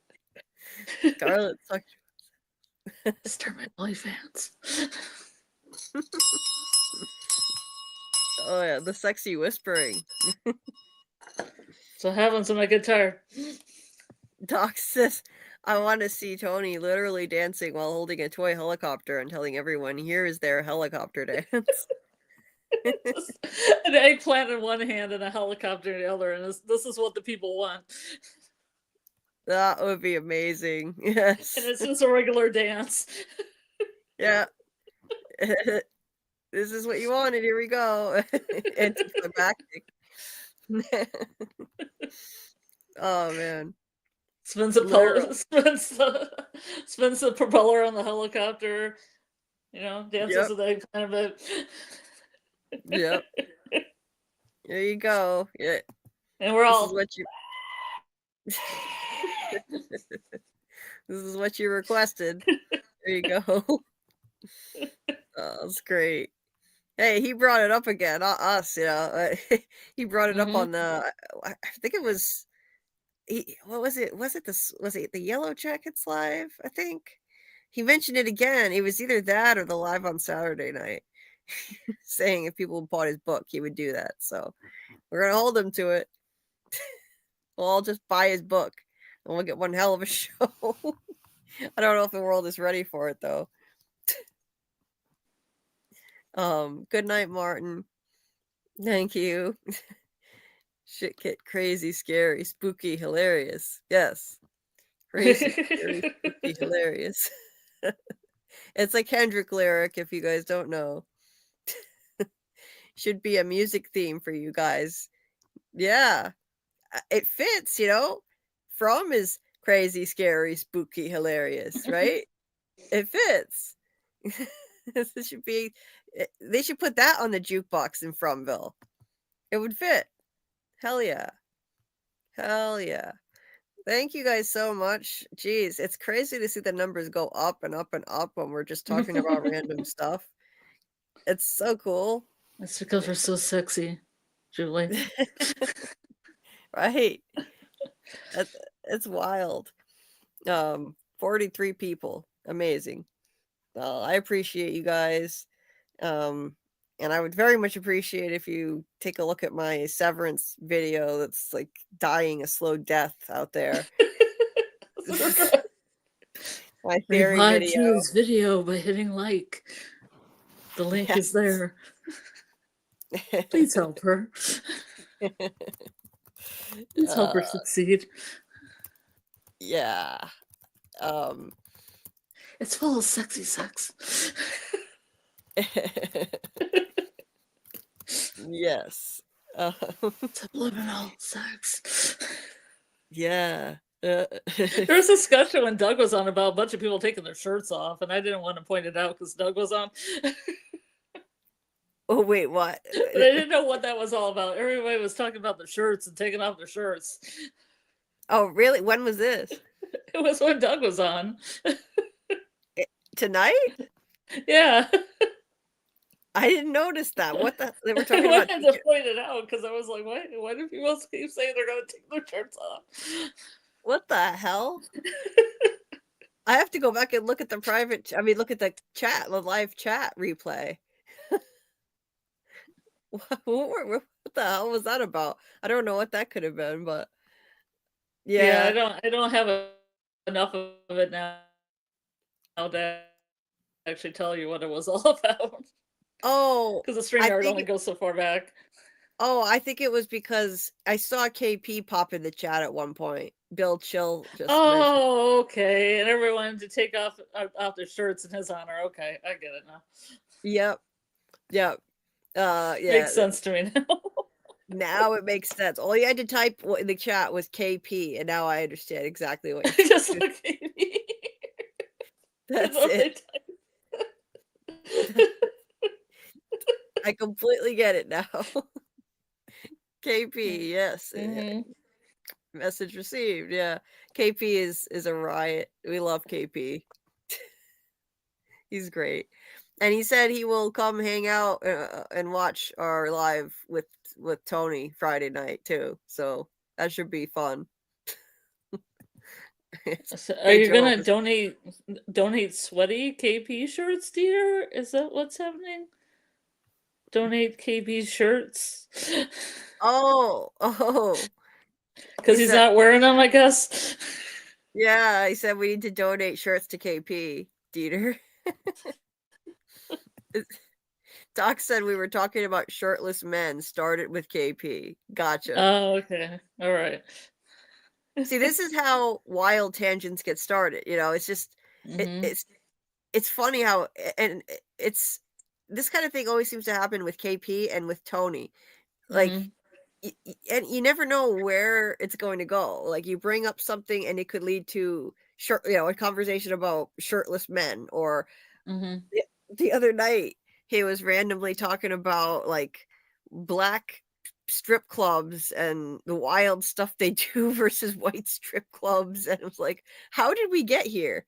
And I was trying to think, like, okay, where did this tangent come from? It starts from one like innocent thing, and then like a few degrees of separation, next thing you know, he's talking about like wild strip club acrobatics or something. Like, I don't know where it comes from. It's just so funny. You never know where the conversation's gonna go with Tony and with KP, and even with us too. I mean, we've had some weird tangents where it's like, wait, how did we even get here? It's like an after dark stream all of a sudden. Like the kangaroo. Like the kangaroo. Exactly. Like the kangaroo. We'll be talking about dirty Nickelodeon cartoons from the 90s. Yeah. I love tangents. Tangents are fun, you know. Tony and Phil will just start randomly talking about like what's your favorite cereal, and the next thing you know, Phil put up a graphic on the screen of like, Tony said the most disgusting cereal he ever had was, I forget what it was called. Oh, what the hell was it? It was like Mr. something, and then Phil put it up on the screen, and the guy had like a crown on, and he looked like a total perv. It was like a photograph of a guy on a cereal box. This is what they used to have in the 80s. This is this old cereal. I think I know what he's talking about, but I wouldn't remember the name of it, but I've seen that graphic, yeah. And he said it was the most disgusting cereal he ever ate. Yeah. Right. The way Tony described it, it sounds like a riot. Yeah, exactly. Yeah. It's these kind of tangents I love. It's hilarious, and why not go off on tangents? We don't have to always stay on topic. No. Doc, you should go to a gay strip club. Have you been? I've been. Oh. Yeah. Oh man, that would be interesting. Men. Hallelujah. Doc says I've never been to a strip club, but now I want to go to a black one, right? I want to see this show. This sounds pretty wild. Like someone was saying, like someone in the chat then said that they went to one where like the guys, it was a male black strip club, and they would find the biggest woman in the room and pick her up in the air and like throw her up in the air, and she would have the best time. Like everyone was just loving it. And they do acrobatics, like things you wouldn't believe. Yeah, like, and this was a From stream. No, this was like a Yellow Jacket stream, I think. Somehow we wound up on that. Yeah, it's great. It's Martin. Speaking of shirtless men, finished Lost for Josh Holloway. I know how y'all feel. Oh, I've been watching season 5 of Lost, and Josh Holloway, there are a couple episodes where he has no shirt because like all of their stuff disappears. So it's just forcing him to walk around shirtless for a few episodes. And I was like, okay, I can get on board with this story arc. Yes, please. Don't let him ever find his stuff again. Just make him stay shirtless for the rest of the entire series. Thank you very much. I appreciate it. Thank you, Lost writers. You could just imagine the writers' room where they were sitting around like, okay, how can we make Josh Holloway just be shirtless for a few episodes and show off that eye candy? Okay, yeah. Time travel. Some wacky ass time travel where they lose all their shit. They lose all of their stuff, and he has to walk around shirtless. Yeah. I was so here for that, and then I was pissed when he took somebody's shirt. I'm like, damn it, no more shirtless Sawyer. Wanted more shirtless Sawyer for the rest of the series. Just never let him have a shirt again. It was great. Right, Martin? Yeah. No more shirtless Sawyer. Anyway, yeah. I will finish Lost. I'll get back to watching. Once Severance ends, I'll have more time to watch, and we can watch it together sometime in the Discord too, Martin. I know you wanted to do that. We can totally do that. I would love to have somebody to watch it with. Uh-oh. Scarlet dropped off. Yeah, never ran into that cereal, Doc. Yeah, what was it called, Michael? I can't remember now. It was Mr. Something, and it was Mr. Something, and it was like it was spelled weird, but I can't remember what it was called. Yeah, I don't remember. But Teeter said we can continue this conversation private on OnlyFans. And by the way, thank you, Jehovah's Sins, for saying we appreciate you. Thank you so much. I appreciate you guys. Thank you so much. You're the best. You're the best. Yeah. It would be great to have somebody to watch Lost with, Martin. I would love that. Because I have to watch it alone, and it's just not nearly as fun. Thank you, King Vitamin. That's it. King Vitamin cereal.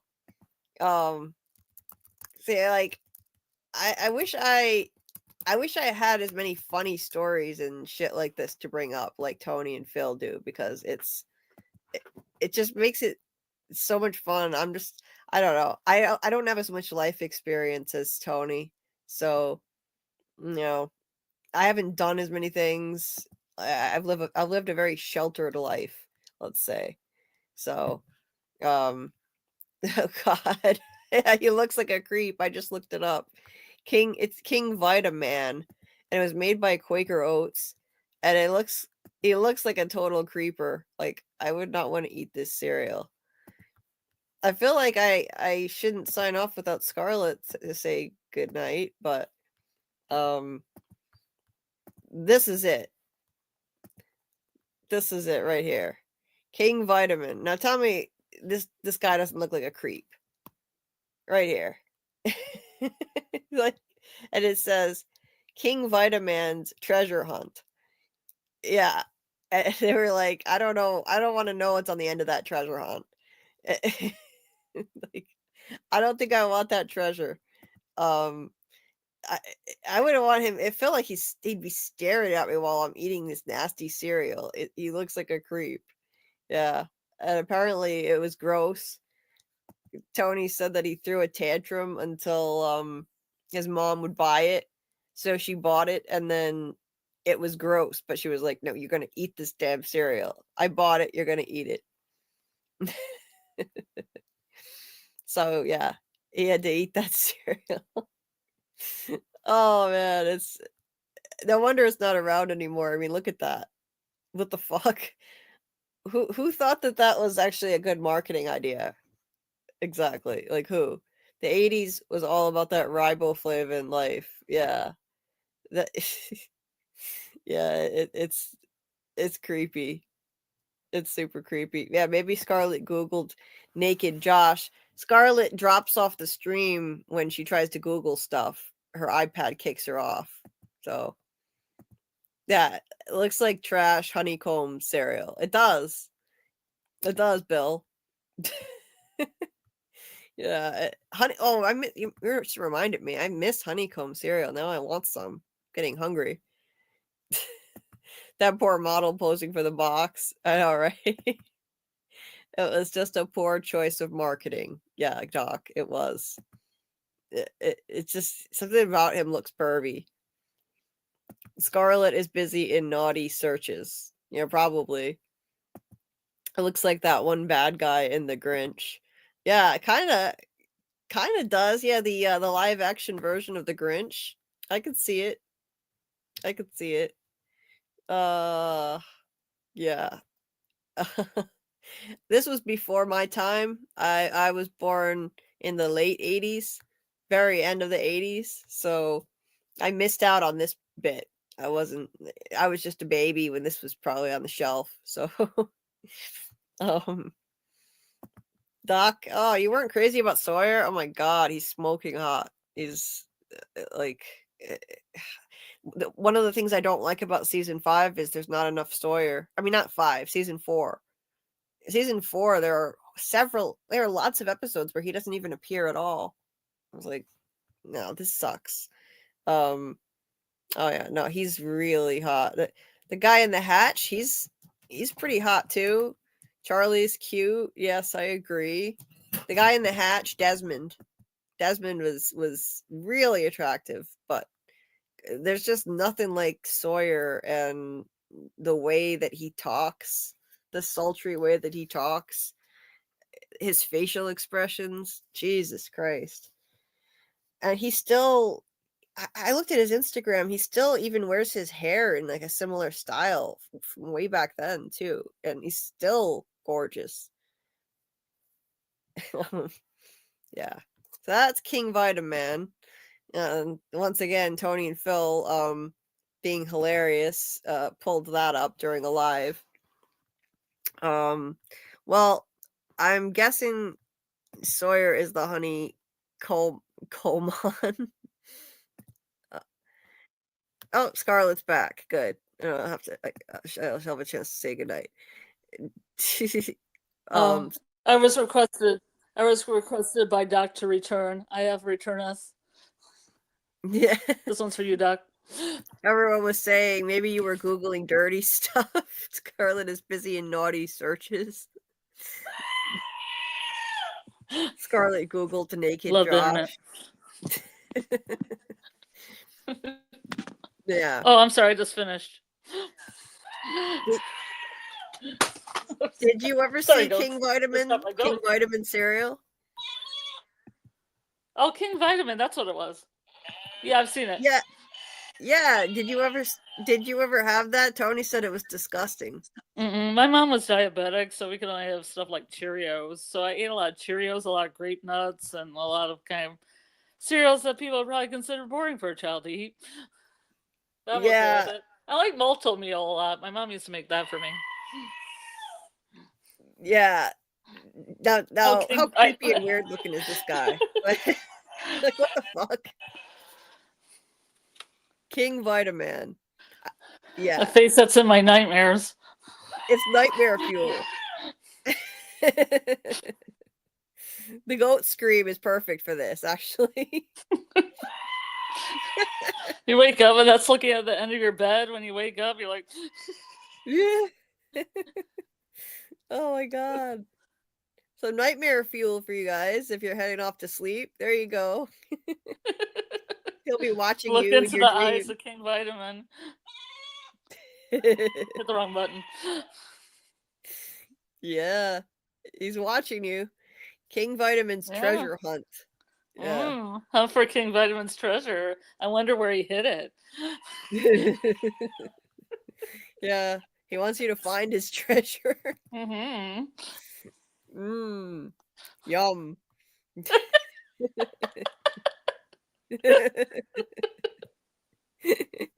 Go to bed, kids, or King Vitamin will get you.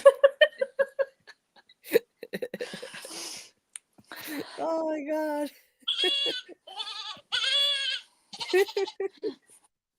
Looks like the dude that slips your GHB MTMA in your cereal.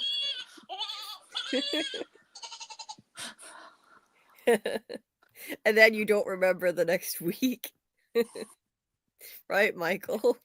Oh my god. And then there's all King Vitamin's children. Yeah. Impregnates. Doc said, Scarlet, I need to build a time machine and rescue child you. You missed out on all the sugary cereal, I guess. I missed a lot of my youth. I didn't have the best childhood, so I missed out on a lot of stuff. I had to grow up really fast. Oh, I'm sorry. Now I relive it. I have a second childhood, you know. Yeah. Now you can have all the junk cereal though.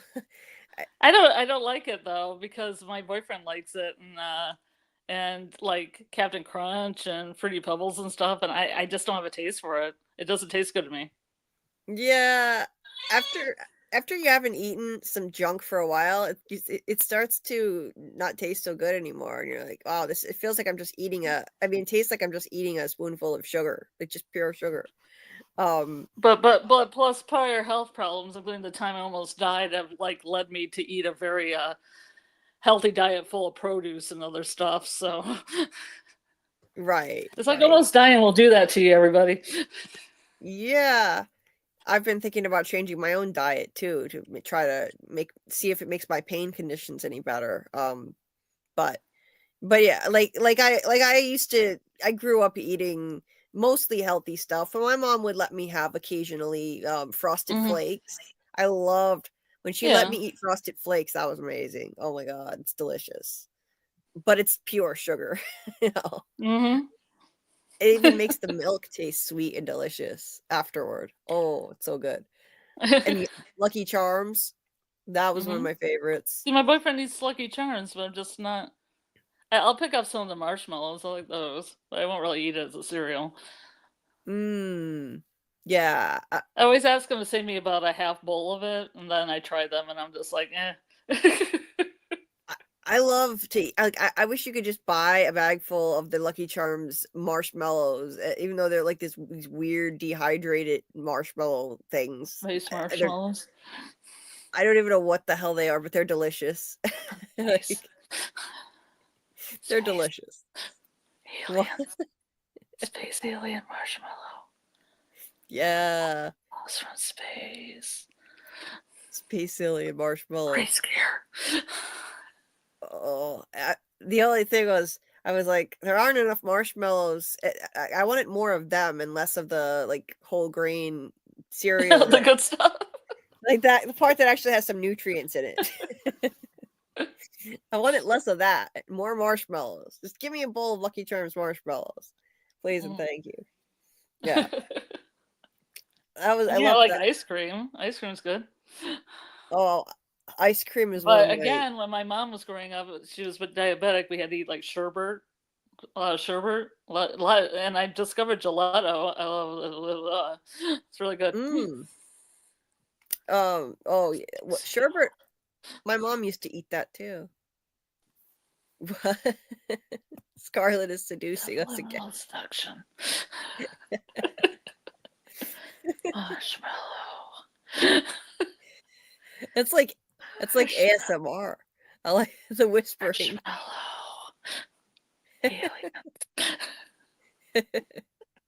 You should do ASMR. So overall, I ate a lot less sugar when I was young, and I just don't have a taste for it. Now I love salty stuff, and that's a problem. But I'm jealous of you because I have a wicked sweet tooth, and it's a problem. You know, like I've craved something sweet. I especially if I'm depressed or you know, which is like all the time. I want something sweet, you know, as a pick me up. I want ice cream, like, you know, donuts, cookies. God, yeah, like cookie dough ice cream. Yeah, it's good. Yeah, cookies and cream ice cream. Oh, it's so good. Ben and Jerry's I can't even touch anymore because that's like crack to me. If I have Ben and Jerry's, I will eat the whole pint. I can't control myself.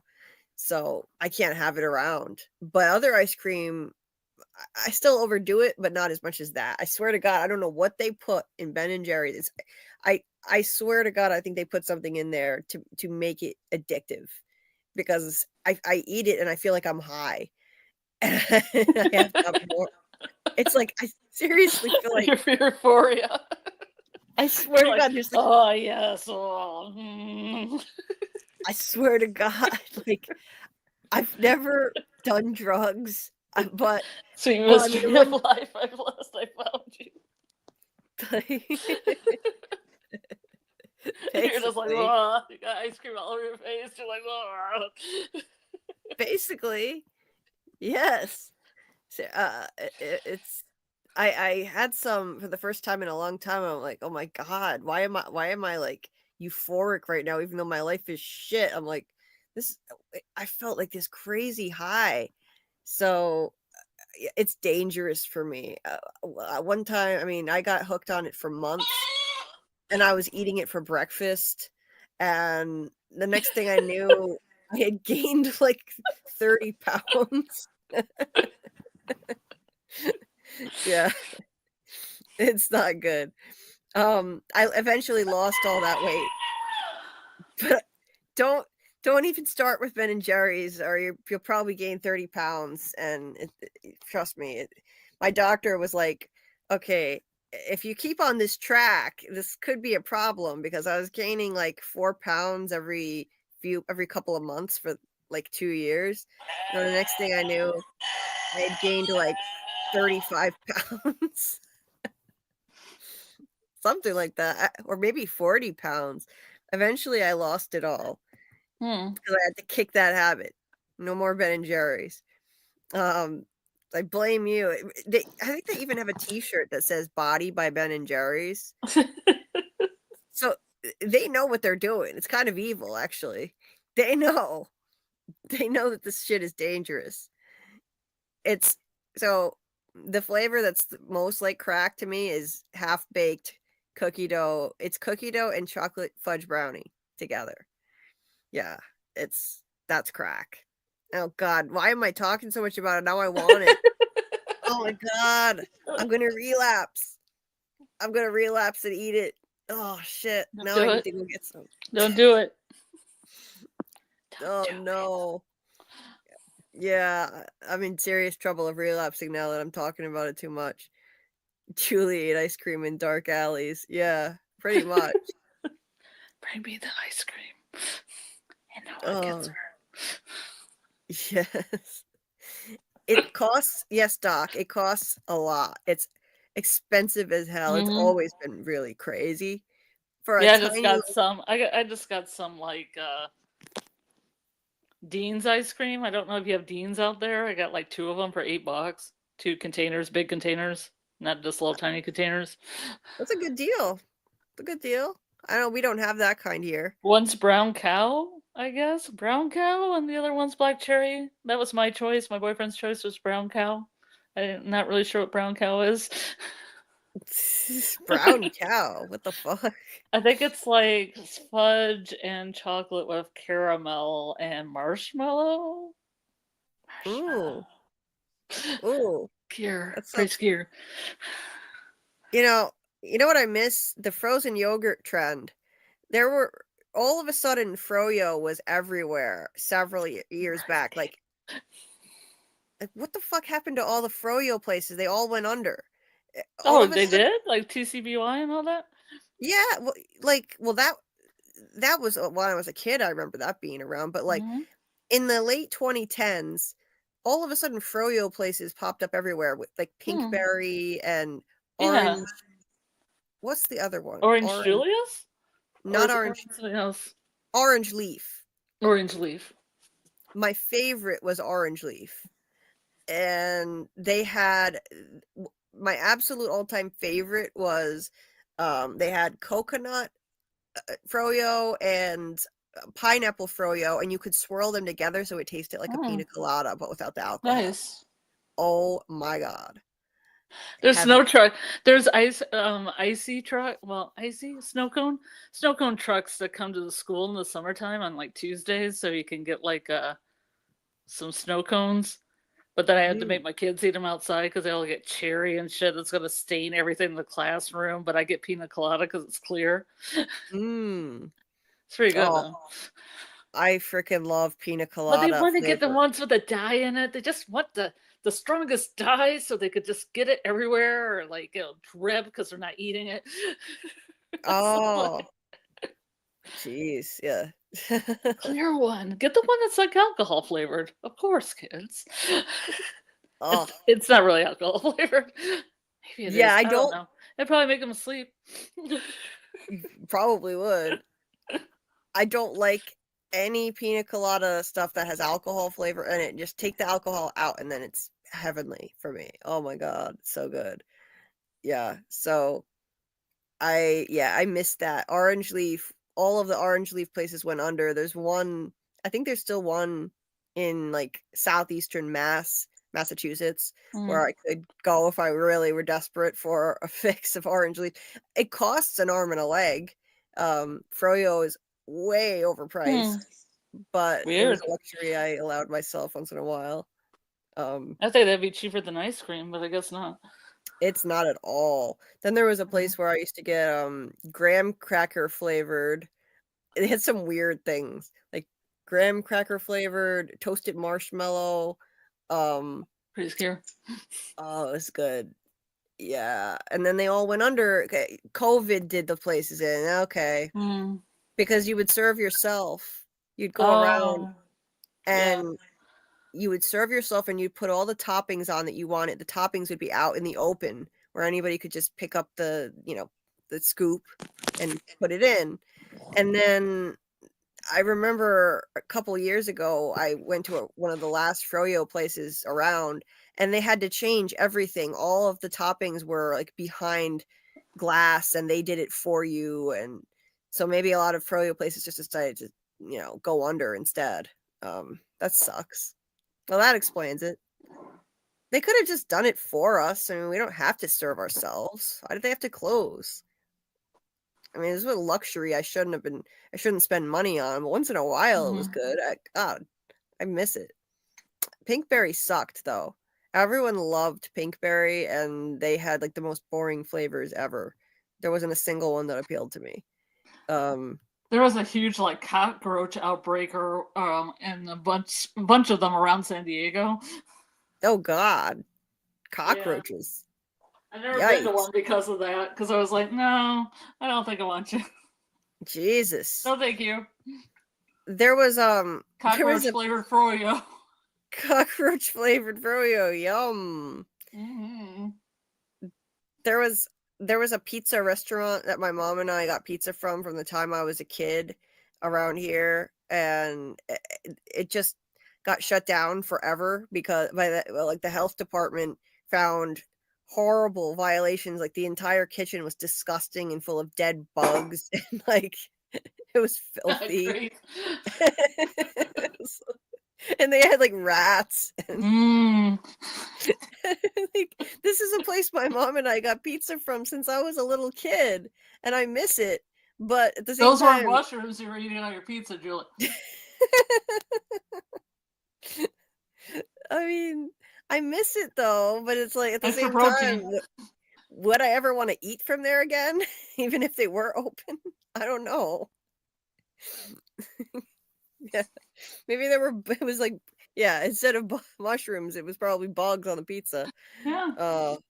Well, No. hey, I ate that since I was a little kid. Nothing ever happened to me. So, Yeah. Extra protein. extra protein, right? Mhm. I still miss it, but thankfully, They my eat bugs favorite. all over the world, man. Thankfully, my favorite pizza place. I think the best pizza on earth is still open, and it's been open since my mom was a kid, and it better never close or I would be devastated. There's no other pizza like it. I don't even know how to describe it.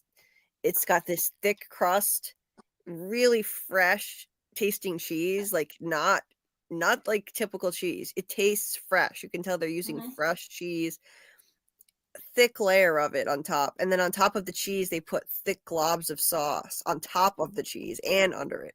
It's unbelievably good. And it's been there. It's a mom and pop place. It's in Providence. It's been there since I was a kid, and I would be devastated if it closed. I've never tasted any other pizza like it in my life. And I'm picky about pizza. I won't eat just any pizza. I'm like, nope, I'm not eating that. It's not worth the calories. Domino's pizza is shit. Pizza Hut is gross. Most pizza, I'm very Papa picky John's about. is okay. Papa John's is it's okay. Papa Yeah, I mean, I Gino's. usually just do any indie places around my house. Yeah. There's always some good, like there's what we call like the Spagnoli belts, because there's one Spagnoli restaurant and then another one in between the border of it, like one of the suburban areas. Yeah. But the Spagnoli family, they're, very Italian, and their food is very good. Yeah. Mom and pop ones tend to be the best, honestly. The chains are garbage, and they have the most unhealthy ingredients, the most chemicals. Like Papa Gino's is a popular chain. I don't know if you have them near you, but Papa Gino's, I really do like their pizza, their breadsticks and stuff, but then I found out like how unhealthy it is. Like it's horrible, so it's kind of hard to eat it now. Unless I just block Yeah, it out. decipher if you're ever in San Diego, which I know you are because you told me. DeMillie's is really good. I like DeMillie's, and there's a really good pizza place down on Adams Avenue, but I can't remember the name of it. But I referred it to a friend of mine who was going to San Diego because they have really good pizzas there too, and they're both on Adams Avenue, so you could hit both of them. That's my old haunt. That's where I used to live. That neighborhood, Normal Heights, Kensington, Cool. Imperial Heights. I'm not Imperial Heights. Not Imperial Heights, the other one. Yeah. In San Diego, they always have the neighborhood and kind of like a light thing about like neon above the street, like one of the main streets. Yeah. So you always know what part of the city you're in. Oh, that's cool. University Heights. It's the one where they Nice. have the ostriches. They have a mural where Victorian women are riding on ostriches. Yeah. Really? Yeah, because Okay, there used to be a ostrich feather industry in San Diego when it was popular to wear hats. Oh, that's interesting. I hope they didn't kill the ostriches to get the feathers. Yeah, they're probably an ostrich meat market as well. Oh, jeez. Wow. That's an odd thing to eat. The hell? I don't know. I think they were marketing it as everything. Transportation. Really? Feathers, meat. Yeah, because people were riding them. They have like Victorian ladies riding these ostriches. I guess they thought maybe they could be like horses. What the hell? Well, that's news to me. What the fuck? Yeah, one time I woke up at 3:00 in the morning and I wanted to watch TV. I was flipping through the channels on ESPN, like not the main one, but 3, 4 as you go. And they had ostrich races from somewhere in South America, and I watched it. What the fuck? That's so fucking weird. Now I'm gonna Google that. That's crazy. I've never heard of that in my life. But at University Heights by the library, right by the Henrys, if you're listening to Decipher, there's like a Henrys. It could be a Sprouts by now. But then there's the library. And the library in University Heights has a mural, and it has Victorian ladies riding on ostriches. And it was one of my favorite pieces of artwork in San Diego. That's awesome. Oh my Next god. to the like one where they have like the at Pancho Villa's where they had the mural where the girls had the like bandoliers on and everything. That's also kind of cool and weird. Yeah, I like it. I like it. The old Very, haunts. very cool. So, oh, and wait, Little Caesars. Yeah, Little Caesars is garbage. But Little Caesars is pizza allegedly. Yeah. But Ducks. that's what you get in public school is usually Little Caesars. Yeah, and in my One school, time we got cottage pizza, which is kind of a chain Mm. around here, and it was really good compared to Little Caesars. Little Caesars is garbage. Doc said I actually kind of like Little Caesars, but that's because I'm poor. It is only $5. Don't worry, Doc. I'm poor too. I understand you. Believe me, I'm poor too. But $5 pizza is pretty nice.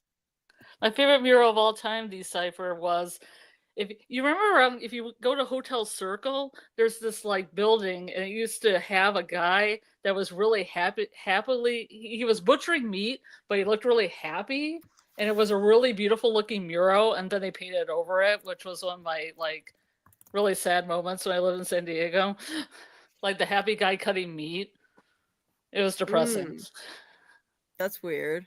I would tell people to do directions by that. I would be like, pass it. You'll see a building with a guy that's like chopping up meat, but he's happy. And take a turn there to the right. Interesting. Yeah, I miss it. I miss it sometimes. I mean, it was way too hot for me, but you know, I miss all the things you could do there, and I miss going to the desert and going to the mountains and all the different environments you could go to within a couple hours.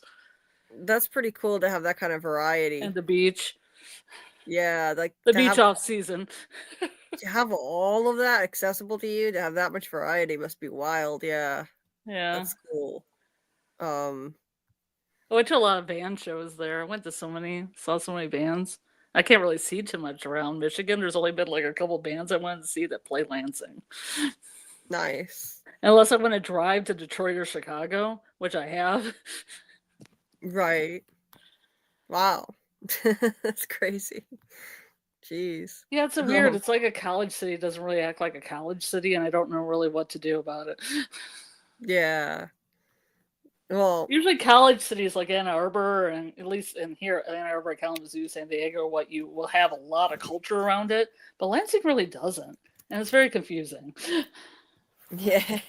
It has some. I mean, it's trying to have hipster culture. It's really trying hard to have hipster culture, but it's kind of like some cousin looking at their cool, like some kind of. You have like a cool person, and then their cousin is like, "Can I be like you?" And that's the way kind of Lansing's like. Okay. It's trying. I just took a hit of absinthe, so I'm going kind of. I took a little bit of absinthe so I could go to bed with a green fairy, and I'm like, whoa. What is it? A little what? Absinthe. What's that? Absinthe? Yeah. You should totally have absinthe, Julie. What is it? It's a beautiful journey. Okay. It is a liqueur that was illegal, and now it's legal because people realized it didn't make you crazy. Because Van Gogh used to take it all the time, and people thought he was crazy, and artists used to take it and go nuts, but then they realized it was just adulterated with things like copper, formaldehyde. Wow. The hell? Things like that. It got a bad reputation. Then it was legalized again. I never even heard of it. Interesting. Yeah. You introduced me to all kinds of things I've never heard of and never seen. It's an interesting journey. If I don't live in Rhode Island, I'd take you on some wild rides. Yes. I wish we did live close enough together. Yeah, I had a good time in San Diego, if you know what I mean. My formative years. I have an uncle who moved out there. We weren't close. I've never been there, but he freaking loves it, and he used to like brag to us. My uncle, he moved out there for work, and so he's out there, and I have a cousin out there, and like we would be like having miserable weather, cold, freezing cold weather here in Rhode Island. And he would be on the phone to my grandparents when I was visiting, all smug, like, oh, it's 70 degrees and sunny here in December. It was like, yeah, it's a lot for that, for rubbing it in, how nice it is there. The weather's temperate and beautiful a lot of the year. I was jealous. Yeah. I don't like the cold, but okay, that's how you spell it. I've never even how have I never heard of this? Absinthe. I have never heard of this in my life. Well, normally you put it in under a fountain and you drip it. You put an ice cube on a thing and you drip it, and that's a normal method I did. But I'm just down in the basement, so I took a little bit of it and mixed it a little bit with some violet creme de la cour, and it was pretty good. It was a pretty good little sipper. What in the world? There's even a National Absinthe Day 2 weeks ago. I posted on your Discord. I mod somebody's absinthe site. Oh, I forgot. Sent you it. I guess I overlooked that one. Absinthe. Interesting. Yeah, there was a lady I know that all glitters is gold, and she has some absinthe, and she samples it, and she's gothy. She has a really kind of cool velvet couch, and I stumbled on it last year, and she had to go away to get ingredients and stuff to make cocktails, and then I would pull tarot cards for people and read their tarot. And we became fast friends, so she made me a mod. Oh, nice. But because I had a lot of knowledge about absinthe, because I used to have absinthe parties at steampunk cons, and I used to have a really encyclopedic knowledge of brands, but now since they changed the law and I can't get absinthe in the mail anymore, I don't have that as much. So I got 2 bottles of Copper of Kings and Ridge Distillery absinthe. They're both Blancs. There's Blancs or Verts, green or white. And you like louche it. You don't know about louching, but it's like when you put water in it, it turns a different color. And it's really good, but some people don't like it because it's a little bit too kind of like, it can be a little bit too licorice-y. Okay. Depending what's in it, depending if people put anise in it or not. Interesting. Like my boyfriend doesn't like it because he doesn't like ouzo either. That's a Greek liqueur, and you louche it the same way, but he doesn't like that kind of licorice taste. Oh, so, I hate licorice taste. Yes, I would hate that. Yeah, you probably hate it. Yeah. Yeah, I read tarot cards. Yeah. If I didn't want to go to bed, I'd probably be reading people's tarot cards at this point. Decipher, yes. Yeah. Yeah, she talked about that during From season 3. But I don't think Decipher found us at that time. Yeah, and there was such a little blip of the tarot, and I thought it was going to be the tarot, Tilly would read those tarot cards, and then we'd be like, oh, let's have tarot card parties and everything. But it was such a little blip. Right. Yeah. It was just, the tarot thing on From, it was like a shout out. I swear they were probably doing a shout out to Tara and Matheru, and that was it. We'll never see the tarot cards again now. But it was a fun scene. I mean, we'll probably never know what it means, why the crow busted in the window when she turned over the card, but one of those things we'll just have to theorize about. I don't think we're ever going to get an answer to that one, but it was fun anyway. That's gross. So anise, is that how you say it? I say anise. Anise? Yeah. It's gross. There are these, I don't know if anybody's ever eaten Italian egg biscuits. Italian egg biscuits with a sugar glaze over it. Like the egg biscuit is flavored lemon. It tastes like lemon, and then it has a sugar glaze. But sometimes people put that anise shit in it and just destroy it. It's disgusting. But without it, oh my God, phenomenal. It's so freaking good. Yeah. but yeah, licorice taste and anise, yeah, all that stuff. Yeah, yuck. Real cinema therapy. Hey, let's have a tarot party. Scarlet reading tarot cards. That would be fun. Sure, we could do that. We do some tarot. I don't know anything about it. It would be fun, you know. All right.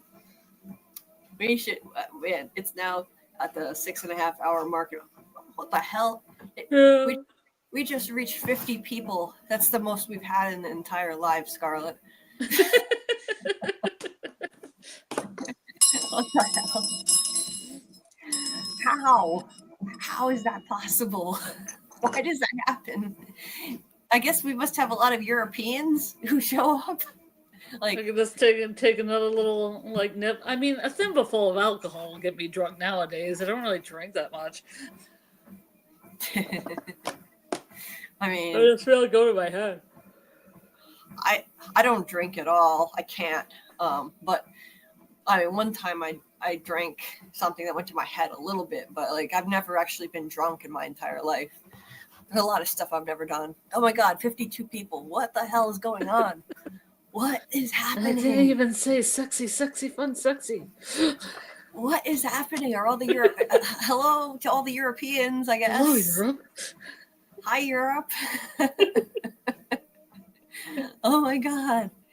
You guys make me want to stay on for 12 freaking hours because you keep showing up. That's the thing. I mean, I used to make cocktails before COVID, and I thought that if I was going to be home all the time, I'd drink more because everybody was drinking more, and I just stopped drinking. So I think it was a social thing for me, like at steampunk cons and stuff, to make cocktails for people. You know, less about the drinking, more about the social interaction. Right. I'm busy adulting. Yes.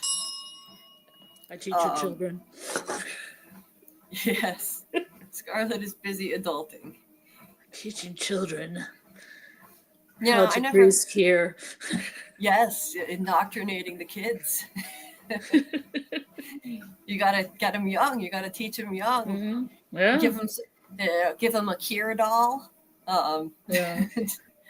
Like actually, I do it quite the opposite way. I always give them rebellion stuff. Nice. Oh my God, that's phenomenal. You're like, because you have this power. Because kids, very young children, are like sponges. So you could totally, just plant some seeds of, like progressive ideas and, like that would be I would totally do that too. Because they're like sponges. You're I also teach them how to draw. Yes. Teach them the arts. Yeah. Molding the next generation, that's a very underappreciated and undervalued job. My mom is a teacher of young children and just underappreciated by society. But it's a very important job and it's a hard, really difficult job too. You deserve a lot more credit than you get. But it's rewarding if it's something that you love to do. It's a job. Something I love to do. Now you're talking crazy talk. Well, work is just work, right? As Mark said. It's not ideal. It's not ideal, but it's a job, you gotta live somehow. You have to eat and have a roof over your head. So I guess I could just live outside.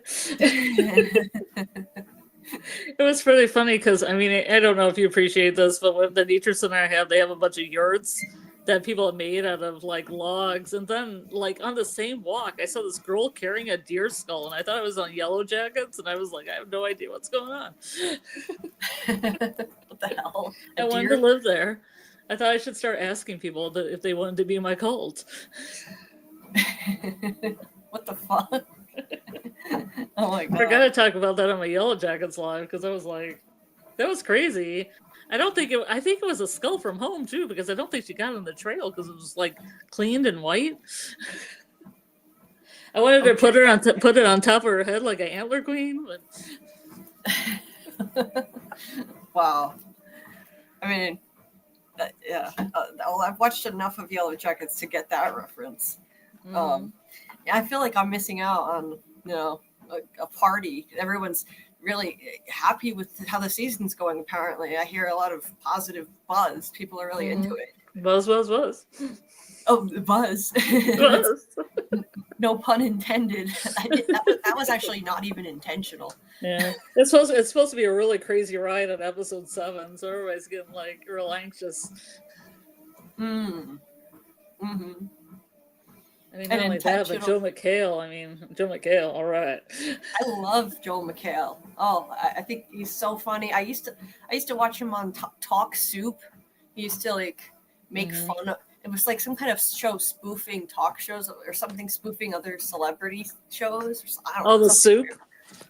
Yeah. The Soup. Yeah, The Soup. That was it. Yeah, I really like him. I've always thought he was funny. Yeah, it's an intentional community. An intentional community. That's what Del Lottie calls it. Intentional community. Oh, okay then. AA, I know AA really wanted me to watch it and I could have covered it. Now I'm kind of regretting not doing it, but I don't know how I would have juggled that and Severance. I just don't know. Like I'm barely, look at what I did. I just barely was able to get episode 9 deep dive for Severance out yesterday. I put it out so late that it's hardly getting any views because, I should have done it sooner.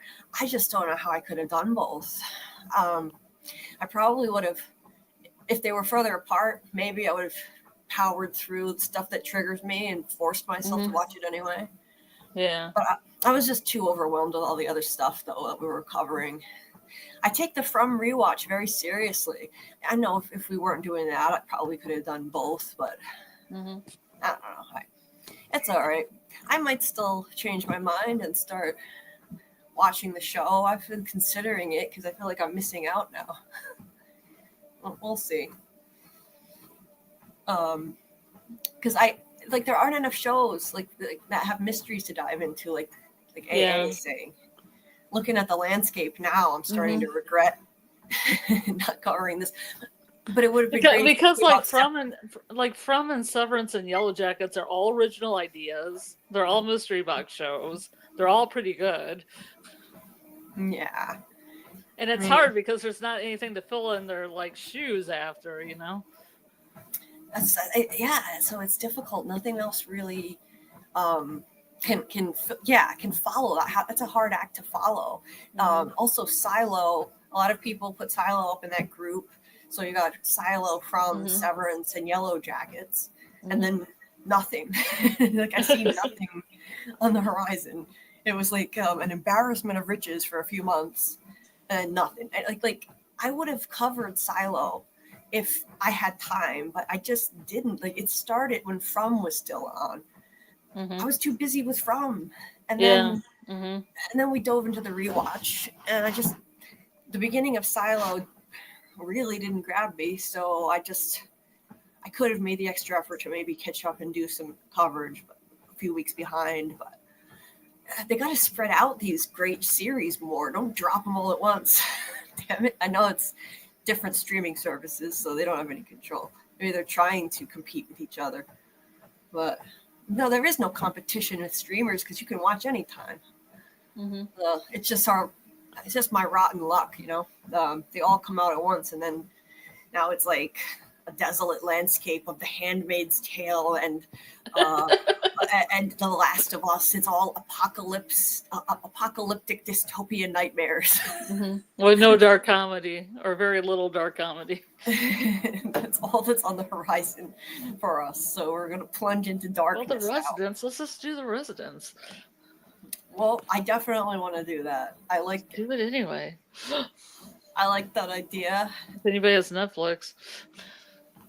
Yeah. No. Yeah. So I think it's dropping today. I think it's dropping today, so I'm gonna make They time. got 50 people in the chat. Somebody's got to have Netflix, huh?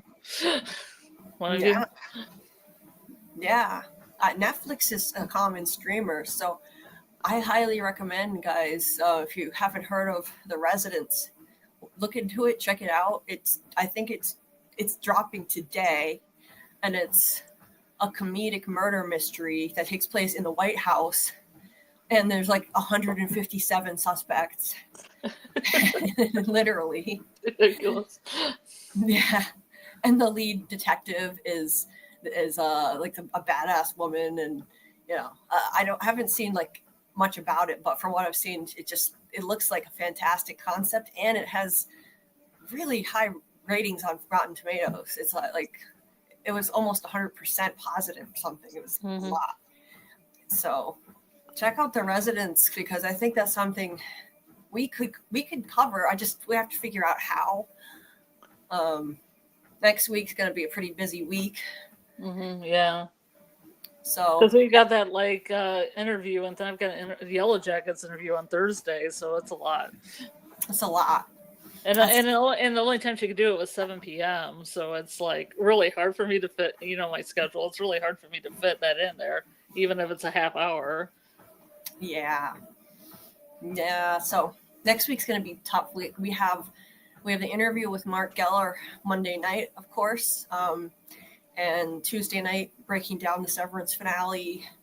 We'll take a break Wednesday. Thursday, you got that going on. And then Friday, I'm thinking, we'll do a From Academy that night. That'll be the last week that Doug is available before he goes on his trip. So next Friday, Doug will probably join us again, Doug Hughes.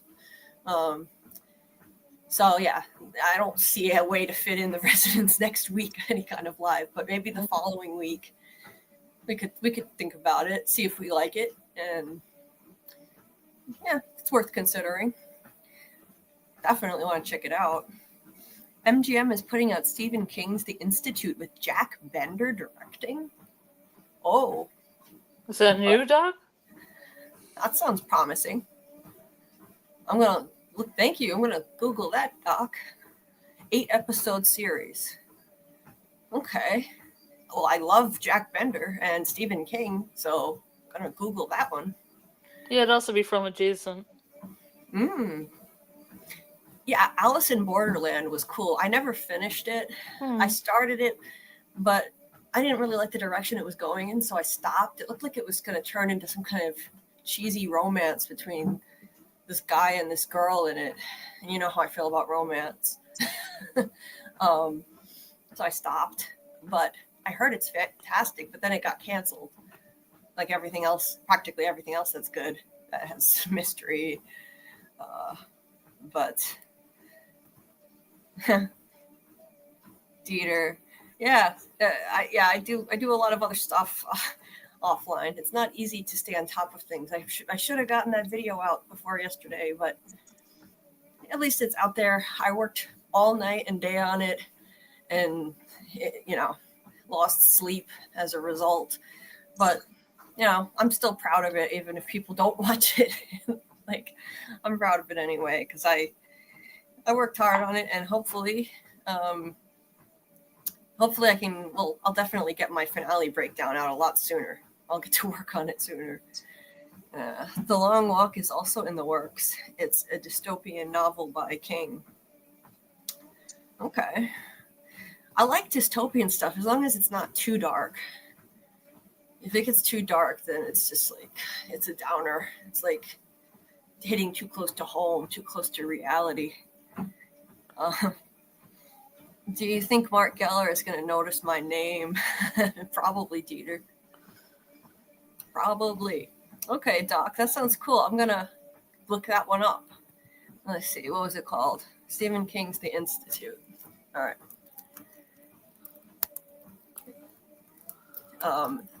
And if they ever release as soon as they put out the release date for Welcome to Derry, I will be on that. Anyway, yeah, The Institute. It doesn't say when it's coming out. No release date yet. It just says upcoming.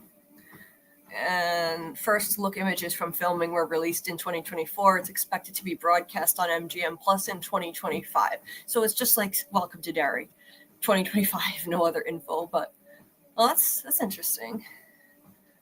Well, I will keep an eye out for that for sure. Nowadays, it's hard to find new series to watch because there are a million streaming services, and that's why I found From 2 years late and Severance 2 years late last year. So, actually, I had heard about Severance. I just never got around to watching it because it made a big splash when it came out. From was obscure, so I didn't find that till much later. It's not like the old days in May. You would just look up, okay, what are all the new shows coming out in the fall on all the TV networks? That's it. Yeah. Martin, can you hear my treadmill? I need to do more of this on the treadmill stuff. It helps. You ready to Kurt Vonnegut, Julie? No, I haven't. The Cat's Cradle, huh? Okay. Yeah. I've read Breakfast of Champions and Slaughterhouse 5. I haven't really read much else. Huh. They're both good though. Yeah. It says it's a satirical postmodern novel with science fiction elements. Oh, I love satire. Interesting. Yeah. I'll look into it. Thanks for recommending it. Martin, the rowboat things, no, I haven't, but I should try it. I don't have a gym membership anymore because I couldn't handle using the elliptical anymore, which is the main thing I did, and most of the weight machines. But maybe I'll try it. Thank you for suggesting it. Servant was 6 out of 10 because they dragged it out for 4 seasons. It had so much potential. I never heard of Servant. A good decipher because I was reluctant to get on the treadmill earlier because I thought it would be too loud. So, I just remembered. I went off on a tangent, but earlier I was going to say, next week won't be the end of our Severance coverage. We're still going to do. Oh shit. Oh no. Scarlet fell off again. I think I'll probably just sign off after I say what I'm going to say. Oh, thank you, Martin. I appreciate the suggestion.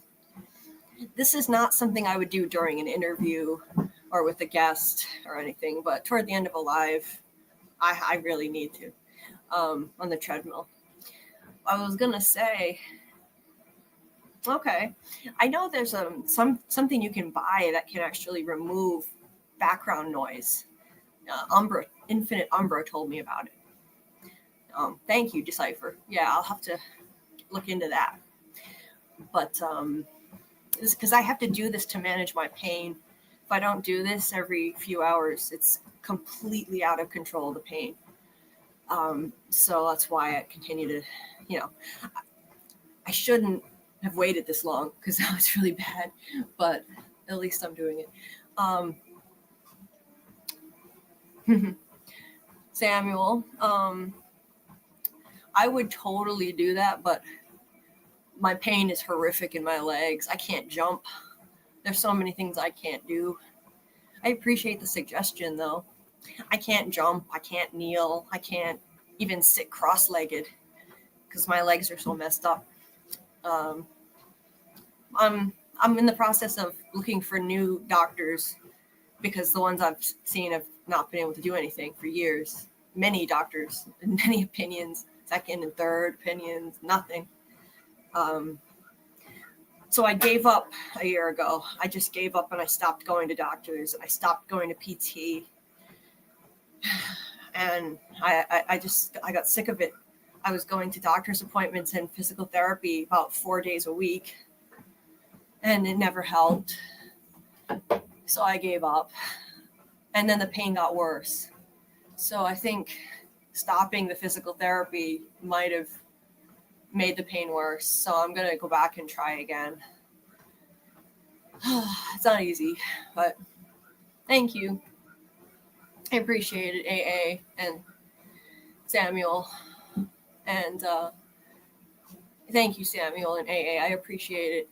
I've tried acupuncture before, just once, or no, I think twice. I didn't do it for enough time to know for sure if it would work. Like, I had this, I was at a doctor's office, a general practitioner who, he had this guy there who actually did it for free on me a couple times. And then if I wanted to keep doing it, I would have to pay, which I couldn't afford. And he stuck these needles in my head, in my ear, in my foot. And I was afraid. I thought it was going to hurt, but it actually didn't hurt at all. It just hurt my body laying on the exam table because I'm hypersensitive to lay on anything that's not cushioned. But the needles didn't hurt. And when I left, I felt relaxed. Like, it gave me this feeling of relaxation and calm, but it didn't help with my pain. Still, even that feeling was better than nothing. There's this acupuncture clinic for low-income people in Providence that somebody told me about, and I never looked into it, but maybe I should. It's expensive and insurance doesn't cover it, but maybe there's one in Providence. I should look into it, and I've heard you have to go a lot.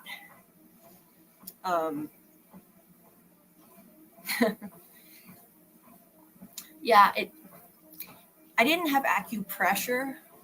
If that's what you mean, only acupuncture. I've heard acupressure is good too, but I've never tried it. Yeah. Thanks, Martin. It's not easy. Honestly, I have to fight through everything that I do. Everything is a fight. Getting up, picking stuff up off the floor, doing dishes, normal things that people take for granted is a battle. It's all a battle. Everything I do, even resting, is a battle just to keep surviving and existing, because I'm still in horrible pain when I'm resting too.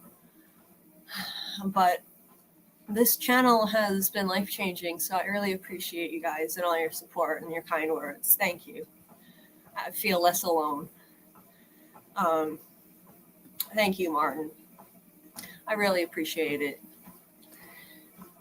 Yes, Dieter, I did. And it's very helpful. Dieter was kind enough to get me this amazing leg warmer that goes up over it covers your whole, both of your legs and your feet. And you can even come up all the way up your back. It's like a sleeping bag. But if I don't want it that high, I can pull it lower, and it's so nice. The heat helps, block some of the pain sensations, so I don't feel it as much for a while. So that was so sweet of him. And yes, it helps, Dieter. I meant to tell you that. Swimming, I never learned how to swim, actually, Samuel. I wish I knew how, but I don't. I never learned. I have tried aquatherapy, though. I want to try it again. Aquatic therapy didn't really help me. It was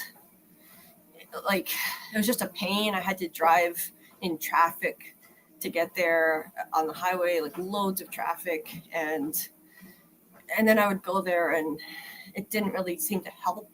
But it might have been preventing me from getting even worse, because when I stopped going and I stopped doing physical therapy at home, I've gotten worse. So I think I should probably go back and try it again. Anyway, I've never heard of that, AA. Chinese massage. This therapy uses massage and pressure point techniques to relax muscles, improve circulation, and address musculoskeletal issues contributing to pain. I just took a screenshot of that. Thank you for that. I'll have to look into it. I'm desperate for anything. I'll try almost anything at this point. This involves placing heated cups on the skin to create suction. Oh yeah, the cupping thing. I've heard of cupping, which can help release tension and improve circulation. Thank you, AA. You're so sweet for making these suggestions, all of you. I really appreciate it. And I'm glad you feel less alone and more tranquil here, Decipher. I'm really glad, because that's how I feel. And I want to make other people feel that way too. And just feel like family here. It's like community. It's, it's like a support system. We can be here for each other. And it doesn't have to be just about talking about a specific TV show. We can just hang out. We can talk about whatever and enjoy ourselves and, just have that sense of community. It really helps me. So I'm glad it's helping other people. I'm glad it helps you. I'm so glad to hear that, because that was my goal. I just wanted to create the kind of space that I wanted for myself when I felt invisible and lonely most of my life. And so I don't want other people to feel that way. I want you to feel seen and valued and accepted. AA research willow bark, and if it doesn't interfere with any of your medications, you can try a willow bark tea. Thank you for that too, AA. Thank you. You are so sweet. Some chiropractors work with massage therapists. Maybe insurance would cover it. Yeah, I could look into it.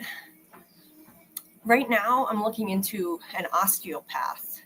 I used to go to a physical therapist who does osteopathic techniques, and I didn't think it was helping. Then I got extremely depressed and I stopped going. And I missed so many appointments that they banned me. I can't go back because I kept forgetting appointments due to depression a year ago. So I can't go back there, and there's no one else who does it in the whole state. I've looked.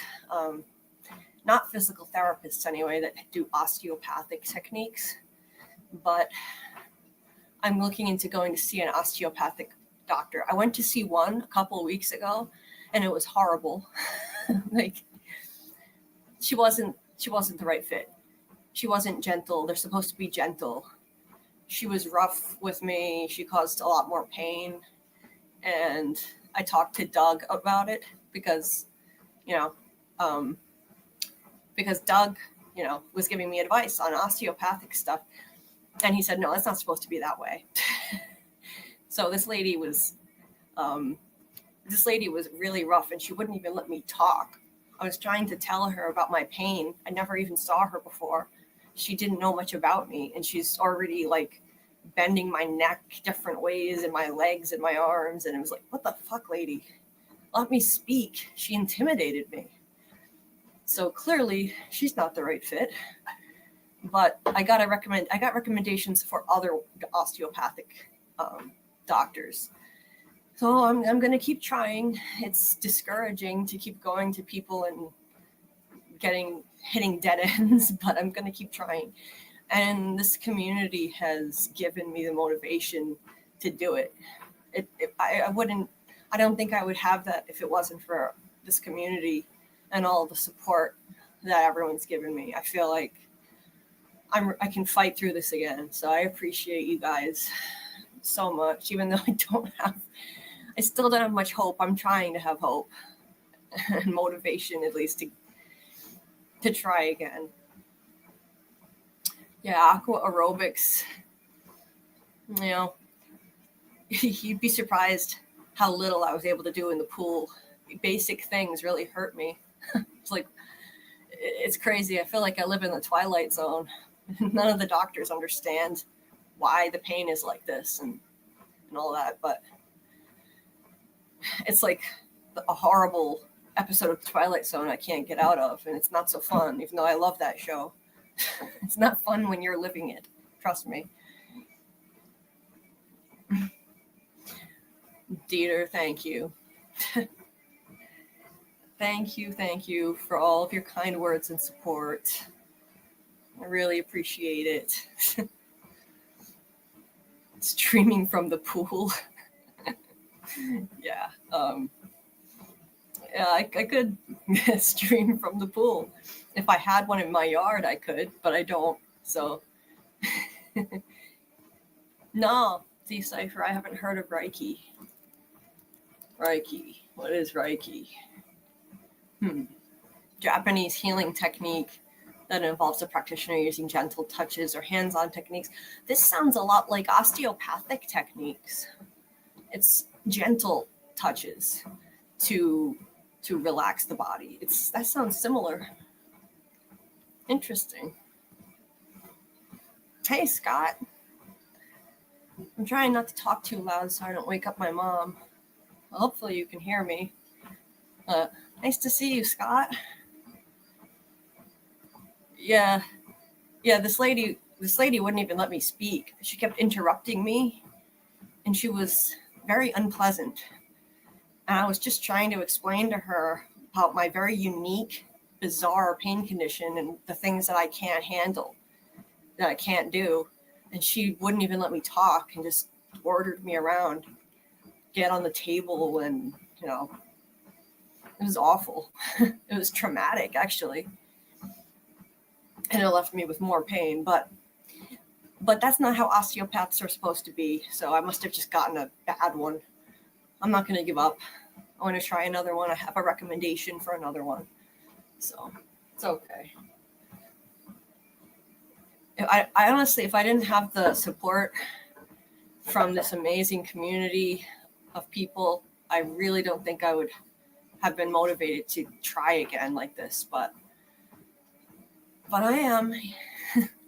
Reiki is a Japanese technique for stress reduction and relaxation that also promotes healing through laying on hands. See, this kind of thing, this is what we need to be covered by insurance. But the evil insurance companies won't cover Eastern medicine. They just want to slap a Band-Aid on you and do things that just treat the symptoms but don't help the source of the pain or the source of the problem. But thank you, Michael. I appreciate it. Thank you. I really do appreciate everyone's support. I actually managed to talk about it without bursting into tears, so I'm proud of myself. Because I almost did. I'm not going to lie. I almost did. And it wouldn't be the first time I cried on here. And it happened a few months ago once. I completely lost it. Only once. I've only cried on here once. I've fallen asleep on here once, and I've cried on here once. And I don't want to do either of those two things again if I can avoid it. But I almost did. I managed to pull myself back, though, a few minutes ago. But it was dicey for a minute there. I mean, I'm not on camera, but you would have been able to hear me. Dieter, thank you for your support. Thank you for your support. So appreciated. I don't know what I would do without you. Thank you. Yeah, Reiki. I wonder, I'll have to look around and see if anyone is doing Reiki around here. Even if I have to somehow, pay out of pocket. It depends on how expensive it is, though, because acupuncture can be crazy expensive. Oh, that's good, Dieter. That's good, because I'm deliberately talking lower, so I'm glad you can hear. It's the microwave. Microphone, what the fuck? I knew what you meant. The microwave amplifies it. Exactly, Michael. That's exactly the quandary that I've been in for years. How do you help without getting a proper history or understanding of the issue? Exactly. How the hell do you treat something that no one understands? The answer is you can't. So they just try to alleviate the symptoms however they can, but they can't treat the problem. you know. They've said fibromyalgia, but I've been told that that's not. Fibromyalgia is something, it's one thing I probably have, but that doesn't explain all the other stuff. It doesn't explain why I can't stand. I can't even go to the supermarket and stand in a line for a couple of minutes because standing is excruciatingly painful. I mean, I'm not at the point where I need a wheelchair. I can walk, but I have to keep walking. If I stand, it's excruciating if I stand still. So it kind of limits pretty much everything you can do in life. And I can't kneel. I can't do any of the things I used to do. I can't hike. I can't do nature photography because it hurts too much to stand. So this channel has been life-saving. Just to have a creative outlet and a sense of community, since I am isolated here due to this condition. So I really appreciate all of you. I would be completely lost without you. Oh, Kelly, I'm sorry to hear that. I know what it's like to have, I also have chronic pain. I know what it's like to have doctors not have a clue what to do for you. Very disheartening. I hope you find a good osteopath. Thank you. I'm sorry to hear that, Kelly. I'm sorry to hear that. And I hope you're getting decent treatment for your pain. I really do. Because it's brutal when they don't know what to do. They don't even know how to help. Scott, my friend had to finally go to the Mayo Clinic. She had terrible leg pain and a few other symptoms. I've been told I should try that, but it's too far away. If I were rich, if I were rich, I could do that, but I would have to fly out there and like stay in a hotel, and so I wouldn't be able to do it. But I don't know, if I get desperate enough, maybe I'll put it on a credit card or something and just take on the debt. I don't care about money anymore. If I go broke trying to treat the pain, I really don't care. When you're in constant pain, money doesn't even matter anymore. Like nothing matters. You just want to be relieved from pain. That's all. Oh, I'm sorry, Decipher. Jesus Christ. You'll lose Medicaid by year's end? What the fuck? I'm sorry to hear that. Yeah, it does suck. I was on Medicaid until a few months ago, and I probably would have been in danger of losing it myself. I don't know. I got off of it just in time and got onto something else. But yeah, I'm so sorry. Good luck to you too with getting the health care you need. That sucks, Decipher. I'm sorry. I hope you can get the health care you need or whatever, because we all need health care and it should be affordable for everyone. But unfortunately, some people can't afford it no matter how hard they work. Like my mom can barely afford it because she's a preschool teacher. And it's not fair. She works her ass off.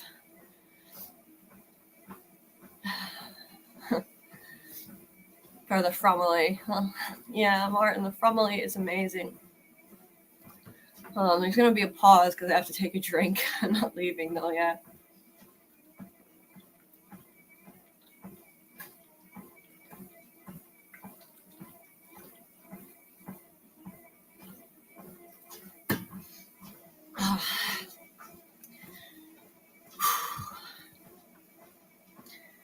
Real Cinema Therapy said regular meditation changes brain structure in ways that may help manage pain. As a result, studies have shown that meditators have higher pain thresholds than non-meditators. That's something that I've put off trying for years. I should really commit to doing it. I have heard great things about it. and that it's good for depression too. Funny thing is, I was seeing somebody right before the pandemic who was encouraging me to do meditation, and I was joining a support group, and I was going to do that and commit to it, and free yoga, gentle yoga that I was able to tolerate too. And then the pandemic hit and it all stopped. So I couldn't go to the support group or do the yoga anymore, and I stopped doing the meditation because I just got wrapped up in the pandemic, and I was terrified all the time of getting sick. And I screwed myself by not taking care of myself and being so scared all the time, I think. Yeah, the current trend in America is to just treat the symptoms, not cure the disease. That's true. Yep. That's what they want to do because they make more money off of you that way. If they cure you, then they don't make any more money, you know? So they want to treat the symptoms. They don't have a profit incentive to research cures or treatments that get rid of problems. They just want to slap a Band-Aid on and charge you a fortune. That's what they do in this country, you know?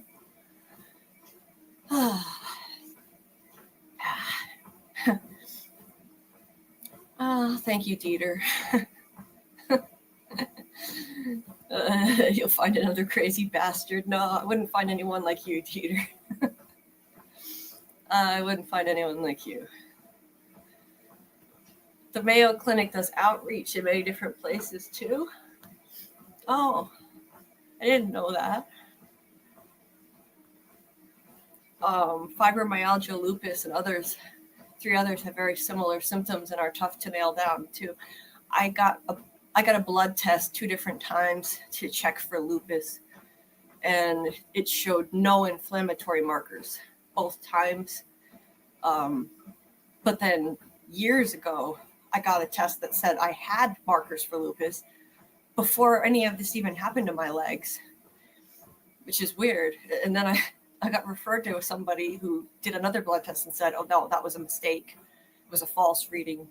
You don't have markers for lupus. So I don't know what the hell's going on, but I did have a blood test that showed I may have had Lyme disease at some point and didn't know it. So that could be something. I don't know. It's something I want to look into because that can cause lingering effects. I used to go to a lot of outdoor places where there were deer and there could have been ticks. Maybe I was bitten and I wasn't aware of it. I don't know. Yeah. A lot of the problem with these pain conditions is it's like process of elimination. There is no way to diagnose them. So they have to eliminate other things first and then just take a guess. And if they don't know what the hell it is, then they call it fibromyalgia. It's like an umbrella term when they don't know what the hell is wrong with you, basically. And they blame everything on it. You get any new symptoms? Nope, fibromyalgia. That's what my idiot previous doctor said. And you don't also say, I'm just getting old, which is nonsense. I'm only in my mid-30s. You're not supposed to be unable to stand in your mid-30s. Well, at least the microwave doesn't spy on you. Oh, that's great. No, Dieter, you're sweet, but there's no need to do that. There's no need to do that. Donations are always helpful for other things, though. I'll say that because I want to look into getting acupuncture and stuff like that, but that's expensive as hell. So I don't know if I can do it. I have to look into the prices. But you're very sweet to say that, and I appreciate it. Mayo sends a team almost everywhere now. Okay, I have to look into this. Thank you, Scott. Yeah, I have to look into this. I'm way behind the chat now, somehow. Well, I will check that out. I have insurance now that covers more stuff than I did before. so I can even leave the state if I have to. Before, I had to stay in Rhode Island.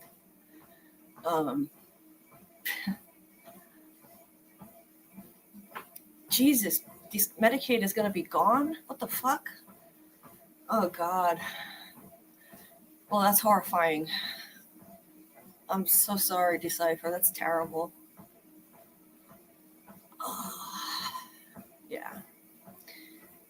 No, thank you, Real Cinema. Oh, you guys are like, you guys are such great motivators. See, I need to be pushed sometimes into doing things because I lose hope and I don't have support around me in person. When you don't have people behind you in person to support you, it's kind of difficult to have any motivation or purpose. But I mean, it's really thanks to the amazing people I've met in this community that that's the reason I'm trying to get medical care again and treatment. It's really difficult. I spent an entire morning calling doctors to schedule tests and get referrals, and it was triggering. Like I felt triggered by it because I just gave up on it a year ago, and having to deal with it again and make these appointments was really upsetting, but it's a good thing. I'm glad I'm doing it. And I know it'll get easier, like to deal with mentally. I just have to get back to it. Scarlet, I'm not going to bed. If I wasn't on here, if I was not live streaming, I'd be on the treadmill anyway. But I'm going to get off. I'm just trying to catch up with the chat. See, I can't go to bed until I've exercised enough. The pain is too bad,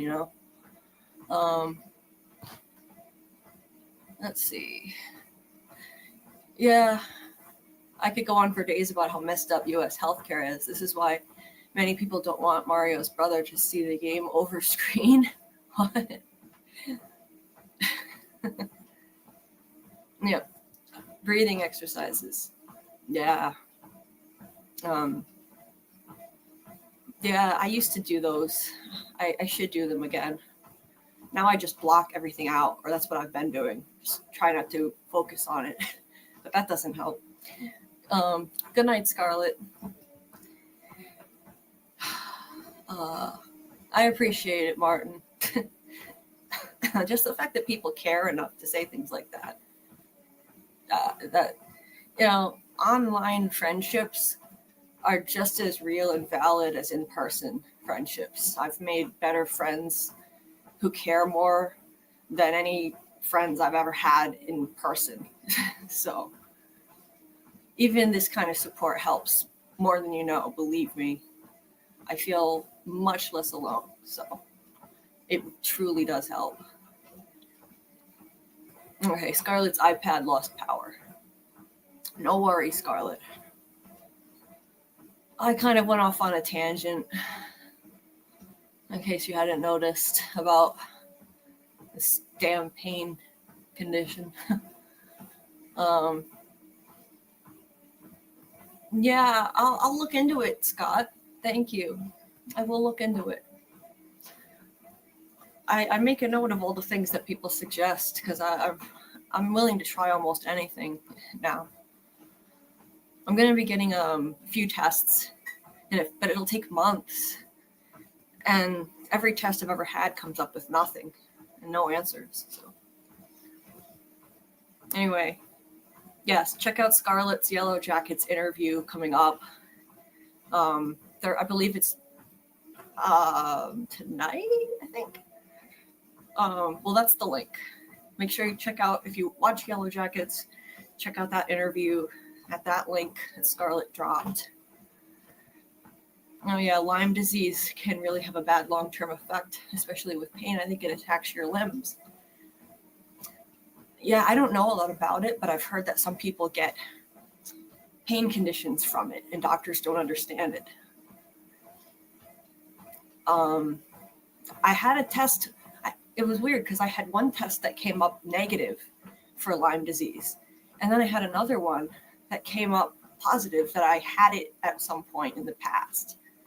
Like something came up on it that said I had it in the past, maybe. I don't understand. I have to probably repeat the test again because now I don't know which test to believe.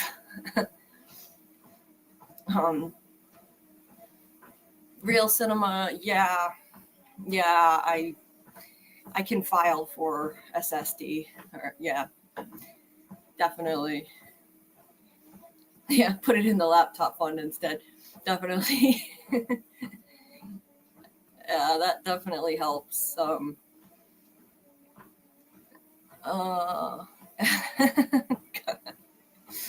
Michael, you're very kind to say that, but most people can't afford. I mean, nowadays, times are tough. Everything's expensive, and people can barely afford to even take care of themselves. Groceries cost a fortune. If you're in the U.S., I mean, everything is so expensive. But so I would never expect someone to send me $50. But anything helps, even tiny amounts of money add up. But I would never expect large amounts of money. But yeah, I did file to monetize the channel. I applied to monetize the channel, so I might get a little bit of money from it, but not much. In like a month. It's not going to be much though, because I'm a very, very small channel, but hey, tiny bit of money would be good. We'll see what happens. I don't know if I get approved for it. Lyme disease can also make you allergic to pork. Well, that's weird. We just got a new health program in Michigan for low income that was done on purpose for what is coming. God damn. See, I've been mentally checked out from all that stuff because it's too upsetting. So I'm not paying attention. I used to, of course, always make myself informed about what was going on in the news. Like the last few months, I've just had my head buried in the sand because everything is just too upsetting. So I didn't even know that. That's fucked up. Well, it's good that some states are doing something to help. That's good. I'm glad to hear that. Treadmill all night, then you sexy vampire. Yeah. Oh yeah.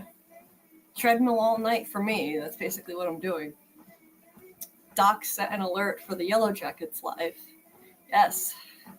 Make sure you check out Jamie and Scarlett's Yellow Jackets live on the Sci-Fi Vision channel for sure. Make sure you're subscribed to that. I wasn't careful enough when I went to those places that could have ticks, so it's possible I could have been bitten. I didn't use bug spray. I didn't wear long pants, and I would take so many photos of the deer that I wasn't paying attention to where I was stepping, and the grass was getting long. So, I could have. Maybe I got bitten by one and I didn't even know. I don't know if that's possible, but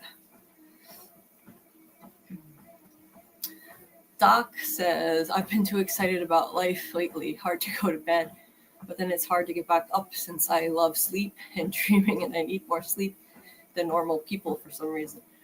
Yeah, Doc, how come you're not sleeping now? I thought you had to get up for work. What the hell? Well, I think you work second shift, but I thought you were going to go to sleep. It's so nice to have you here. I'm glad you're excited about life. But yeah, it's the thing with me, it's hard to go to bed for me too. And then it's very hard to get back up. That's been my life story too. So I feel you on that. I never wanted to go to sleep from the time I was a kid. But then getting up was a nightmare. I just wanted to go back to sleep. Yeah, I'm full of contradictions like that too. Oh, thank you, Dieter and Scott. I appreciate it. Well, that means a lot, It means a lot. I feel the love and the support even from a distance. It's more than my extended family give me, who live half an hour away or less. Trust me, I have aunts and uncles and cousins. They don't give a shit. So it's just me and my mom here. And my dad, I still have my dad, but he's got a lot of health problems. And my dad has to have some kind of heart surgery in Boston. So, you know, I have him, but that's kind of scary. Yeah, I like an antigen test. I think I got some kind of antigen test and it said I may have had Lyme disease in the past. Okay. This is when it is. Scarlet says next Thursday, Yellow Jackets interview, 7 p.m. And it's live, so you can ask questions. They will highlight your questions. So definitely check it out. 7 p.m. Eastern next Thursday for the Yellow Jackets interview at that link. So make sure you're subscribed to Sci-Fi Vision, and if you watch Yellow Jackets, of course, and tap the bell for notifications. Thank you, Scott. Just thinking out loud. Well, I appreciate it. I appreciate it, Michael. I do. It's very nice of you. Breaking it down into small chunks. 50 people sending 20 is the same as 20 people sending 50. True. It's true. Well, it's very kind of you to say that and to care that much. I appreciate it. Yeah, even $5 helps, you know. Even small amounts help. You know, I pay for stuff every month for this channel that I really shouldn't be. But I do it anyway. You know, StreamYard costs a lot of money, and you know, thumbnails and the software I use, it all costs money. 36 million Medicare enrollees could be at risk of losing their health coverage under various proposals. Well, that sucks. Anyway, you would know if you got Lyme disease, though. It shows up on the bite area as a bullseye. They call it very obvious. One time I thought I had it. Like, one time I had this bug bite that looked like a bullseye, and I went to an urgent care facility, and they looked at it and they said, no, it's fine. I don't know. I was still suspicious of it, though, but they didn't think that it was a tick bite. I don't know. Wow, I've been on the treadmill for almost an hour. Holy shit. Oh, no, it has been an hour. Wow. It went by a lot quicker being on the treadmill. I should stream on the treadmill all the time. Oh, that's nice, Doc.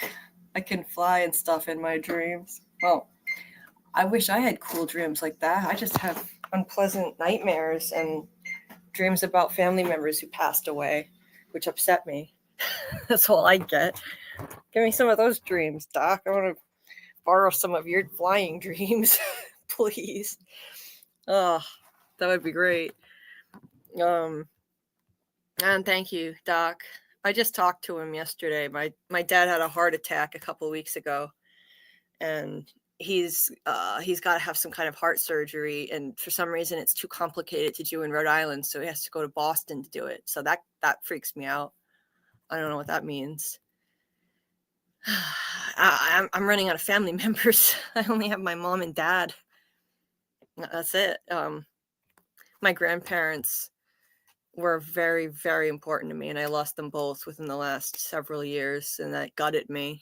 They were like my second parents, like second mom and dad, and more stable than, you know, my home situation. So, you know, I was extremely close to them. But I lost my grandfather in 2020. I lost my grandma last year, and she had Alzheimer's for a couple years before that. So it was like I already lost her. So that, man, how did we get in such a depressing state? Thank you, AA and Dieter. I appreciate it. Google has pictures of the bite bullseye along with a lot of information too. Yeah, I'll take a look, Scott. All of this is so informative and helpful. I appreciate it. Because, you know, I got tired of Googling stuff for years and trying to self-diagnose and figure out things that could help me. But when people suggest stuff, then I look into it and I feel more motivated to try again. Doing it on my own, I couldn't do it anymore. Not having any support to help me with it. Scarlet and you were talking about this in another stream. Bee venom was used to treat Lyme disease, just like Boyd's spider bites and his Parkinson's. Huh. Really? Well, that's cool. Yeah, I know spider venom. Spider venom was like, it was like, there are studies that have shown spider venom can possibly help with Parkinson's. Oh, thanks, Kelly. I appreciate it. I haven't seen him enough because of my pain issue. I haven't gone to see him enough. So I'm planning on going to visit him soon. My dreams are all post-apocalyptic and somewhat lucid, and I have a few powers that carry over in my dreams. Wow. Doc, that's amazing. How the hell? How do you manage to have such awesome dreams? I'm jealous. Oh, all I get are shitty dreams. I mean, I used to at least dream that I was like meeting one of the Backstreet Boys or something when I was like a teenager. But I've mostly just had nightmares most of my life. The time I was a kid, and now I just have nightmares and dreams about relatives who basically shunned me and people who have passed away and stuff. And that's upsetting, even if it's not a nightmare. Like, I would love to dream about flying.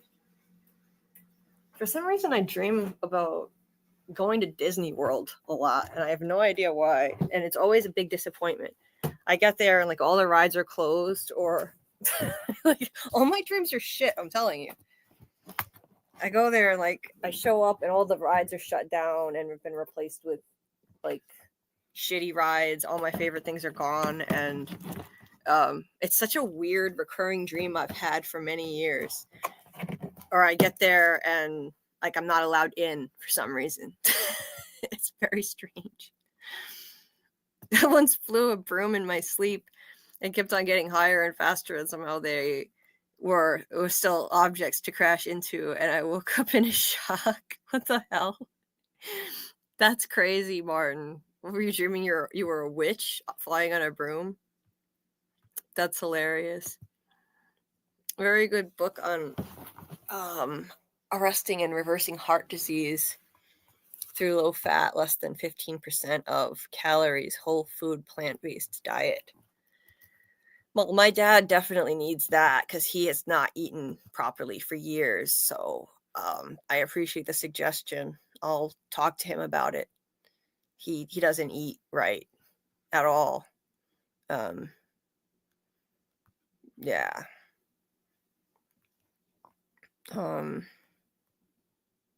I need music and a smoke to wake up. Always break off into a sing or dance. It's the best way.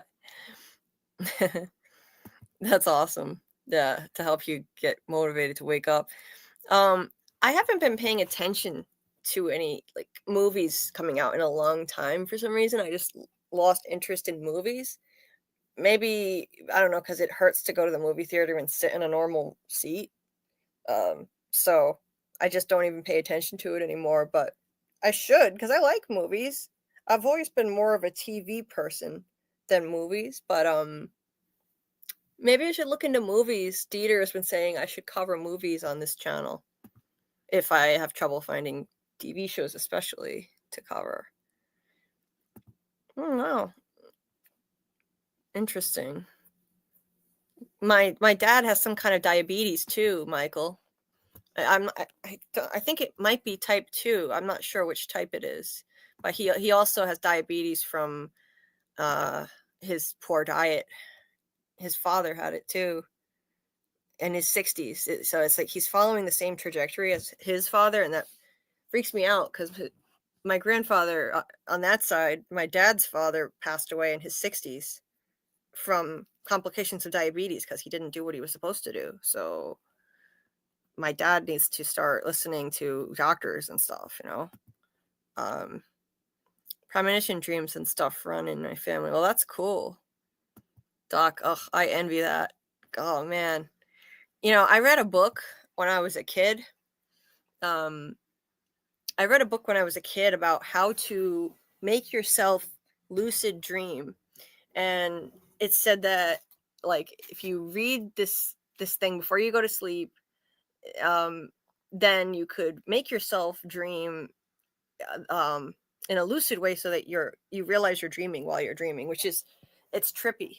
I've had lucid dreams off and on in my life, and it's freaky when you realize you're dreaming. I've had nightmares where I knew I was in a nightmare and I was trying to wake myself up and just like screaming, wake up, like trying to wake myself up to get out of the nightmare. It was horrible. But I also had a really cool lucid dream once, although it didn't actually lead to anything.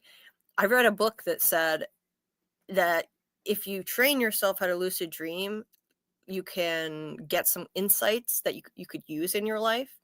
So I tried, I did what it said, and before I went to bed, I read this thing, and it said, if you know, when you dream, you need to find somebody and ask them 3 questions. Who am I? Who are you? And what do I need to know? And then they'll tell you something that will give you insight that will help you in your life. It's some weird philosophical thing I read. And so when I was like a teenager, or like maybe even younger than a teenager, I tried it and it actually worked. But I found out nothing. It was just, I got a nonsense answer. But I did remember to do it. I realized I was dreaming. I walked up to a random house. I knocked on the door and I asked those 3 questions, and I don't even remember what the answers were. I think it was complete and utter nonsense. But I still was like proud of myself that I actually was able to make myself do it.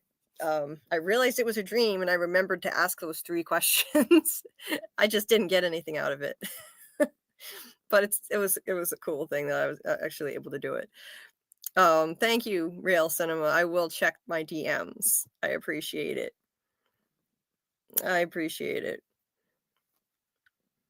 Oh, this is cool, AA. Have you guys ever heard of the theory? You ask someone what time it is in your dream, and supposedly everybody in your dream is supposed to stop what they're doing and look at you. That's freaky. Oh, now I want to see. I want to try that. There's got to be a way to train yourself to do that, like I did when I was a kid. I don't remember what book I read though that helped me do it. I have no idea what book it was, but it worked. Nah, that's freaky. This makes me want to watch. I love dream related movies. Like now I feel like watching Inception, Nightmare on Elm Street. I mean, hell, From has nonstop dream and nightmare references, but it's not actually a dream. They have dream states though, which I like. I've only actually seen the first Nightmare on Elm Street movie. I want to watch the rest of them though, because I keep hearing Tony and Phil bring up when they're talking From, sometimes they talk about like I think it's Nightmare on Elm Street 3 Dream Warriors or something like that. I think that's what it was called. And it sounded like something I would like. Yeah, Dream Warriors, that was it. And Inception, I only saw Inception once when I was like dating somebody. I went on a date once and I saw Inception in IMAX in a giant theater. It was really cool, but it confused the shit out of me. I think it's the kind of movie you need to watch more than once to really get it. The first time didn't do it for me. So, but it was a fantastic movie. I was just confused with the dream within a dream within a dream situation. It was 3 layers of dreams. Yeah, thanks, Michael. I'll definitely do that. I appreciate it. I took a screenshot of what you suggested, that book. So thank you.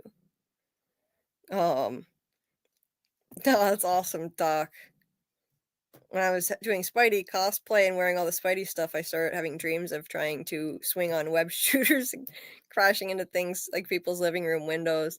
Oh my God, Doc.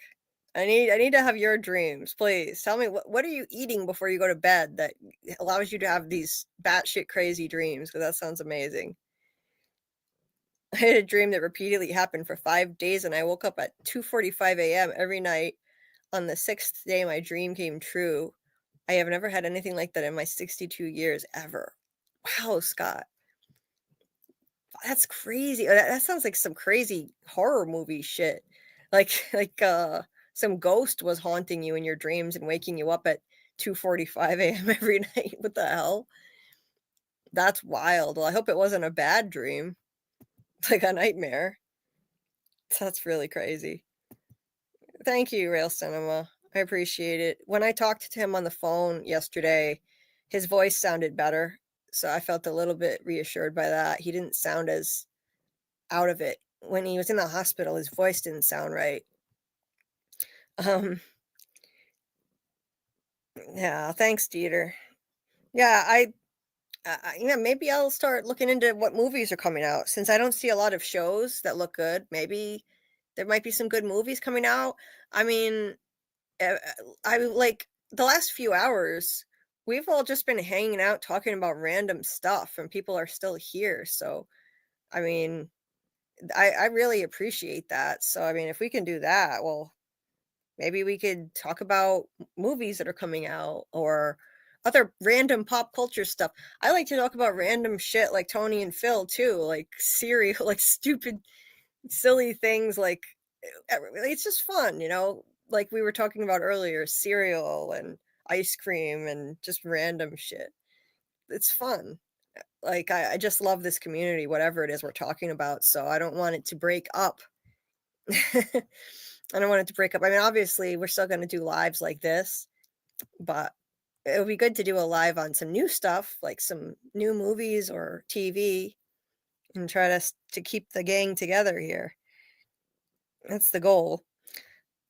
Wow, that's crazy, Doc. Dreaming you were blind. That's wild. It would be almost every night at points in the dream I would go blind. That's terrifying, Doc. Jesus. I used to have horrific nightmares when I was a kid. Horrible.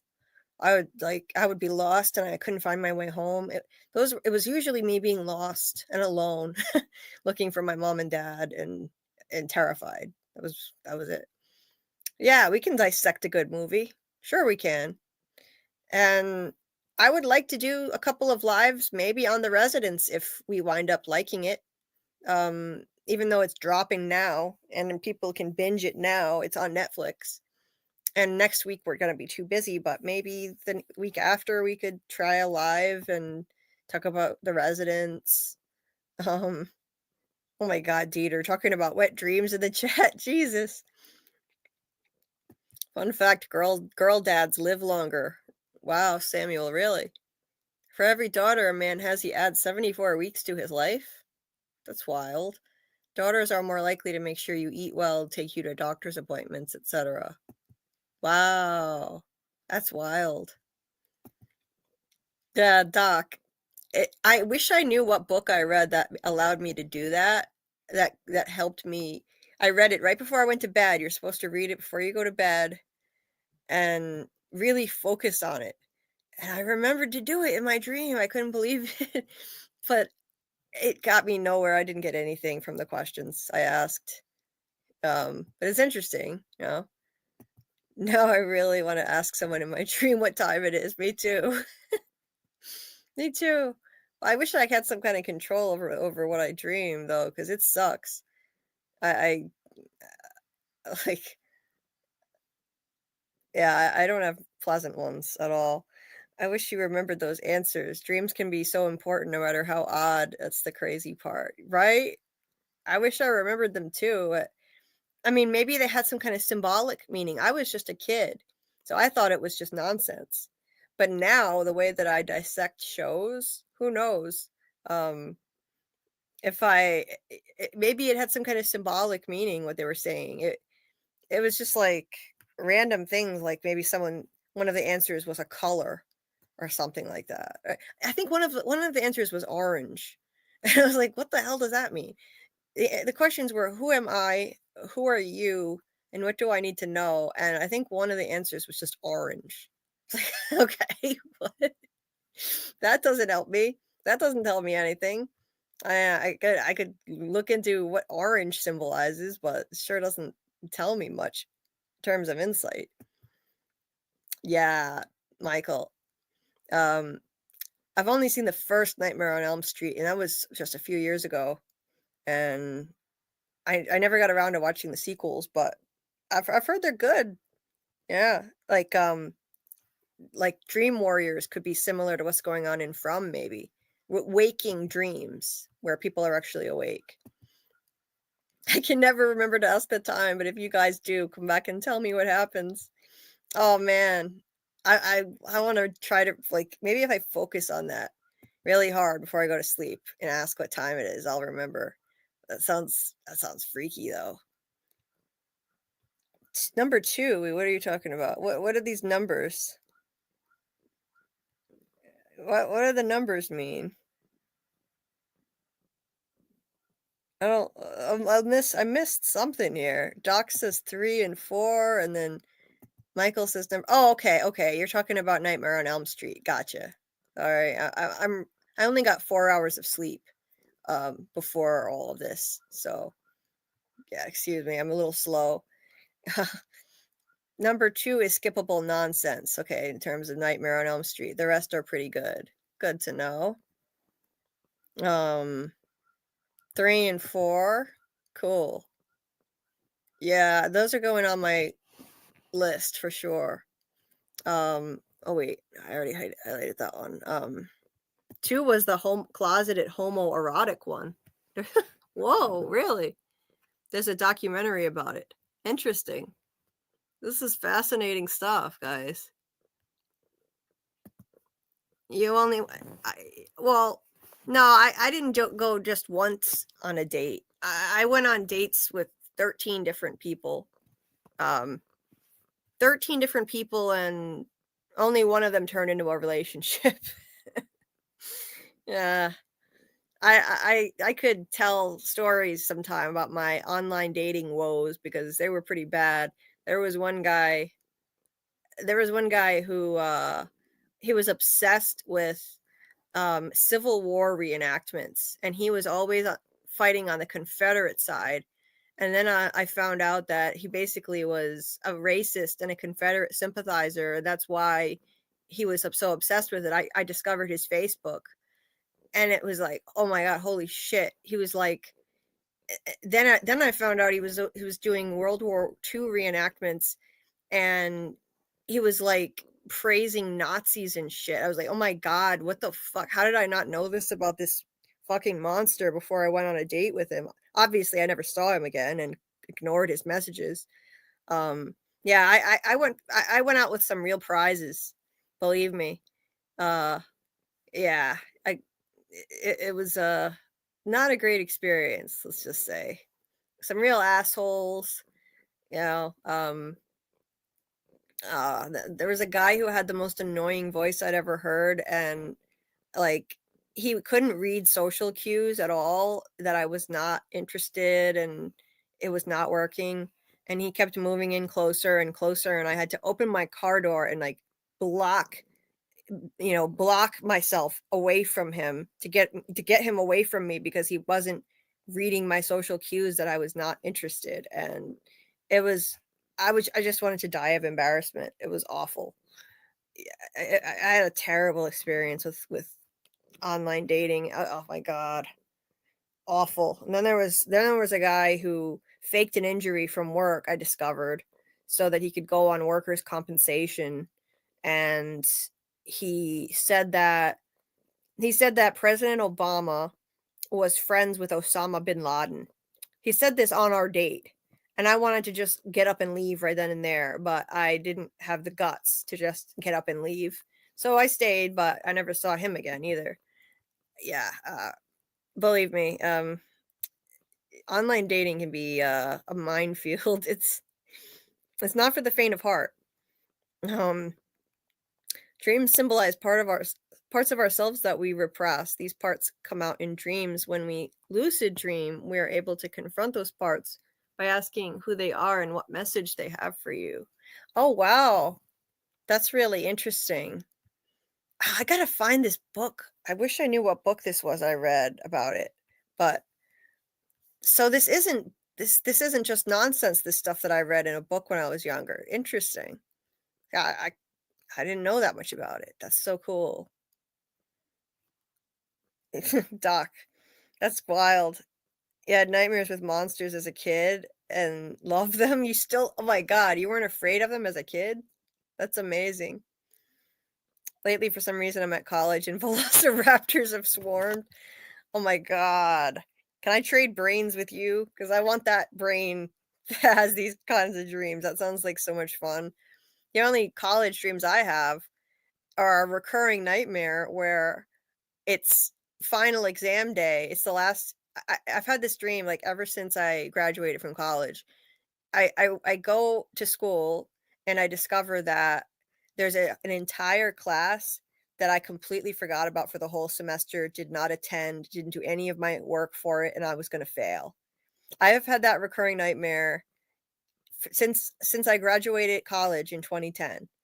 And I think it's because my subconscious is so my identity was so tied up in my academic pursuits and being a good student. It was like who I was, like that was so important to me, being a good student, and I loved it. And when I was just lost when I was no longer a student and I didn't have academia anymore in my life.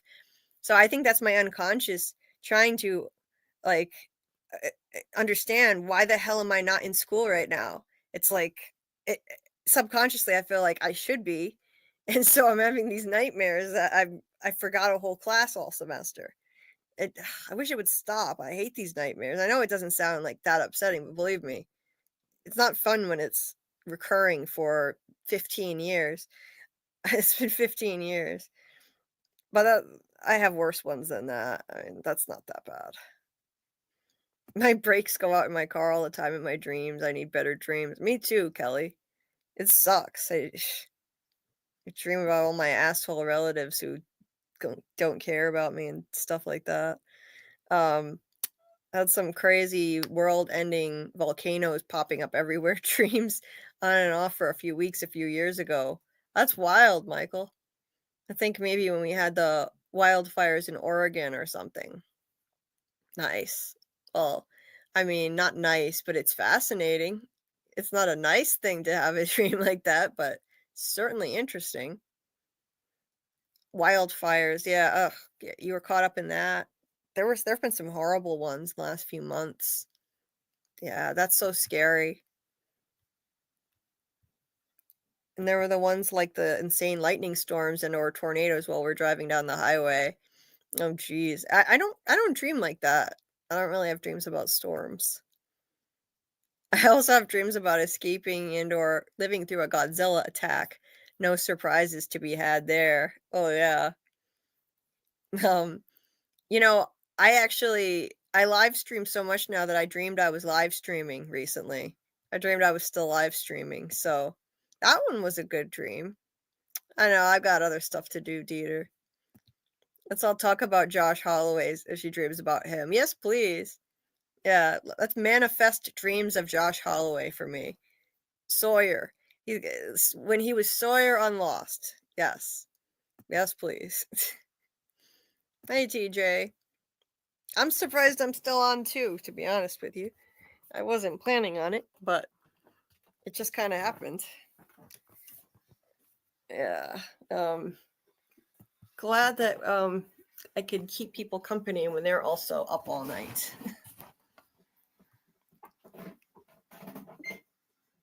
I used to lucid dream all the time, and then I astral projected. I've been cut off from dreaming since. Wow.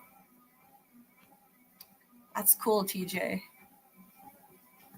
Suddenly you have an insidious dream where all the dream entities are suddenly aware of your presence. Ooh. Yeah, that's freaky. That's like something out of a horror movie. In my dream, my ex-wife showed up at my door and told me to take my daughter, and she disappeared, leaving my daughter. Oh, jeez. My ex had died at, oh, wow. at 2:45 a.m. I got custody of my daughter after that. Wow.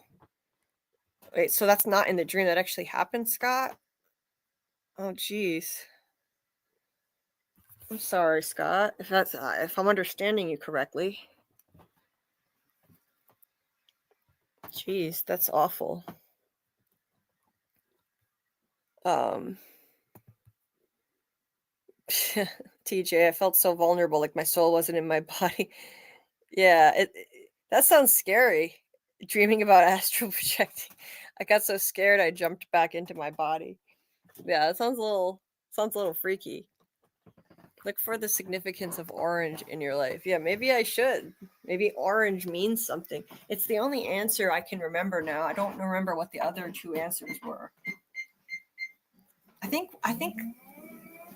the answer to what do I need to know was orange.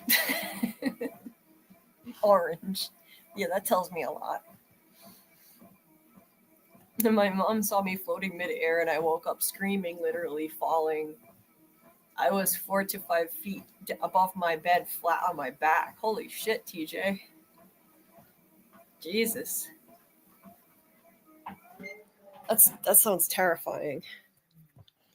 Yeah, I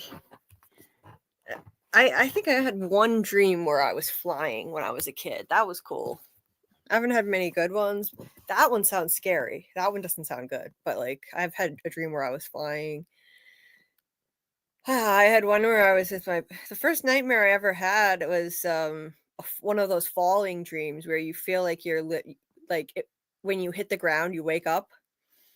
That happened to me once when I was like 4 years old. That's the first dream I ever had that I remembered and never forgot. I was in my parents' car and somehow I fell out an open window and fell over the side of a cliff. Like I was hanging on to the guardrail and then I fell. And just when I hit the ground, I woke up. And it felt like I had fallen right into bed. I hate those falling dreams. Luckily, I haven't had a lot of those. Almost 8 hours, LOL. Yeah. Almost 8 hours. It's gonna be 8 hours too, because when I sign off, I'm gonna play one of the cameos things. So it's gonna add up to 8 hours. TBH, it's because of God I know the truth of all the stuff I've seen, astral projecting and lucid dreaming. You know, TJ, you're not the first one who's mentioned that to me. I think Justin White also mentioned something about that. FML. You might know him as FML in the From community. And that's interesting stuff. Wow. The second Nightmare on Elm Street is kind of skippable. 3 and 4 are pretty great. I'll definitely put those on my list. I need to rewatch the first one too. I didn't pay close enough attention to it. I was really tired and I don't think I was focused enough on it to appreciate it. OBE. I was wondering what that meant. Out of body experience. Oh my God, I type like Mara. Yeah. Yeah, Scott, I know it's hard to. I hate the character limit on these things. You want to type more sometimes and you can't. Yeah, lucid dreaming was honestly fun until it wasn't and I lost control of my body. Yeah, 100%. It would be for me too. Freddy's Dead is okay. Gives some backstory. New Nightmare is pretty decent. Freddy vs. Jason was silly but fun. Yeah, they made a lot of those. I know, like, when they make a ton of sequels eventually, they're not good anymore, but they're not going to equal the original. But I can still appreciate them. That was bad when I was younger. I once went on dates with 3 different guys the same day when I was temping in Boston. Oh my God, Doc, you were a player. Damn, you were a player. Holy shit. A date with 3 different guys. Wow, that's wild. I mean, the closest I've ever come to that is just, I think I had a date with 2 different guys 2 weeks in a row. That was, for me, that was a big deal. Trust me, because it was not easy for me to get dates at all. there was at one point I had 6 different guys who were interested in me, and they were sending me messages. I was emailing back and forth with them, and I had to pick. I had to kind of narrow it down, and it was really difficult, and I wound up picking the loser who I broke up with last year. So that sucks. It makes me think, what if I had picked one of those other 6 guys? I had 6 guys to pick from, and I wound up with the loser. So that, yeah, but they can't go back in time. At the time, I thought I was picking the winner. I found the Nightmare on Elm Street reboot boring, and I didn't like all the SA stuff. Oh, if there's SA, I wouldn't like that either. Yeah, isn't that awful? Yeah, he was hiding his racist side. I went out with some awful, awful people, horrible people. And when we were on this date, he wouldn't shut the hell up about these Civil War reenactments. It's like the only thing he was interested in. And we sat there for 3 hours at like a coffee shop in the mall, and I wanted desperately to get away, but I felt too awkward ending the date, so I just stayed. I didn't know he was racist at the time, though. He just was talking about how he did Civil War reenactments. And then later I went online and I looked him up on Facebook, and I saw, like too much Confederate stuff. I saw like racist stuff. I saw Nazi stuff. I was horrified.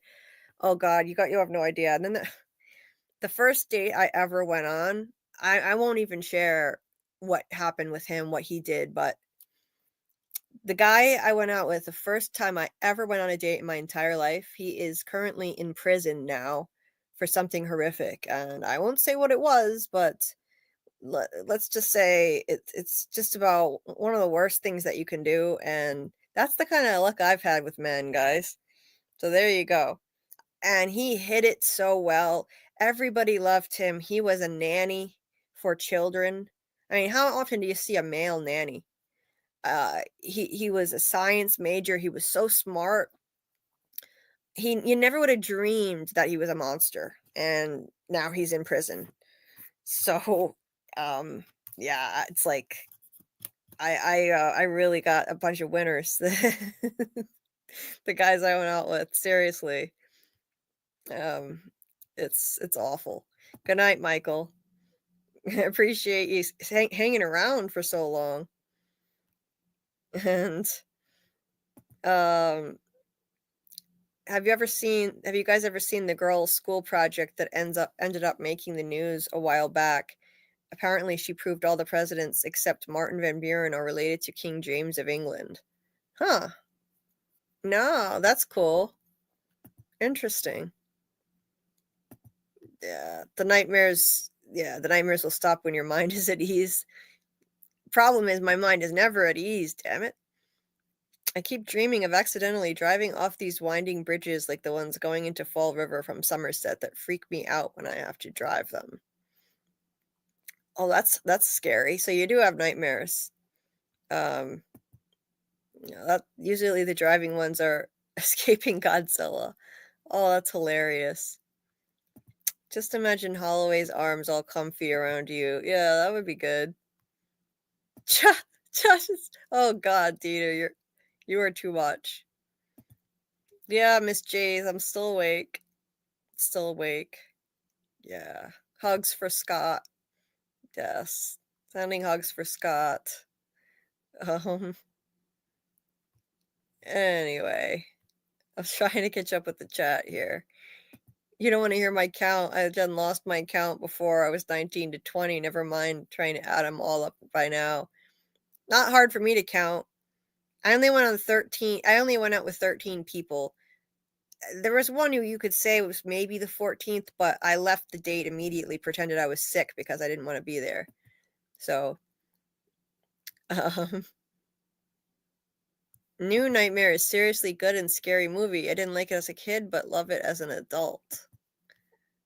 Oh, let's see. Oh, wow. Yeah, that's awful, Scott. Yeah, sorry to hear that.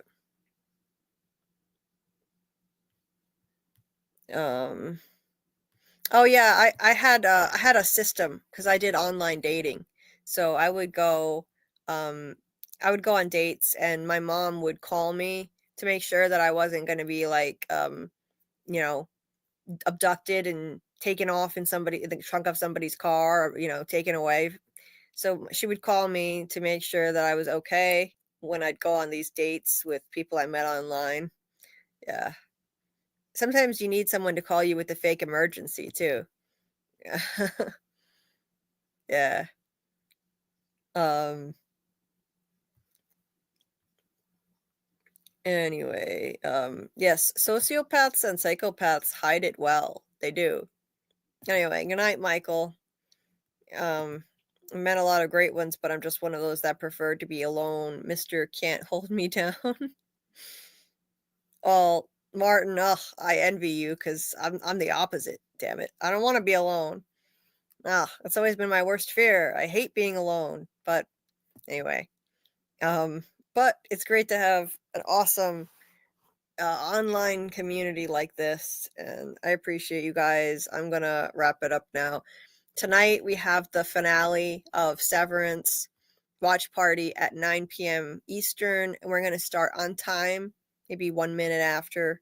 And after that, I'm gonna show it again immediately, and we're gonna have a voice chat.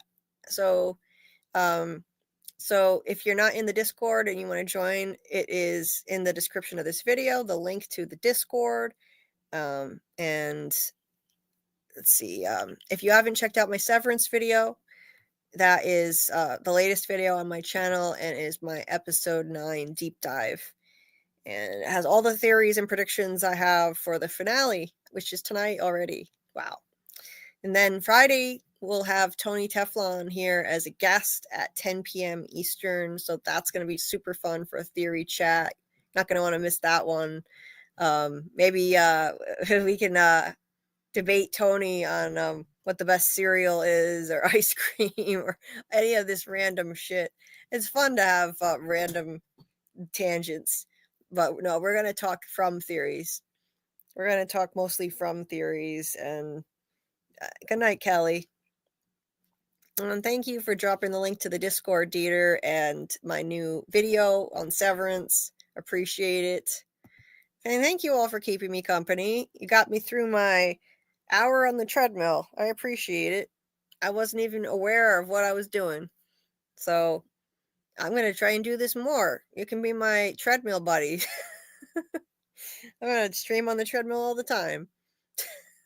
I appreciate you all and this community. Thank you, thank you, thank you from the bottom of my heart. I mean it. You guys are amazing. Best support system, best community of awesome people ever. Kindest people I've ever met. Tony's jizz copter. Yeah, oh God, Dieter. Yikes. Yeah, Dieter, what in the world? Where is this coming from? You mentioned something during Tony's live too. You were like, you were saying, oh no, the image when he said the helicopter dance thing. And Tony said, well, hey, well, don't be picturing it. What are you thinking about it for? Yeah, your brain just tortures you with this stuff, doesn't it? You have to bleach your mind's eyeballs. Good night, Doc. May you have pleasant monster-filled dreams with dream powers. Yes. I would love that. Yes, please give me some of your dreams. Thank you. I would love that. Dieter, you're a sweetheart. And so are you, Martin, and Doc, and Scott, and Kelly, and AA, and everybody. And Michael, Samuel, all of you guys. I appreciate you. Thank you, thank you, thank you. I'm trying to, my StreamYard is being weird tonight. It keeps making me highlight and unhighlight things when I'm trying to stop it. Sorry. Yeah, Dieter. Yeah, your mind's eye, it's a little too sharp there. Yes, everyone is amazing. You're on the island surrounded by delicious fruit. Sawyer is without a shirt. He's heartbroken after losing Juliet, and he needs you to fill the void. Sweet dreams. Oh my lord. Well, Samuel, what a lovely thought to send me off with. I will be thinking of that as I drift off to sleep. Thank you very much. Thank you very much for that image. Dieter to the box. Yes, we're sending Dieter to the box. Dieter's going to the box if he's not careful. Oh, yes. Yes, we can't risk this stream. That's right. This is a special guest stream. Let's not forget. We had Marcia Kash joining us with Doug Hughes. So nice to meet her. And they're probably going to look at this and be like, what the hell? What are they doing live for 8 hours after Marcia left at the 1 hour mark, like a normal person, and went to bed? And Doug, like a normal person, went to bed after her. And I'm still up like a nutcase, but I appreciate you guys. It was a fun stream. And we didn't do anything. Don't worry, Doc. We're cool. We didn't do anything too bad. And you're the best too, AA. You guys are so sweet, all of you. Thank you. You're to the box already. Well, I'll see some of you guys maybe in the watch party tonight. Severance finale, 9 p.m. Eastern, and we'll are live with Tony at 10 p.m. Eastern on Friday. Looking forward to it. And then we'll break down the Severance finale Monday night. No, not Monday night. Tuesday night. Special night. Monday night will be our interview with Mark Geller, who plays Kier. Good night, AA. So I'm going to close it out with, let's see. Do I have my cameo thing here? No, I don't have the latest one. I don't have the latest one handy. I forgot to upload it. I think I tried to, and it wouldn't. It said the file was too big, maybe because of my device. I don't know, but let's see. Which one should I play? I'll just share my screen and play the latest one that Dieter made. If I can find it. Yeah, here we go.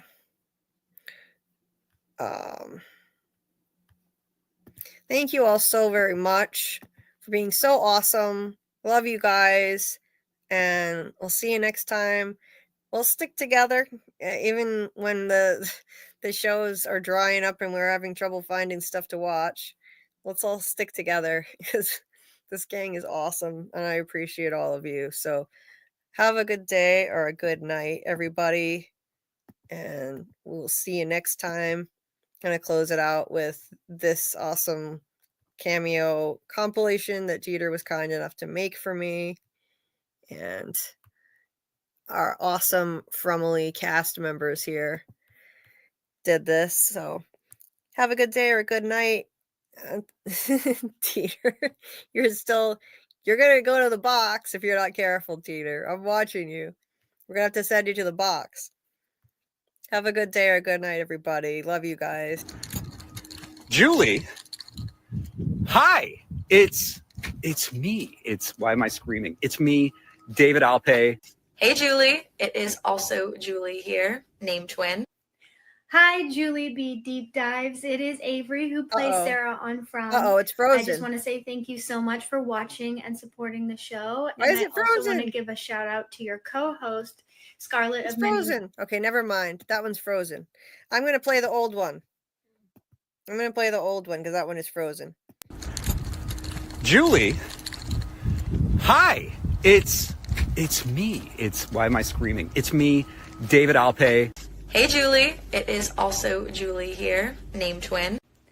Hi, JulieBDeepDives. It is Avery who plays Sarah on From. I just want to say thank you so much for watching and supporting the show. And I also want to give a shout out to your co-host, Scarlet of Many Names. Hey, Julie. Hi, Julie B. Julie B. Scotty McCord here. How are you? Hi. Finally, I get to connect with JulieBDeepDives. Julie, you're awesome. You work so hard. I wish we were friends in high school. You could have helped me with my, literature essays, my critical essays, because you are so deep and thorough. Keep doing what you're doing. and I'll see you around. Thank you for what you're doing, and keep at it, and I know you got this. You know you got this. Keep at it. Take care. Congratulations to you guys on all your success of your YouTube channel, and I'm wishing you all the best in 2025. Anyway, Julie, I just want to say, keep going, keep on keeping on. You got this. Holding Julie B, protecting Julie B. With big muscle car hugs, there's a bottle tree. Keeping you protected. That's for you. That's for you and for all your brilliance and for everything that you've given from and helped make it what it is.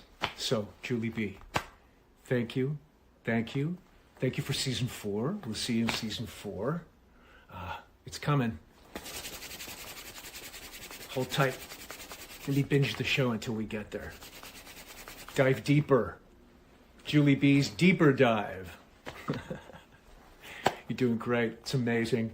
Bless you. And we'll see you in season 4. Don't stream and drive. No Father Caudry in that one. We'll get that one in there for next time. I couldn't get it to play. Have a good day or a good night, everybody. I appreciate you guys. See you next time.